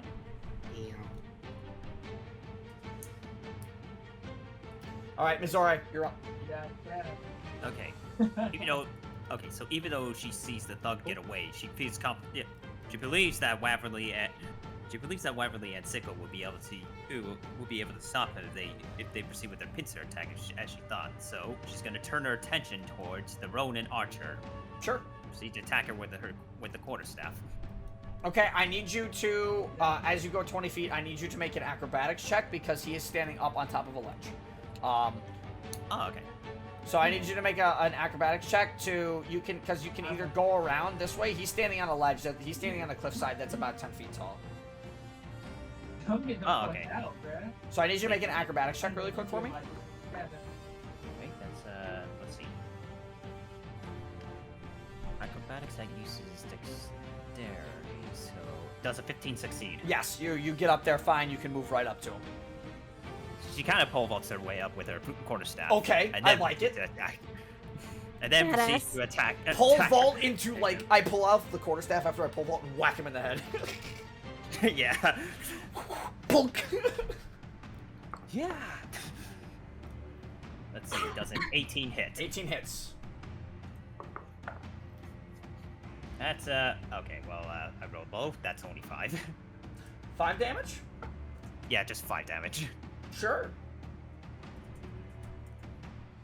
Oh, did I not put him on the... Oh, God. I totally forgot to put him on my sheet for reference, so give me 1 minute here. For his AC. That's totally on me. 5 damage, you said? Yes. Alright, we're good. So now, with hearing the intruders get shot out, with starting to hear some action, I need Waverly, and I also need Sickle to roll for initiative for me, and I'm going to roll for a few enemies. Alright. Oh boy. 24. Oh, Nice. I got a natural 20. Nice. Hey. So how would that work with the archer? You guys still type it in? You'd still be before. Yeah. Oh, wait, natural 20? Yeah, my dex is a yeah. What's your dex? +1. Archer goes first, he's +3. Oh yeah, that's right. Ah, okay. Whoever has the higher mod. Yeah, whoever has the higher dex mod. Yeah. Okay, so that's him. And then there is... I have to roll for that guy. Wow, I am rolling really good This on is not- initiative. This is not going great. Don't worry. They're okay. That's really good initiative on this guy, though, unfortunately. So many sheets. Dex is +1, so that puts this guy at a 17 as well. This roll, what did you roll? Your Dex is +2, so that put you at a 19.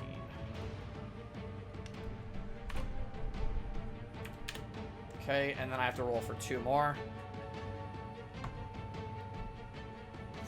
Is it a +3 or +2 on him? Another +3 on him. Okay, so that brings him to an 18. Not 180. Ignore that. And then this guy, really bad initiative. Really, really bad initiative, has 5. You notice that two bandits step out here. Oh, I need to roll for one more guy. Sorry. You can't see him yet. He also has a 6 because they have a +2, I believe. Oh my god, there's so many. It's really not that many. Like at least 2. It's like at least 2. We are going to their entire encampment. Okay. Yeah, you are technically entering their area, so give me 1 second here. We really tried to be stealthy, but it wasn't working. You guys took a long time to stealth too. You let the enemies gather up. I was thinking you were actually gonna take them out in the first room because boy. I'm not gonna say anything. Oh no, he only has +1, so that's also a 5. Well, here's the thing. I found some shiny rocks. You did. They did find shiny rocks. You did find shiny rocks. All right. Here's the thing. I rolled a 3 and you rolled a 2. No, I rolled a dirty 1. If I rolled a 2, it would have been a 0. Okay, we're all set. Sounds good. So, Missouri, that was the end of your round, which brings us to the top of the Wait, round, which hold means on. it's sickle. Wait, hold on. Alright. So, did me vaulting actually require a bonus action? No, I had you make an acrobatics check to see if you could get up the ledge. Okay, well, I have not It attempted my was bonus just your action yet. movement. Sure, go ahead. So I'm just going to use a single unarmed strike. Roll to hit. Alright. There's a... yeah, okay, does a 16 hit? 16 hits.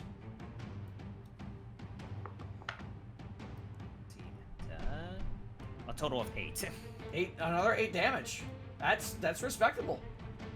Hell yeah. That Nice. archer's hurt. That archer's hurt bad.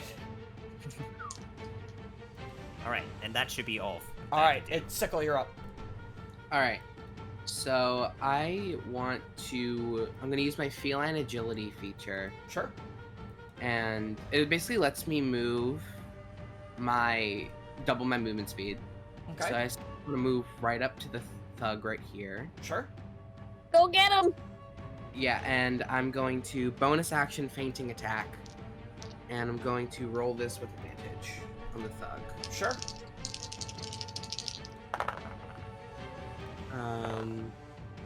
Okay, 24 to hit. 24 hits. Beautiful. 15. 15 points of damage. Yes. Nice.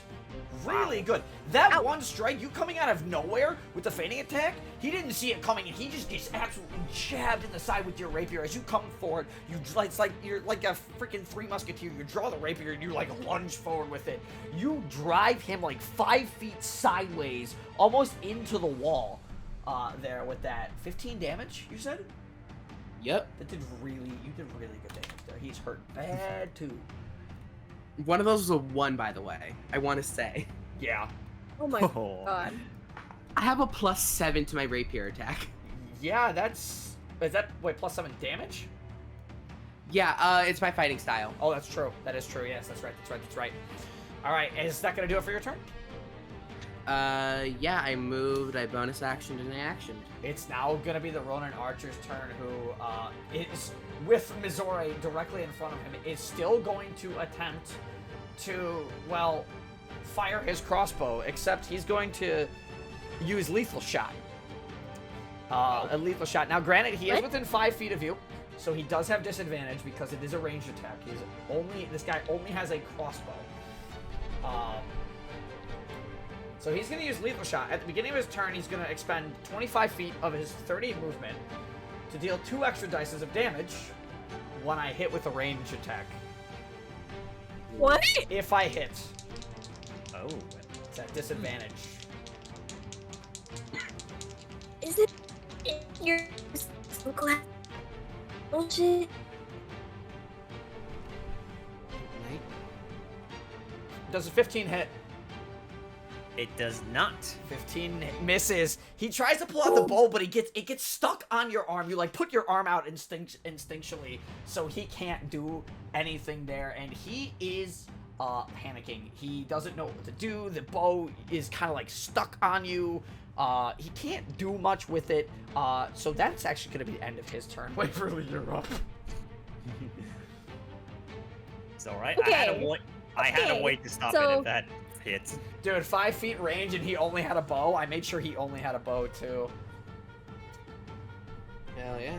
God. So, you know that little orb I gave earlier? Uh-huh. He's back! I'm gonna use my action to. No, something different. Okay. This one is tiny technically, so I don't have a token. I have a picture. Just where you store that, or so turn into what I'm supposed to. What? You're cutting in and out really bad. Oh, so she's just saying that she's gonna use another she's gonna use one of her companions, but it's not gonna be Croaker. Ooh, Okay. It's a scorpion. It's a scorpion. It's a scorpion. Yeah. It's a scorpion. Oh, it's a scorpion. Oh, it's tiny. Does the window scorpion have a It's name? gonna feel a nice. Or, he. I think he does actually. I just named him. Boy, You gotta talk a little slower, Battle, like you're cutting in and out pretty bad. Sorry. He's Boy. the little boy. The little boy. Alright, what is the Little little boy? What is he boy. going to do? Yeah, boy. And you're gonna feel a nice warm aura surround you as you gain temporary hit points. Oh, Sickle gains 10 hit points. Ooh. Okay. How many? You gain 7, baby. 7. Nice. 7 temporary hit points. Cool. I know nothing of like what all these characters are capable of, so I wanted to make a campaign that was fun for everybody. And so far, session 1 going well. It went a little longer than I thought, mind you. I kind of wanted to be done by 12:30, so we're 30 minutes over. That's okay. That's okay. We are almost done. Yeah. We are almost done. In before this fight takes 5 hours. It will not. Mhm. Oh, just a little bit. Yes. That'll be my turn. Oh. Yeah, use your movement there. Cool. Yes. Alright. It's gonna be the bandit halfling's turn. At the top of the order. Halfling. Let's see what you got. Let's see. Let's open your little sheet because honestly, I don't know what he got.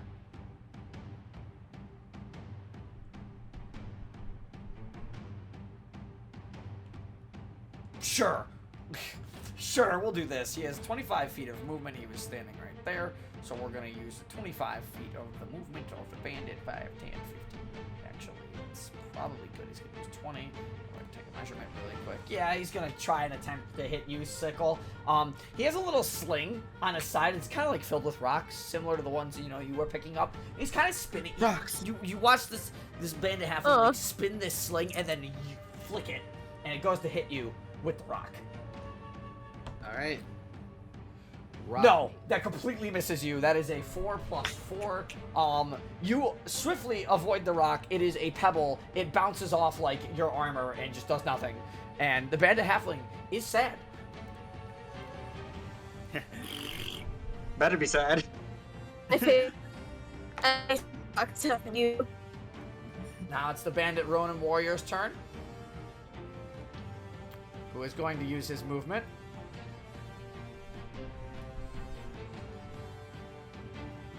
Actually, can he hit you from there? Oh, yeah, he can. I Oh, yeah, he can. Oh, wait. Oh, Wait. Not an archer. Never mind. Not an archer. He's a warrior. He is a warrior. He's going to move 30 feet. Hey, bestie. Hi, sisters. And that is going to be the end of his turn because he can't actually hit you, I don't think. No, you are just out of range. Nope, that is the end of the Bandit Ronin Warrior's turn. So now we move to the Thug's turn, who just took a hit from you, Sickle, and it does not appreciate that and is going to take an immediate swing toward you. Sounds good. Have you taken damage this turn? No, I have not No, you taken have not damage taken this turn. damage. Okay.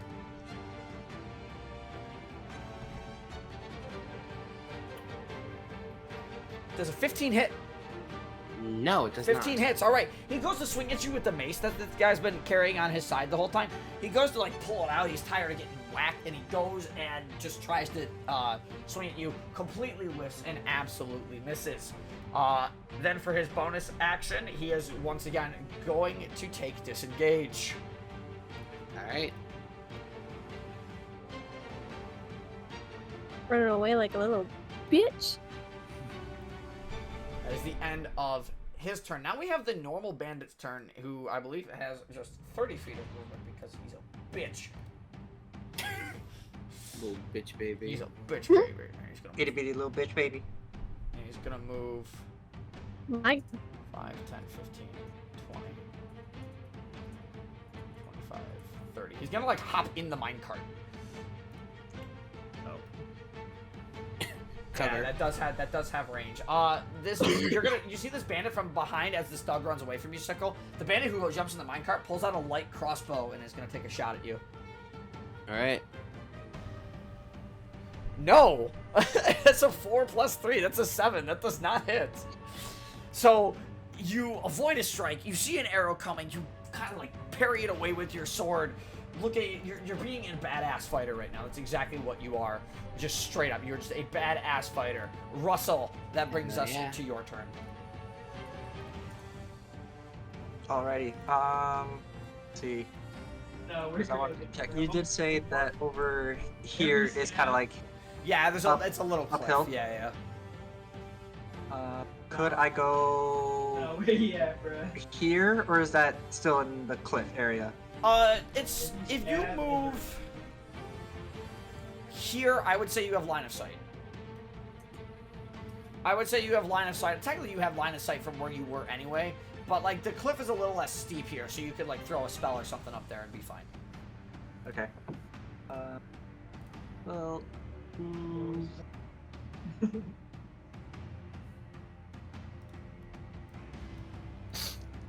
What is that? So, I will just use.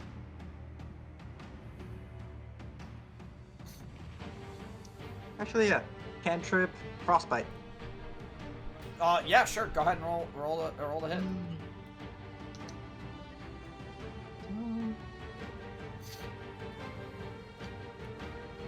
All right, on to Talon. On to Talon. Go ahead and roll the On to attack. Talon. As the spell misses. I deleted a token. Oh my god. No. Frostbite, the target needs to make a con save. Oh, con save. Oh, do they? Yeah, you Target makes a con save. On a failed save, it's 1d6 cold. gotta read your damn spells, Delano. Hey man, I'm partially new to D&D. I'm sorry. What's your spell save DC? Spell save DC 12. Fails. Go ahead and roll damage. Right. Oh, let's go. Roll the 7. 1d. Ah, come on! It was almost a 5. Oh. 1 damage is still 1 damage, though. 1 damage is 1 damage. That does 1 damage. He is still standing. You mean he didn't have 1 HP left? No. Does he have 1 HP now? No. No. Damn. It would have been funny if Talon could kill right then and there. Been funny. all I can do. But That was Frostbite, though, right? yes. Okay. Yeah. And now Talon. I'm fucking Talon scared, will bro. attack with talons. Okay. Go ahead and roll the hit. Oh my god, I have one. Thank you, Talon. That hits. And then it is just a 1d1 slashing damage. It's literally just 1 damage. It's just 1 It's damage. 1 damage. All right. He's still standing. He's a little miffed. He's a little miffed. Just a little. Just a little. This guy has 3 people targeting him, and I have 4 people targeting me, and I'm like, Being attacked by 2 birds and a kitsune. yeah. Mizore, your turn. Alright, so I'm gonna use this opportunity to just keep just attack again with the quarterstaff. Sure. Go ahead and roll for a hit.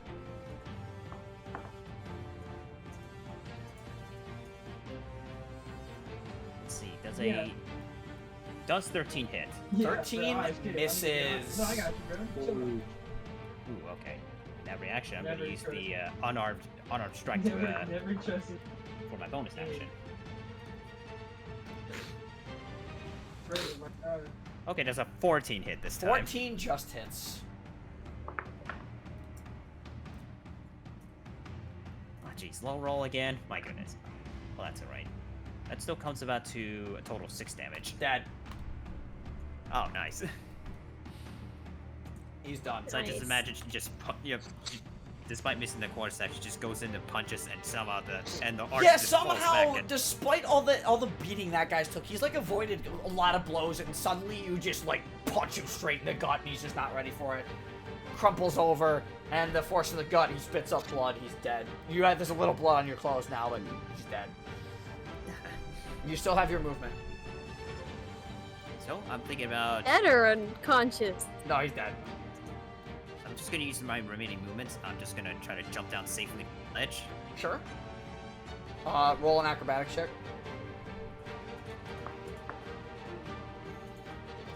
Okay, that's a. Okay, that should be a 14. 14, you're fine.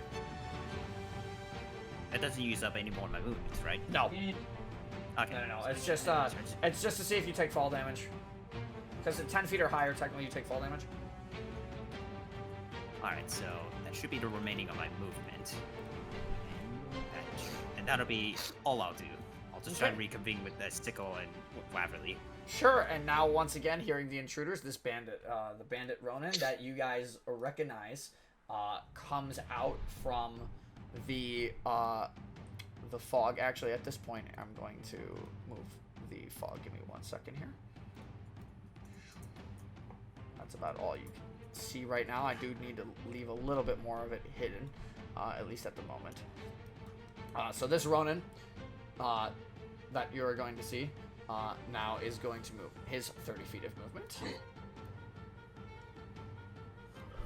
And he's going to pull out his ranged weapon, the Hunkya, which are Hunkyu, I believe, which I believe it's a Japanese-styled bow. Don't quote me on that. And he is going to aim for Sickle because he's wait.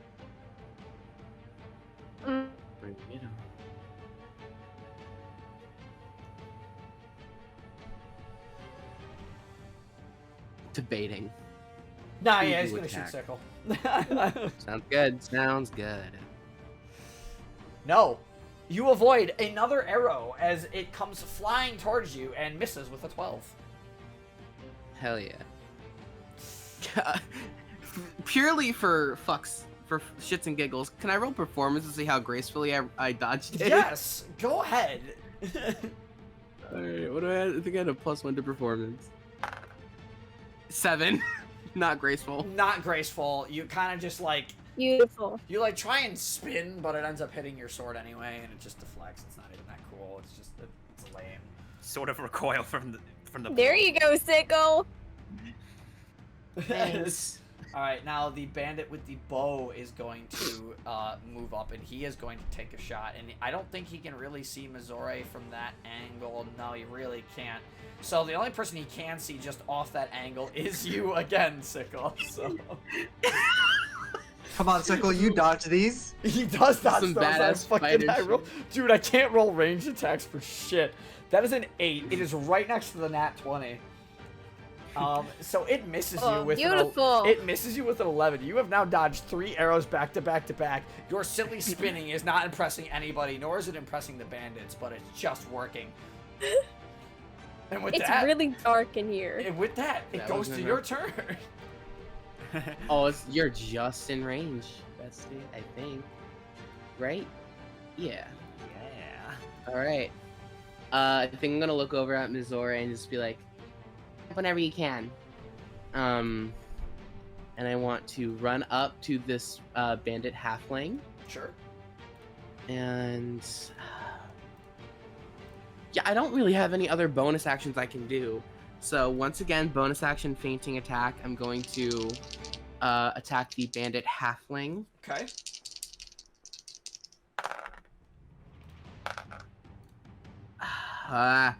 That's a 15 to hit. 15 hits. Beautiful. Wow. I rolled 2 1s on damage. Wow, he's still standing. That's Yeah, what's so the total? that's a 9. It's 9 damage. Wait, that's 9 total damage.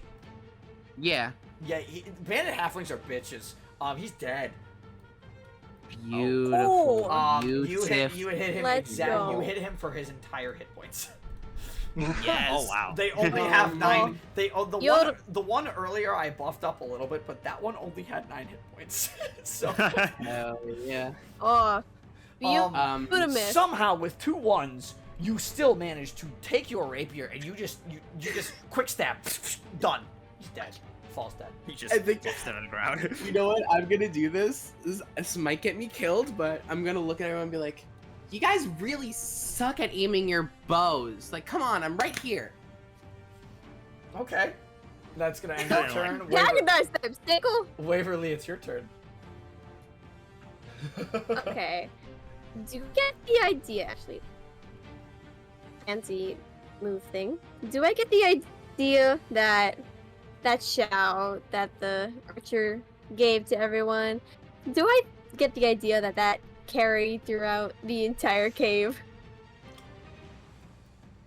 A very similar idea that it might have carried out through the entire cave, yes.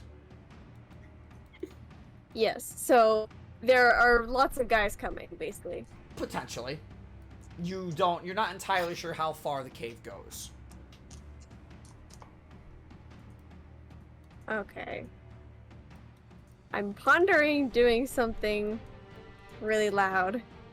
Shenanigans. So, Shenanigans. Shenanigans, shenanigans, oh, shenanigans. no, I don't have, because I won't be able to do anything. So I'm just gonna send a firebolt at this thug. Sure. Go ahead and roll the hit. Hmm. How does an 8 sound to you? Misses. Wow. The range rolls tonight are garbage from everybody. It's not just me. Haha. 8 misses, unfortunately. He sees the firebolt coming, ducks out of the way. Okay. And then, as my bonus action, I'm going to cast Sanctuary on Sickle. Sanctuary. Oh. Oh. Okay. Actually, wait, let me check if he's in range. Yeah. Oh, Sanctuary's good. So yeah. He's the Gaslight Gatekeep girl boss. Oh my god. So now they have to pass a wisdom save to not hit me. No, that's the passive wisdom save to hit you. Yeah, that's what I meant. And even... And that's my turn. Hell yeah. I see. What is that against? What is that wisdom save against? It's just against me. Like when they go to attack me, I think they have to make a wisdom save. Right, but does it go Yeah, off of on a Waverly's DC, or what do they have to be? Waverly's, I think. Yeah, it Yeah, should be it's my waived. spell save. Okay. DC. Okay, that's the more specific thing I wanted to know. Right, sorry. Yeah. Will that do it for your turn? Yep, that's it. Cool. The Bandit Ronin Warrior will now move into melee range with you, Sickle. This guy's not playing around. He pulls out the let me look here. He pulls out this he pulls out a Naginata. Ah. Oh, And he's holding it with two hands as well on top of that. And he is going to make an attack against you. Wisdom save, yes? yes. What is your DC? 13. Succeeds, natural 19. Okay. Ugh, alright. Goes to Yeah, attack so go you, for attack. Sickle. And he has advantage because he is standing next to an ally. He has pack tactics. Okay. Oh, motherfucker! That's a natural 20. Oh. Oh, Oh no. And that was No! 2 hands. That's a versatile weapon. It is a So versatile. that's an extra. It is That's a, a it is a die versatile increase. weapon. I already have the max die with it, so he's going to be No. doing max damage plus half plus his modifiers. You take 18 you points. have temp HP, you You remember. take 18 points of slashing damage Okay. Wow. Jesus Christ! as he comes down with a mighty blow and just swings, cutting through on a nat 20 and does a hefty chunk to you. He feels pretty good about that hit. And then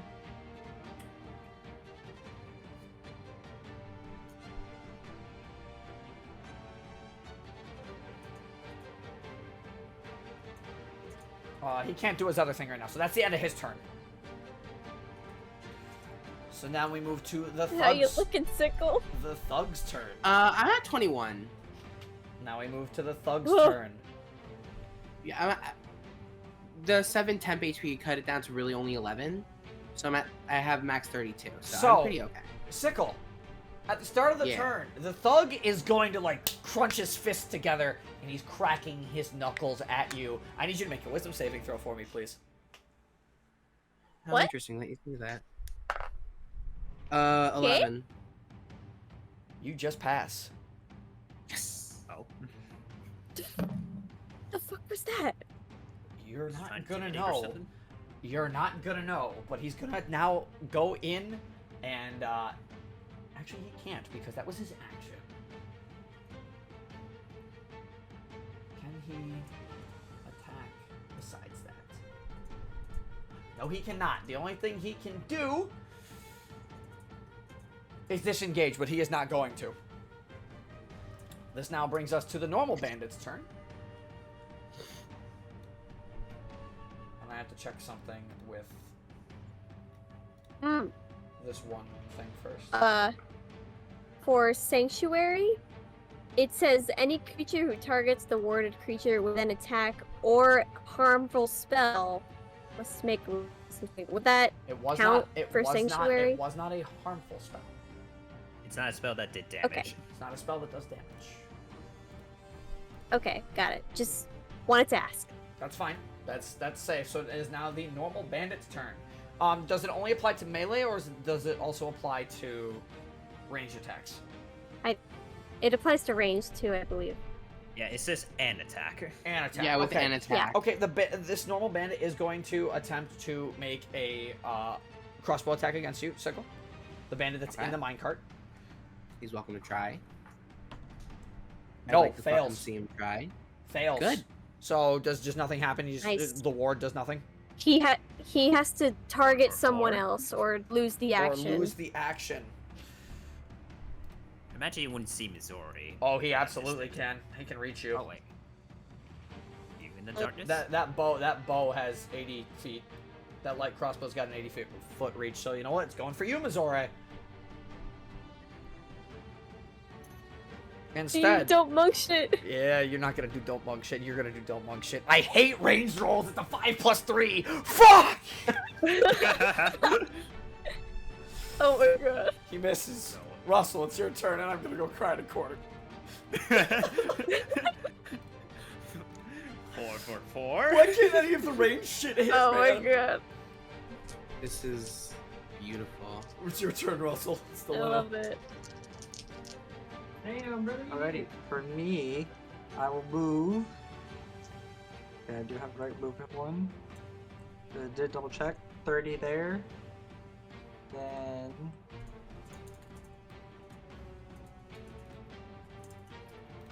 Is it? Sickle is 55 feet. Bandit Ronin 60. And then that's the thug beside him, correct? Yes. And then the thug is basically near dead. Yes. You've hurt that guy a lot. How much is it? Am I obstructed if I try to cast a spell from here?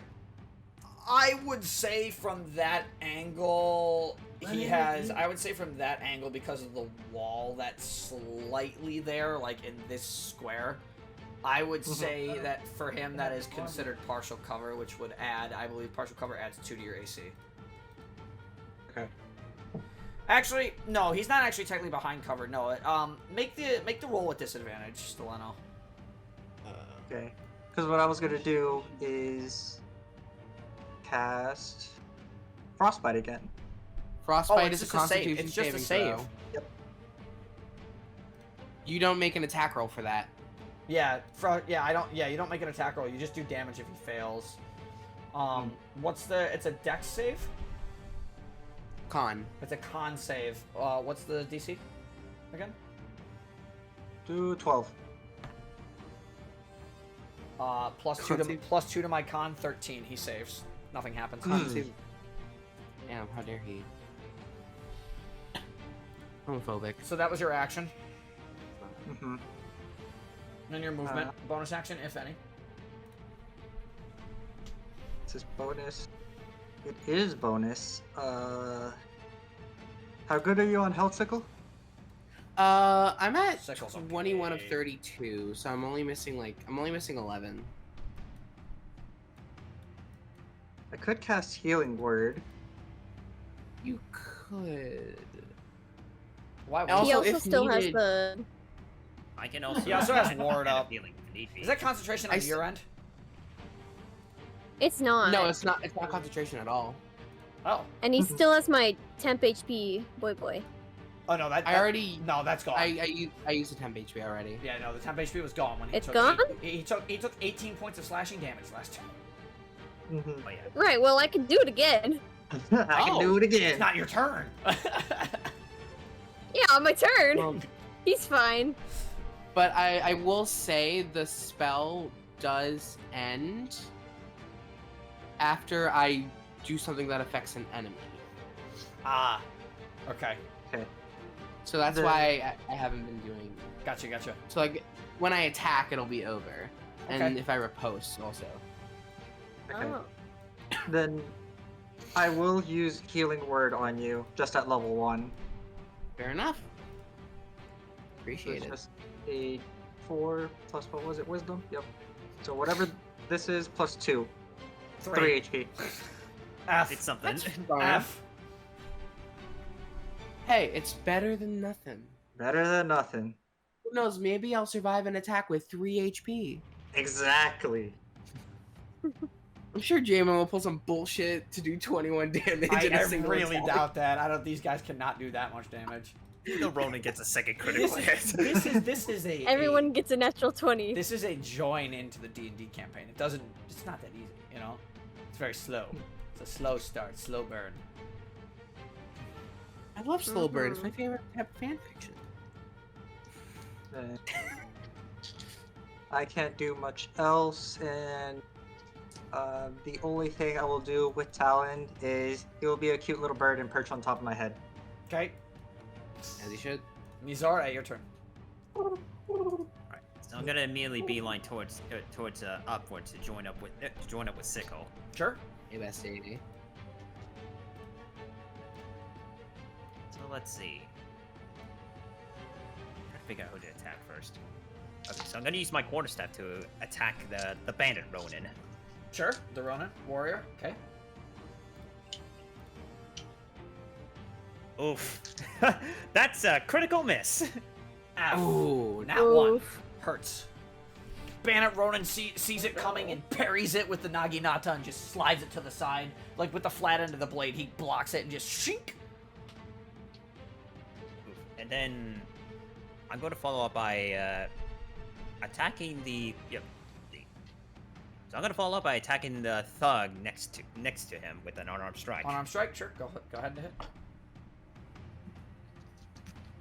Ooh, okay. Does a 13 hit? The thug.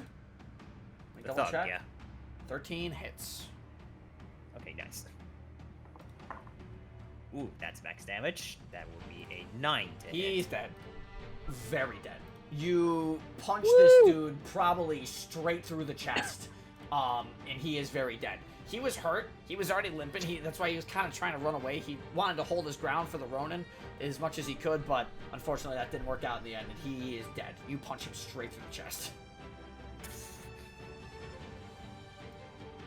And she just wipes the blood off. Yeah, and she just like wipes flicks the blood off her face for fist. That will end her turn. That ends her turn. All right. It's now the bandit Ronin's turn.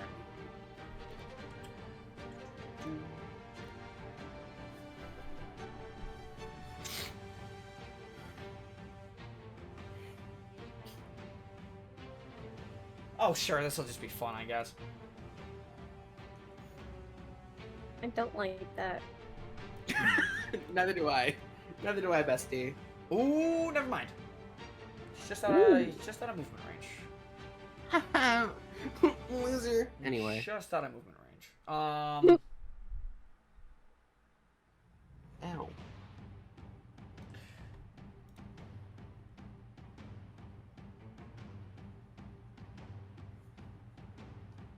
Oh my god, the Ronin Warrior had a bonus action I could have used. I didn't even use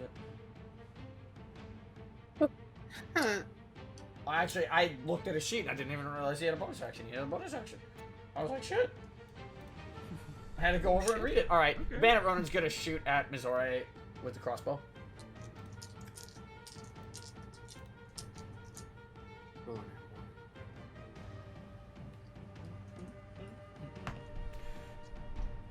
I cannot roll ranged attack rolls. I cannot roll range. We dodge those. I cannot. That is a 2. Oof. We take those It dubs. won't hit for sure. You should, if my camera was on right now, you should see my face. Cause what the fuck is that? You want to know what's next to the 2 on a D20 though? The nat 20. Not enough kinetic energy to roll over. The pain in the I'm rolling 3 nat 1s. You know what? This is karma. I agree. This is karma for throwing Russell through a table earlier. It's. Yup. There's the god. Deserve. Honestly. Now we move to the Deserve. bandit with the bow. Who's going to not make a ranged attack because fuck that shit.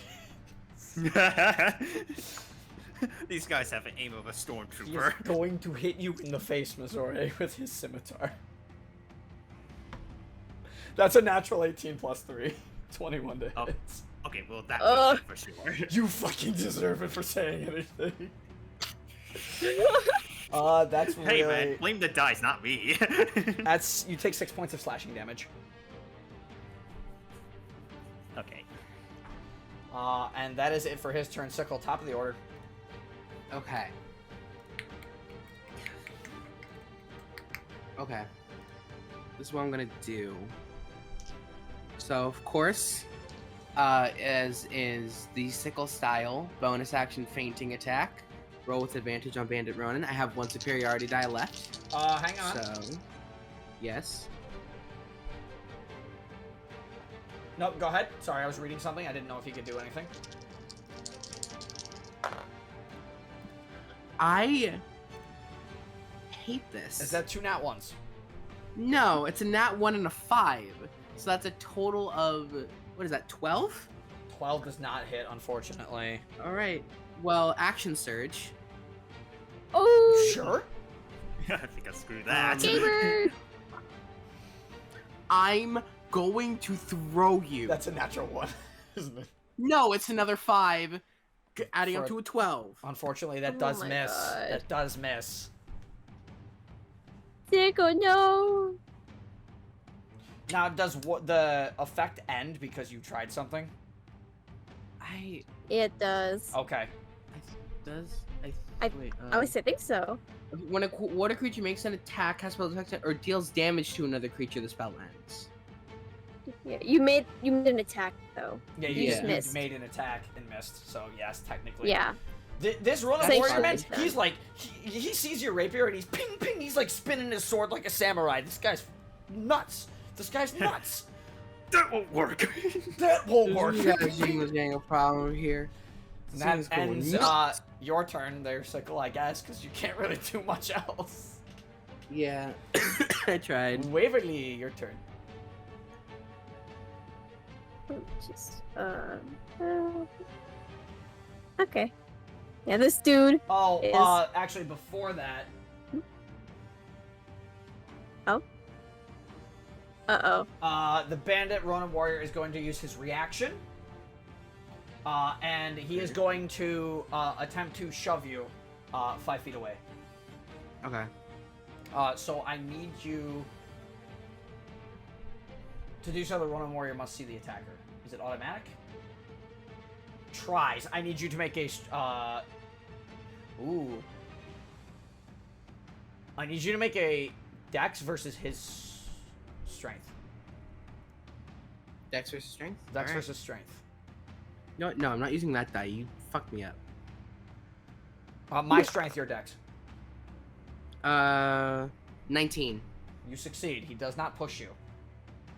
Okay, now you may continue. Now you may do your turn, Waverly. Okay, I'm gonna come up here. This guy is spin his nagi his nagi. Is Nagito Komaeda?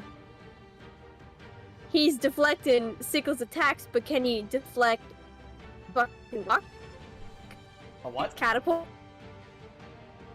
Can he deflect what?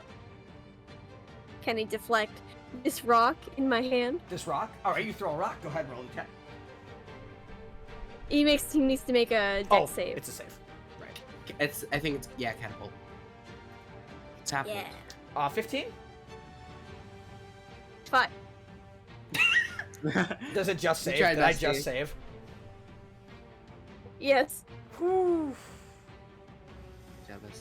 Okay, Right. well, that sucks. And then I'm gonna use my bonus action to give everyone some more temp. Since myself, since myself and Missouri are within 10 feet of it, we all get 10 HP. Nice. Ooh, how Nice. much we getting? Ooh. We all get 9 10 HP. Wow. Okay.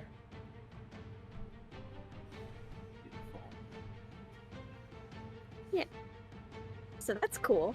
And then I have 10 feet left. I'm just gonna move back a little. And you're gonna backpedal? Okay. I'll hit a catapult one day. And that I'll hit a catapult one day. That brings it to the bandit Ronin warrior's turn, who is going to attack you, Sickle. While you do have temp HP, the ward is gone, and because of pack jackets, he has advantage on the attack.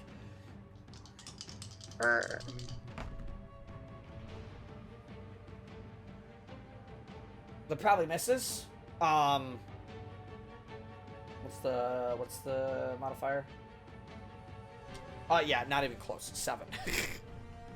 Riposte. With advantage? Yeah, I rolled a Oh, nat yeah. 1 and a 4 with advantage. Yeah. Oh. Yeah. I'm gonna use Karma. my reaction to riposte. Do you have any more superiority die left? This is my last one. I thought you used it last turn with the failed, No, that was my third. You should only have 3, right? No, I have 4. Oh, it's plus your level. That's right, that's right. No, Uh, I get 4 until level 7 when I get a 5th.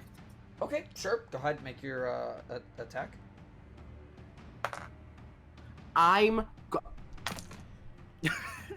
No one likes this Bandit Ronin, and this Bandit Ronin doesn't like anyone else in the room. No one else is hurting things, so that's happening right now. That's a 10.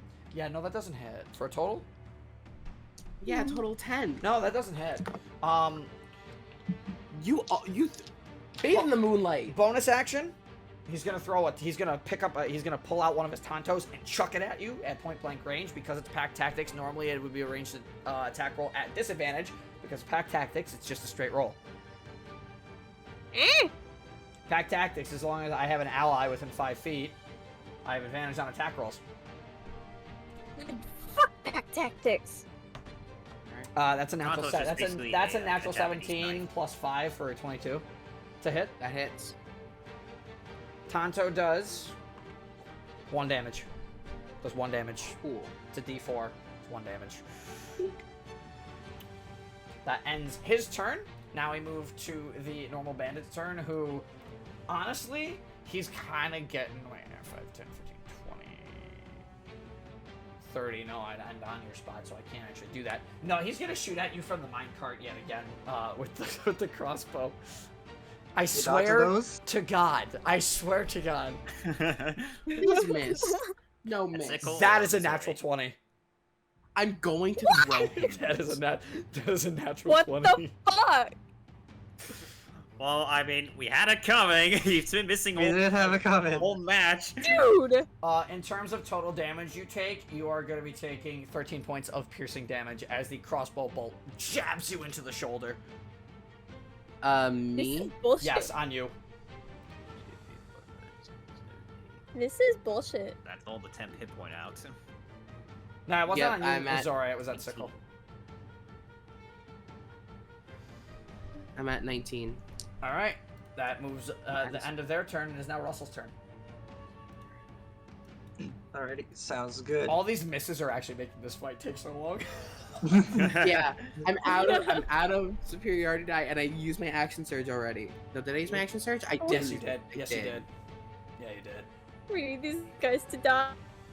We're gonna move up I'm to... I'm gonna. I guess Uh, power oh. word kill. Okay, I'm gonna move up to the side of God. Waverly, behind her, right Sure, there. sure. Then... T. What are you doing? I will... Do I want a moonbeam? I kinda want a moonbeam. You Should I moonbeam? moonbeam? I do have moonbeam. Moonbeam. It is 2nd level. Yes, it is. Oh. Can I do this? I don't know why I thought Moonbeam was so much higher. No, it's only 2nd level. It's a really good spell. It's actually like, Yeah. yeah, but it's super small. It's 10-foot radius, which No. is pretty sizable. 40-foot high 5-foot radius. cylinder. 5 foot. 5 foot. It's 1 square. That's still pretty good. Not bad. Well- So if I were to moonbeam, I'd be able to hit both the Ronin warrior and the bandit bow, correct? Yes, if you put it in between the two of them, yes. Okay. Then I will indeed do that. All right, we're gonna do a little moonbeam action here. Yep. And then you gotta do con saving throws. At the start of the turn.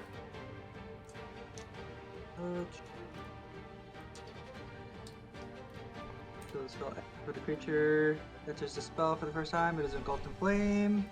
You must make a con saving throw at the Both of them. start. All right, so the regular bandit and the bandit Ronin warrior have to make a con saving throw. I'll do the regular bandit first. What's the DC? It is 12. 12 is the DC. 10 plus 1, the regular bandit fails. So roll full damage on him. Okay. And as for the bandit Ronin warrior, he succeeds with a natural 20. 2d10. Ooh. Ooh, nice. He is burned to cinders. Oh. Alrighty, that's 1. And 18 then... damage. He is burned to cinders. And That then guy is the other dead. one, it's still half damage, so it's Yep. 8 damage to the other. Dear Lord. 8, what was the total roll? Wouldn't that be Was it Total not It's is 16? 18. It's 9 damage. 18? It's 9 damage. So you take 9 9. damage? I heard 16. Apologies. That was the bow bandit. He takes 9 damage. What if that's the... What if I told you that's the first time that guy's taken damage all fight? I'm I tried, man. Yeah, Eight. we've been trying. Same here, but I won't. I have They're good at one close dice range left. combat. I have 2 dice left. That are good. All right, that other is ones are the in end shape of down. your turn, Stelano. Yes, I won't have Talon move. He'll just look cute, perched up atop my head. Sure, Mizora, you're up. Seeing that he might be staggered a bit by the moonbeam, she's going to use this opportunity to attack with the quarterstaff again. Sure, go ahead. Oh, all right. Yet another natural 20. Yeah, it's gonna do damage. Yes. That hits. Oh, Max, what's your max Gamer. damage plus modifiers? Let's see. The max base damage should be 8. So 8, that's 12 plus modifiers. Plus my mod, that's 4, so a total of 16 damage. 16 damage. He has 1 HP. Blow on him. Just like flick Yeah. him. Unarmed strike, go! Yes, I ever I'm so going to slightly do that. want to send Talon now. All right, yes. Oh well, that should definitely hit. That's 22 to hit. Yeah, that hits. Don't even roll damage because he's dead. So, combination of the moonbeam did it. There it is. The nat 20 Hey. coming in clutch. So she, Hey, I was there. so she just proceeds to just hit him really good with the quarterstaff, and then just does a roundhouse kick to finish him up. Sick. Sick. Is that the end of your turn? Yeah, there's not much else. You can have do. movement if you wish to use it. Yeah, not much else I can do right now. So I'm just gonna immediately move over to around here, and then Okay. just end my turn. All right. Now it's time for the Bandit Ronin's turn, who will approach you at this point, seeing that you have come into range. He is going to take out Wakizashi. He's gonna take a swing at you.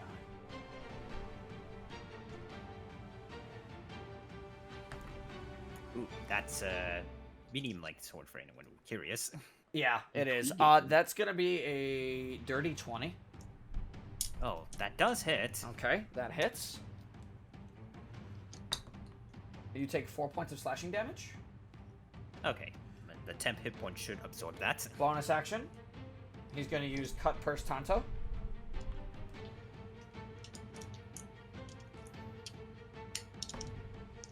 That probably will not hit you. That's a 12. Nope. It Nope, doesn't. Cut Purse Tanto does not. However,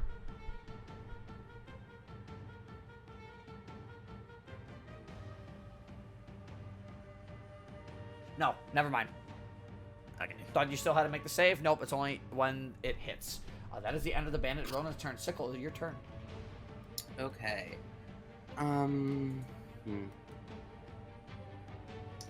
So, question. If I were to move forward, would I have to take the moonbeam damage? Yes, you would. It is in the space. Okay. So what if instead I did a little quirky thing and I took out my own longbow? Sure. Wait, Cool. can he climb along the wall? To avoid it? You could do that. You could do that. I could, and I have my feline agility back. Oh yeah, because Oh, You could do that. yeah, he didn't move. You haven't moved. Yeah, I didn't move, You haven't so moved. yeah. So we definitely walk around it. 1, 2, 3, Etsy moment. 4, 5. I don't even need it. That's 30 feet. So I'm gonna go to this bandit and I'm gonna be like, "You thought you could try to hit me? Well, I'm gonna hit you, and I'm gonna roll." With him gonna sitting attack him. with him sitting in the minecart, it is partial cover. Cool. Could I get Actually, into the minecart as Hold well? on, does that? Hold on. Or- I don't know if that only works on range. Give me a second. I think you used all your movement. Well, if I feline agility.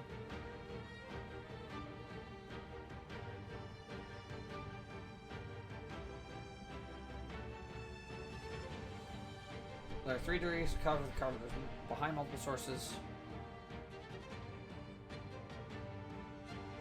A target with half cover. It doesn't say anything whether it's ranged or melee. So it might apply to both. Yeah. Might be so. Because imagine if you're trying to. He has like, partial say, cover hit s- unless he has partial cover unless you decide to jump in the minecart with him. Sure, I'll get into the minecart. Hey, bestie, how you doing? Sure, go ahead. What's that? Hey, sister. Okay, 17. Yeah, that absolutely hits. 14 damage. He's dead. He's very dead. The guy screams in panic. Yay! "Ah!" Very dead. Perfect, bestie. Mwah. And I guess with my feline agility, I still have a little bit of movement left, so could I move right here? Sure. Give Cool, Missouri moving right advantage. Yeah, give Missouri advantage, technically, yeah. Waverly. Hey, bestie, how you doing? Okay, I'm just gonna move up a little and send a quirky little firebolt at this Ronin. Sure.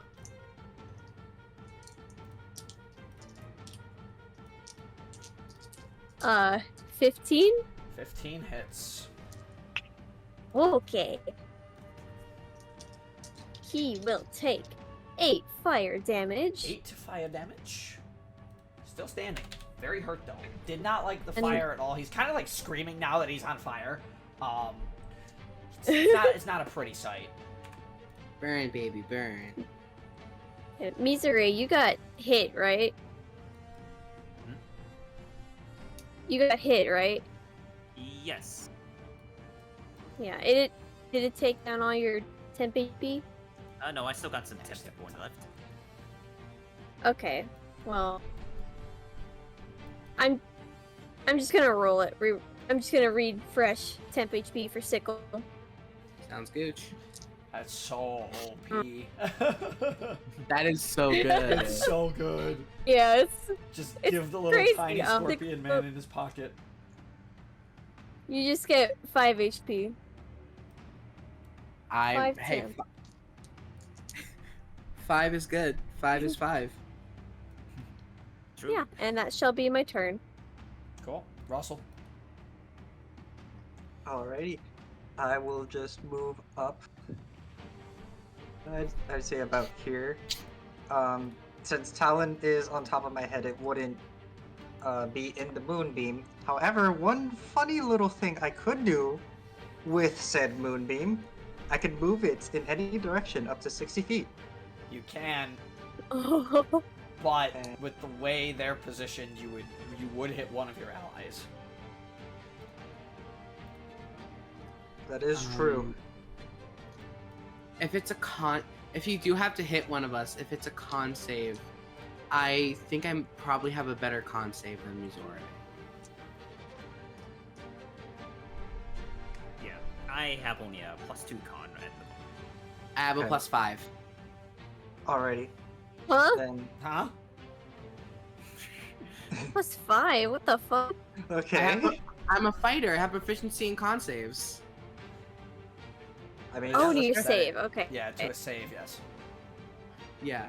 Alrighty. Imagine I had 2 20s. I was gonna say, what the I thought you were at 20 and I thought you con. were It's like, referring to huh? stats. Yeah, go ahead and make your move. No. Because I was about to say I could move it to about there, I guess. Oh no, actually, you wouldn't hit your ally. Because I could hit it here, right? Yeah, no, that doesn't hit your ally. No, you're good there. Yeah, Well, just nasty. little square. Alrighty. Go for the con save.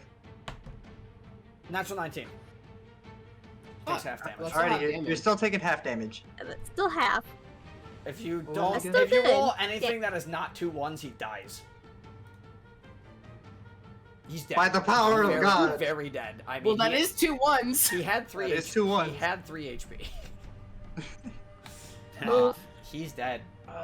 And suddenly Ah, he's dead. stops. Okay. We are out of initiative. Sickle, looking ahead from where you are right now, you can see that more this way toward the fog. There's a dead end here. More toward this way, there is a pool of water. Okay. I'm gonna look at everyone and just be like, I see some water up there. I guess if we want to take a small little rest. That would. That sounds good. Yeah, Hopefully the other bandits won't find us here. that's out. Do I hear any more bandits coming down at No. all? No. Okay. The cave is quiet. However, there is a little gap up here, like in the top of the rocks, that you might be able to climb up and look. I can go do that. I'm gonna look at everybody and be like, I'm gonna quickly go look at a thing. I'll meet you by the water if you go there. So Oh, as you climb up and look through the rocks, make a perception check for me, please. Cool. Hey, sisters. It's not a big enough dirty gap. 20? It's not a big enough gap for you to crawl through, mind you. Dirty 20. Dirty 20. Sorry, that's the wrong fog there. I gotta move. So what you see Word. through this, so you see another chamber on the other side, 60 feet. 5, 10, 15, 20, 25, 30, 40, 60. So you see another chamber all the way in. You definitely cannot crawl through this gap. Is Alan But you can small enough see- to crawl through the gap? Your owl might be small enough to crawl through the gap. Has it been an hour and a half though? At this point, Because we were at 45 minutes before the combat. right. Your liver is I would say at this point, yes, your owl fades. Just for brevity's sake. Okay. And also to speed things up because this is going way longer than I thought. Never starts on time, never finishes on time. Yeah, that's true. So is the way. D&D, baby. Yep. Alright. So, it's another chamber. Is that all I see there? That's all you see. Alright, I'm gonna double back. So there wasn't anything super important there, it just looked like another chamber, I guess. I see. So it seems like we want to go further. We might have to go through the water. Sickle shivers a little bit. Ugh. Should we maybe go back to town really quick and report back what we found? I think that might be smart, yeah.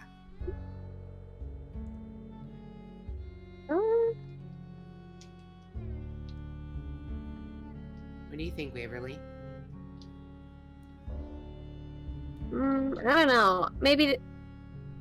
I don't know. I think we could just power through? Question mark. I mean, what even were we sent in here to do? Were we Were we supposed to clear out the place, capture some guys, or? You were sent to clear it out as a reminder. Okay. We were supposed to clear the Trimix bandits out from this cavern. Seems like we did actually take out a number of them, but I think there still might be more up ahead. Yeah. Not only that, but before we went east, there were still the two up north when we first entered. And Houston now has Yeah. We might need to get some reinforcements if we are to go any further. I don't know. I think we took those guys on pretty well. Well, yeah, we did, but you know, an extra pair of arms wouldn't be so bad, would it? I believe the guards are already outside. They might be just standing guard just to make sure nobody else gets out. The True. cave that does have only one entrance, and we went through it. That is true. Yeah, I mean, the lawmaster lady did say that she hired us specifically. I guess no one else. So Alright. maybe we're not even allowed to ask for help. That's true.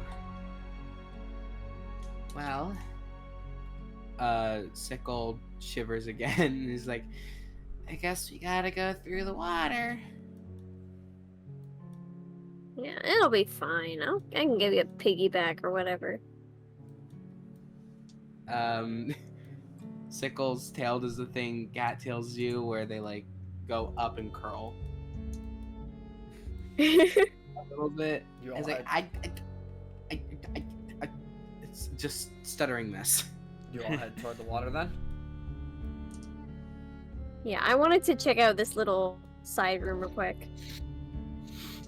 It just seems like it's dirty water in there. It's nothing too crazy in there. It's really not water that's fit to drink. It seems polluted in some way that is unnatural. Gross. Okay, moving on. Sounds good. I'd briefly look over to Alright. see about if the people the bandits we took out have anything of interest. Roll an investigation check for me.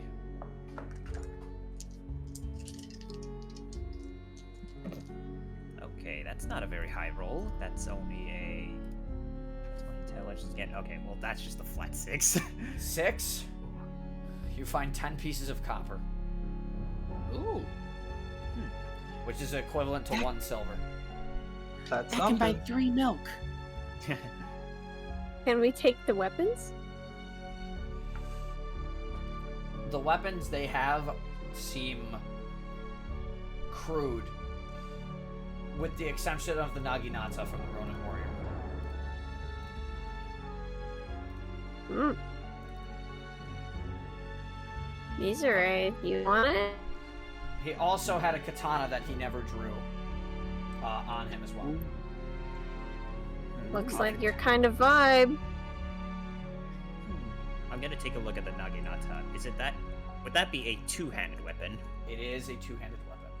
I have to double check because it's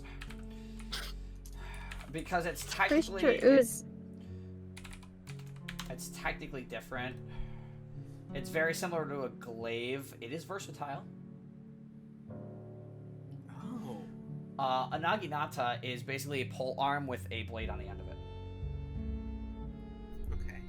Alright, so So like a quarterstaff. It is heavy.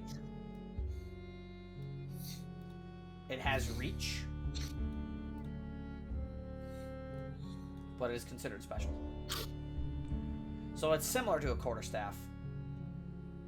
It is finesse as well. It is considered a martial melee weapon. I'm trying to think because sure I have dedicated weapon, which is any simple martial weapons you're proficient in can count as a monk weapon, but it cannot have the heavier special range. Yeah. It is heavy, which does mean it requires 2 hands. Okay. So even if it's technically finesse and versatile to make it 1d8, you still have to use it with 2 hands regardless. So it's always gonna do 1d8 mainly because it's heavy.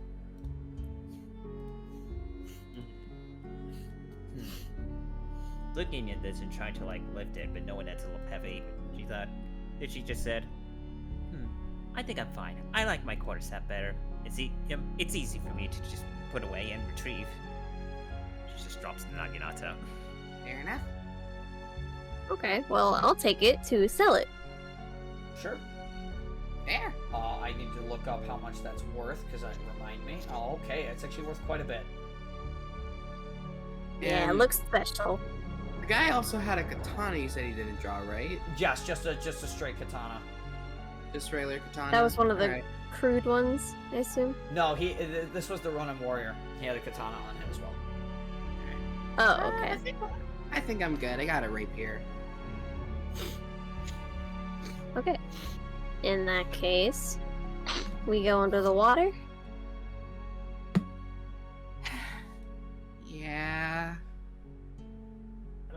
It appears we're gonna do a little bit of swimming, unfortunately.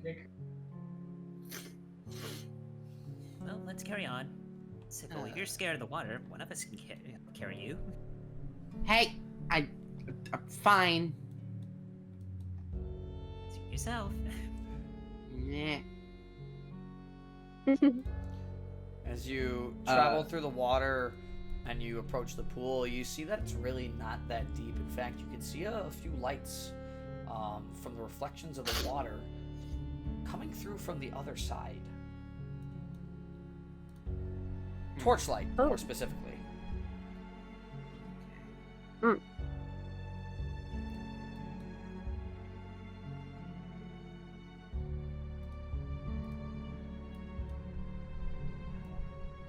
So Sickle who's just going kinda- first?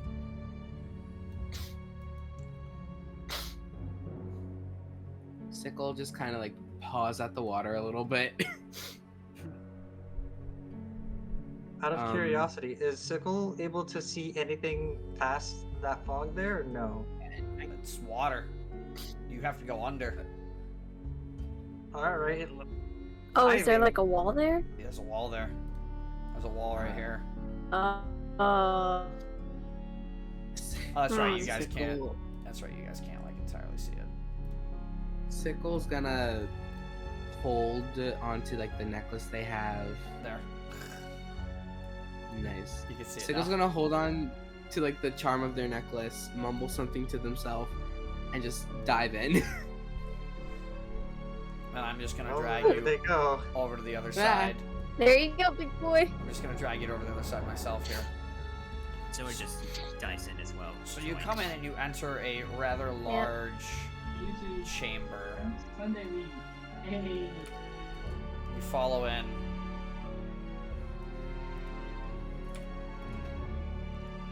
And one by one, you all approach. You all come in.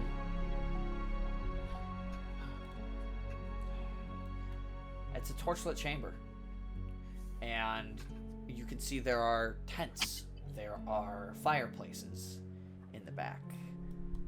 There are remains of camps in here.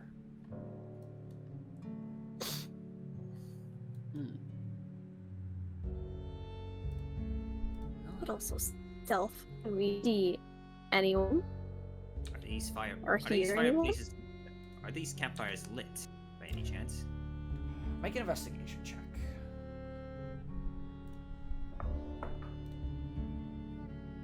Okay, that's just a flat 8. Flat 8 on the investigation check. With that roll, you can see that the campfires are recent. Seems the campfires are pretty recent. There should still be a couple more bandits around here. What the heck is that?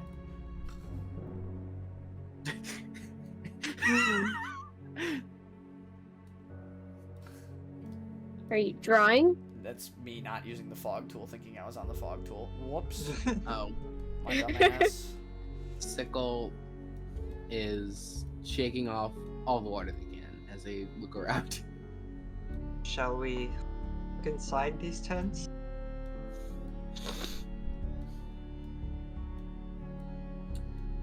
If you think it's a good idea. Is this anything right here? Mine carts. Seems like you're in Oh, a that's more right. of a collapsed part of the mine. One that's kind of been abandoned for a while, and it seems like some more of the elements have taken it over. But it is strange that there is a recent campfire here. Probably go investigate the tents around here. Sickle and Waverly, make a perception check for me, please. Oh God. Okay. 16. 17. You hear multiple sets of footsteps, and there's more than 5. Like- you hear more than 5 sets like of approaching? footsteps. Approaching. They're already here. Oh. Are they casual or? No, They are not casual. And you start to see Oh. them flood into the room. and immediately they try to block your exit toward the water. You know, that's awkward. This is a little bad. awkward. Bad. Go and you're in, Russell. And you hear a voice come out. And all you hear is... Slow clap. Bravo on making it this far in. Honestly, I thought those idiots over in Korum really wouldn't send anybody to bother us, but it seems so the tides are turning, and you see a singular gentleman walk out. He is wearing very heavy armor, like more so than you've ever seen, and he's kind of like has his sword already drawn. He's walking forward toward all of you with it, as the bandits all kind of like encircle you. Now, honestly, I thought they were going to send the guards here. With 4 random travelers. Oh, I heard a little story about you. At least, well, rumors, if they are true. You stopped us from getting our capital wine, didn't you? What is it with this one? Is wine really that fucking important? I don't know. Goddamn. You can't confirm or deny if we did that. Make a deception check. Oh my god. Wait, who's making the deception check? Leno. Yeah, no, that's Just, that. just for that comment. I Good rolled the. lord. What's my deception again? Where is it? No, it's just a 3. He looks at you. Oh my god. You're such a bad liar, bestie. You're a terrible, terrible liar, aren't you? Hey man, Wait, I for know the how to face mimic palms. people. I don't know how to lie.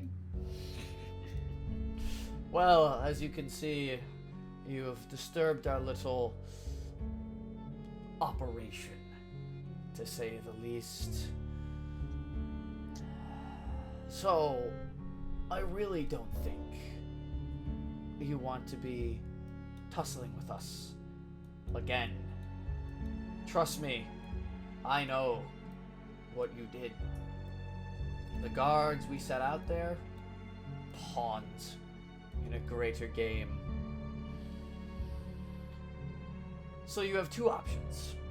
1, you come with us, and we see truly if you're worth keeping around. At least temporarily.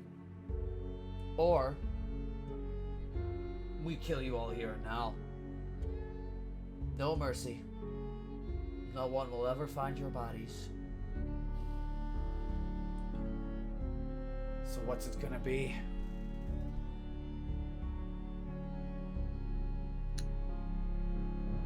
This is why we never go in the water.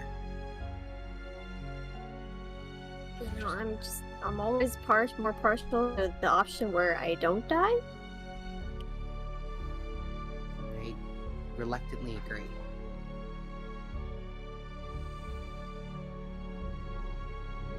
What's your choice?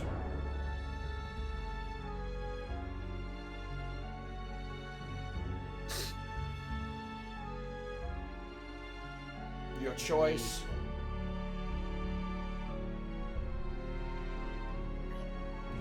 The guard and the bandits enclose you guys even further, kind of like corralling you closer and closer together. Okay, goddamn. Calm the fuck down. You could swear as you say that you're getting poked with like daggers and swords as they move you closer and closer together. Just kind of flipped him off.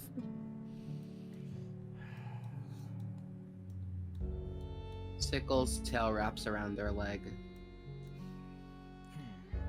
That's a good choice. Do it. And in the blink of an eye before you know it, All of you are unconscious. You are knocked unconscious. They put you to sleep.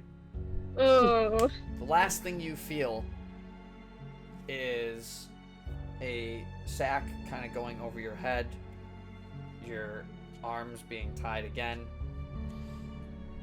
and you get the sense of being carried, but you don't know where.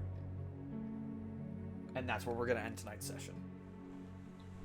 Oh my god. There's probably no way we can find our way out like that. You were not gonna live that fight. Yeah, no. Yeah. Yeah, no, definitely not. See, I got 19 hit points. Yeah, I had a feeling. I didn't realize you guys were gonna do what you did, but you bringing all the enemies together in the one room actually, I think, hurt your chances more. I never expected you to win this Oops. fight anyway, but as you can see, you had a couple tougher brawlers to deal with and stuff, and this session went a little, like an hour longer than I wanted it to.